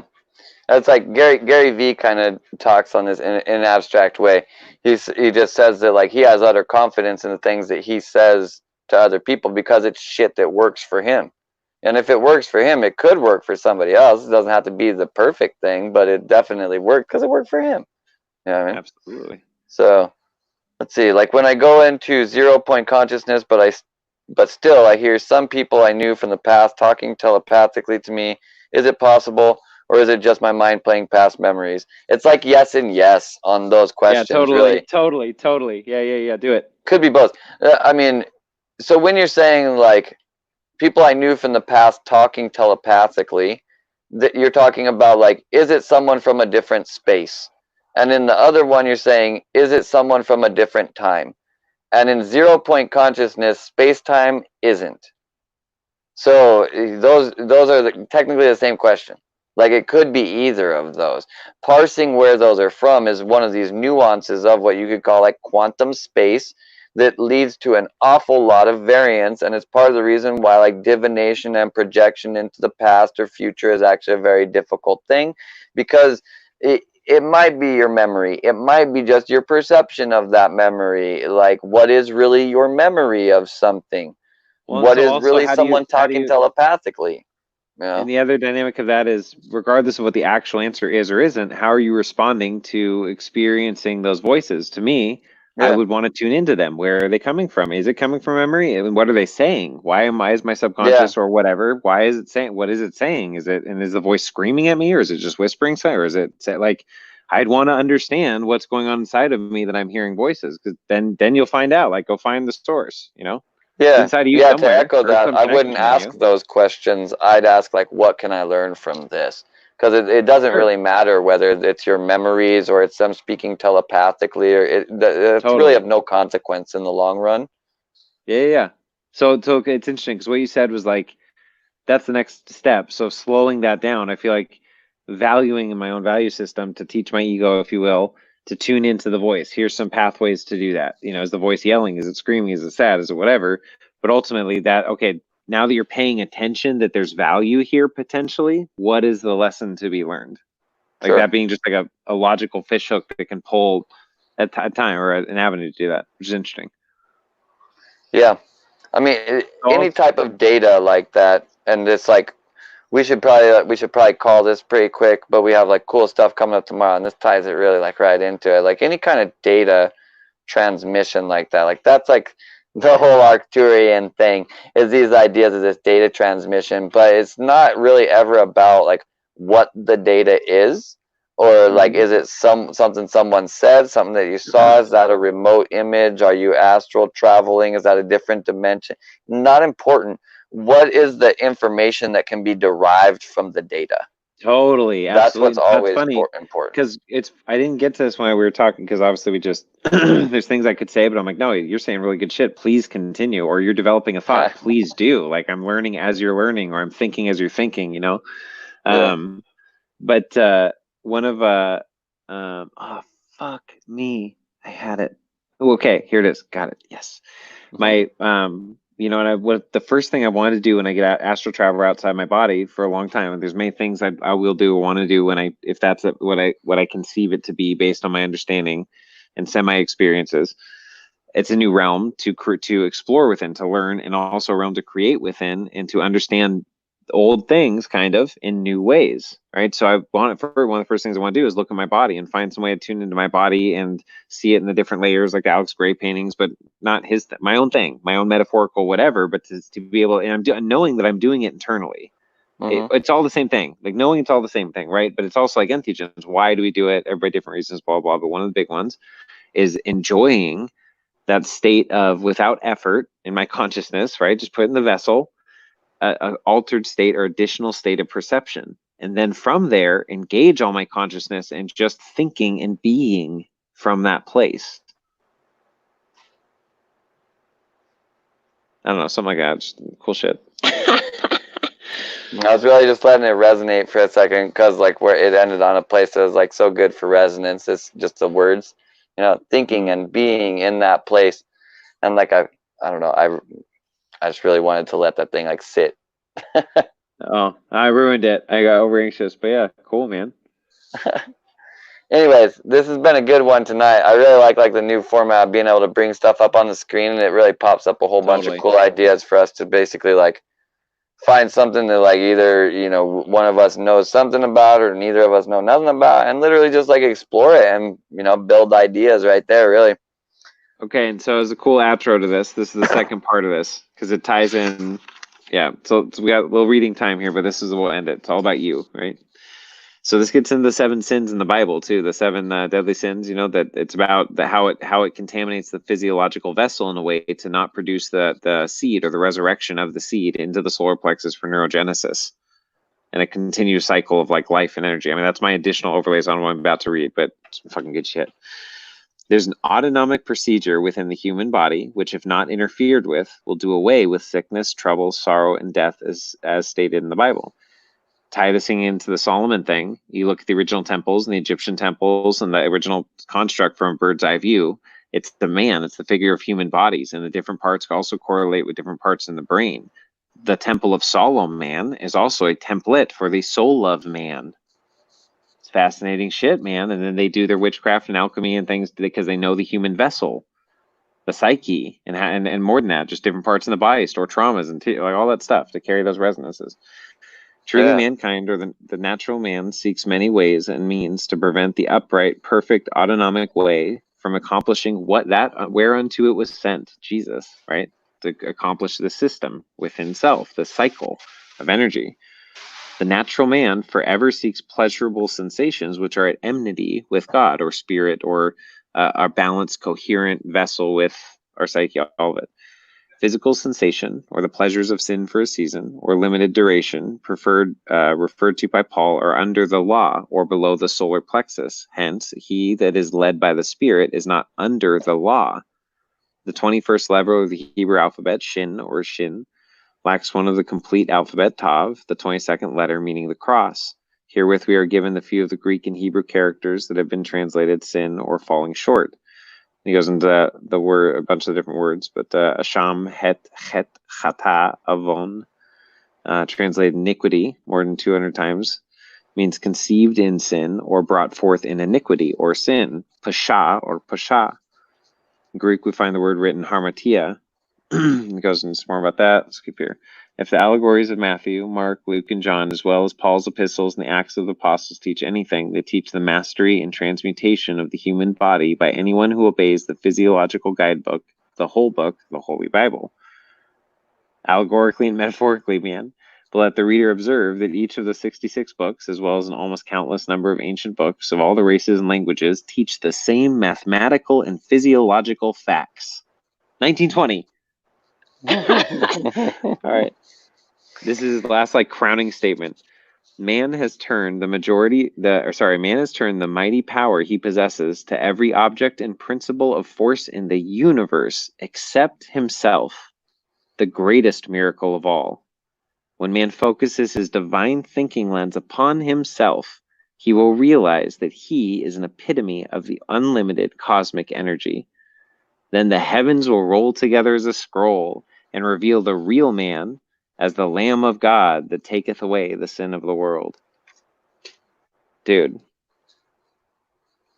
It's crazy because that's the same thing that the Stephen Greer, Stetson Monroe Institute, everything we've been saying, but this spiritual look resurrected from 1920, 100 years ago, guys. Exactly. 100 years ago. Crazy. I mean, come on, and here's the thing that, I know, it's me, you, Jen, and Vix here watching this at the moment, and that's great. I love you guys. Your support is amazing. It's so cool. But, where was I even going to go with? Oh, right, yeah, anybody who thinks, it's gonna happen, over time, and some people have known about this for a really long time. You gotta do shit. If you don't do shit, ain't nothing gonna fucking happen, man. Dude, you gotta do shit. And so it's interesting. It's so the gluttony or even spilling your seed or too much sex with actual external ejaculation will put the cerebrospinal fluid in a state that's too acidic to actually transmute that energy down that physiological system. If you have issues from birth or craniosacral issues, that's what craniosacral, I'm planning on getting trained in that hopefully over this next year, because it's one of the best therapy. I've done craniosacral probably 50 times, and I know the experiences I've had, but I get all the intuitive connections and science behind it in a lot of ways. But so that light touch therapy that releases a lot of things, and pressure on your cranial sutures and the pump back there to actually get your cerebrospinal fluid moving. It's all connected. That's the cool thing going about our group. We have a girl in our group that does a thing called BioTouch, which is right down the line that you're talking about with light touch, just another version of it that's been around for quite a while. Then there's Jen, for instance, has she knows some stuff about craniosacral, and she does all kinds of other stuff, this body work that's kind of down the same line, or really interfacing with body and neurology. And it's the people that have already started collecting around this group, which is there's already 40 or 50 people or whatever, but every single one of them has some amazing skill. It's so cool. There's so much stuff, dude. It's already so diverse, and there's oh my god, I'm bringing in new people every day. It's amazing. What if in 6 months from now, especially with all this COVID shit, what's funny is look how much time we have not talked about the virus shit. That makes me very happy. Who fucking cares? In a lot of ways, I don't care, man. I don't. Yeah, but who cares about the virus? You're the cure. What if we are the ones who start this fucking commune shit? I mean, everybody's got that idea coming, but it's the right time, the right people, the right place, the right whatever, with the world in chaos, all the skill sets. We're doing this podcast every night anyway. What better way for living all together in the same place, especially if we're wanting to have it going all the time. I mean, I have an idea that I know no one else is doing right now, so I'm certainly not going to say it on YouTube, but I have ideas that no one else are doing, and I plan on doing them right now. So unless someone deploys a lot faster than me, you lose. So they're going to work. So Yeah, Oh, yes. BioTouch is what it's called. It's really just there's all kinds of formats of this. There's a bunch of books around a concept called quantum touch therapy, which really all of these are like Yep. new age Qigong. They're basically Yep. all new age Totally. Qigong. Yes, So they you are. could also look Absolutely. up Qigong as Absolutely. well, or all types of. I mean, because these leverage into like doing whatever, like acupressure, not Yep. acupuncture. That's just like Yep. precise acupressure. But nevertheless, Acupressure. like Yep. to go back really the farthest that we have it right now, all that shit is new age Qigong. But Absolutely. it all very much so works. Like when I got taught quantum touch, it was like very early days in it from one of the guys that was like kind of developed that idea, and he Cool. like literally told the group of us that did it. He was like told us he's put this whole warning label about doing it around people's hearts and shit because apparently he had like stopped some people's hearts with it and shit. Like, I was like, okay, whoa, this stuff sounds cool, Yeah. but it sounds exactly like Qigong also. I mean, but it's cool. Yeah. Actually, you're speaking of like gland correlation. I'll find it. We got some of the quantum touch books. Actually, I was going through them, and I think that was some of the I was reading. I marked up a bunch of pages about the gland connections and the quantum touch. That's cool shit, specifically. dude. Yeah. Well, like I know nothing. Here's one thing. Like again, like the I don't understand how anybody gets bored thing. Like Mhm. the bottoms of our feet and the ability to work with them with reflexology and create effects inside of the Holy body shit. is like Yeah. unbelievably mind blowing. Like just Dude, unbelievable. I know nothing about it. I know it exists. Listen, no. Listen, let me tell you what I know about it. One experience, okay? Changed my life on that paradigm. I anchored that shit into my virtue system forever, right?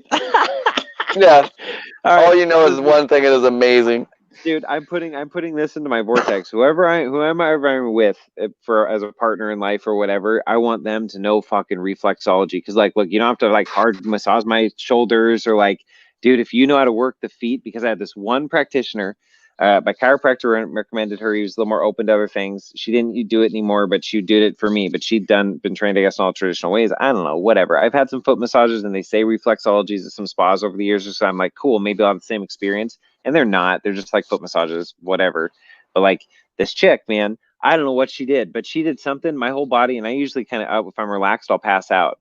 But my whole Right. body just went like within a few minutes. Just her basic overwork was feeling so kind of like in a float tank or in craniosacral. It was so released and centered. Just like I wasn't doing shit. She's just touching my feet.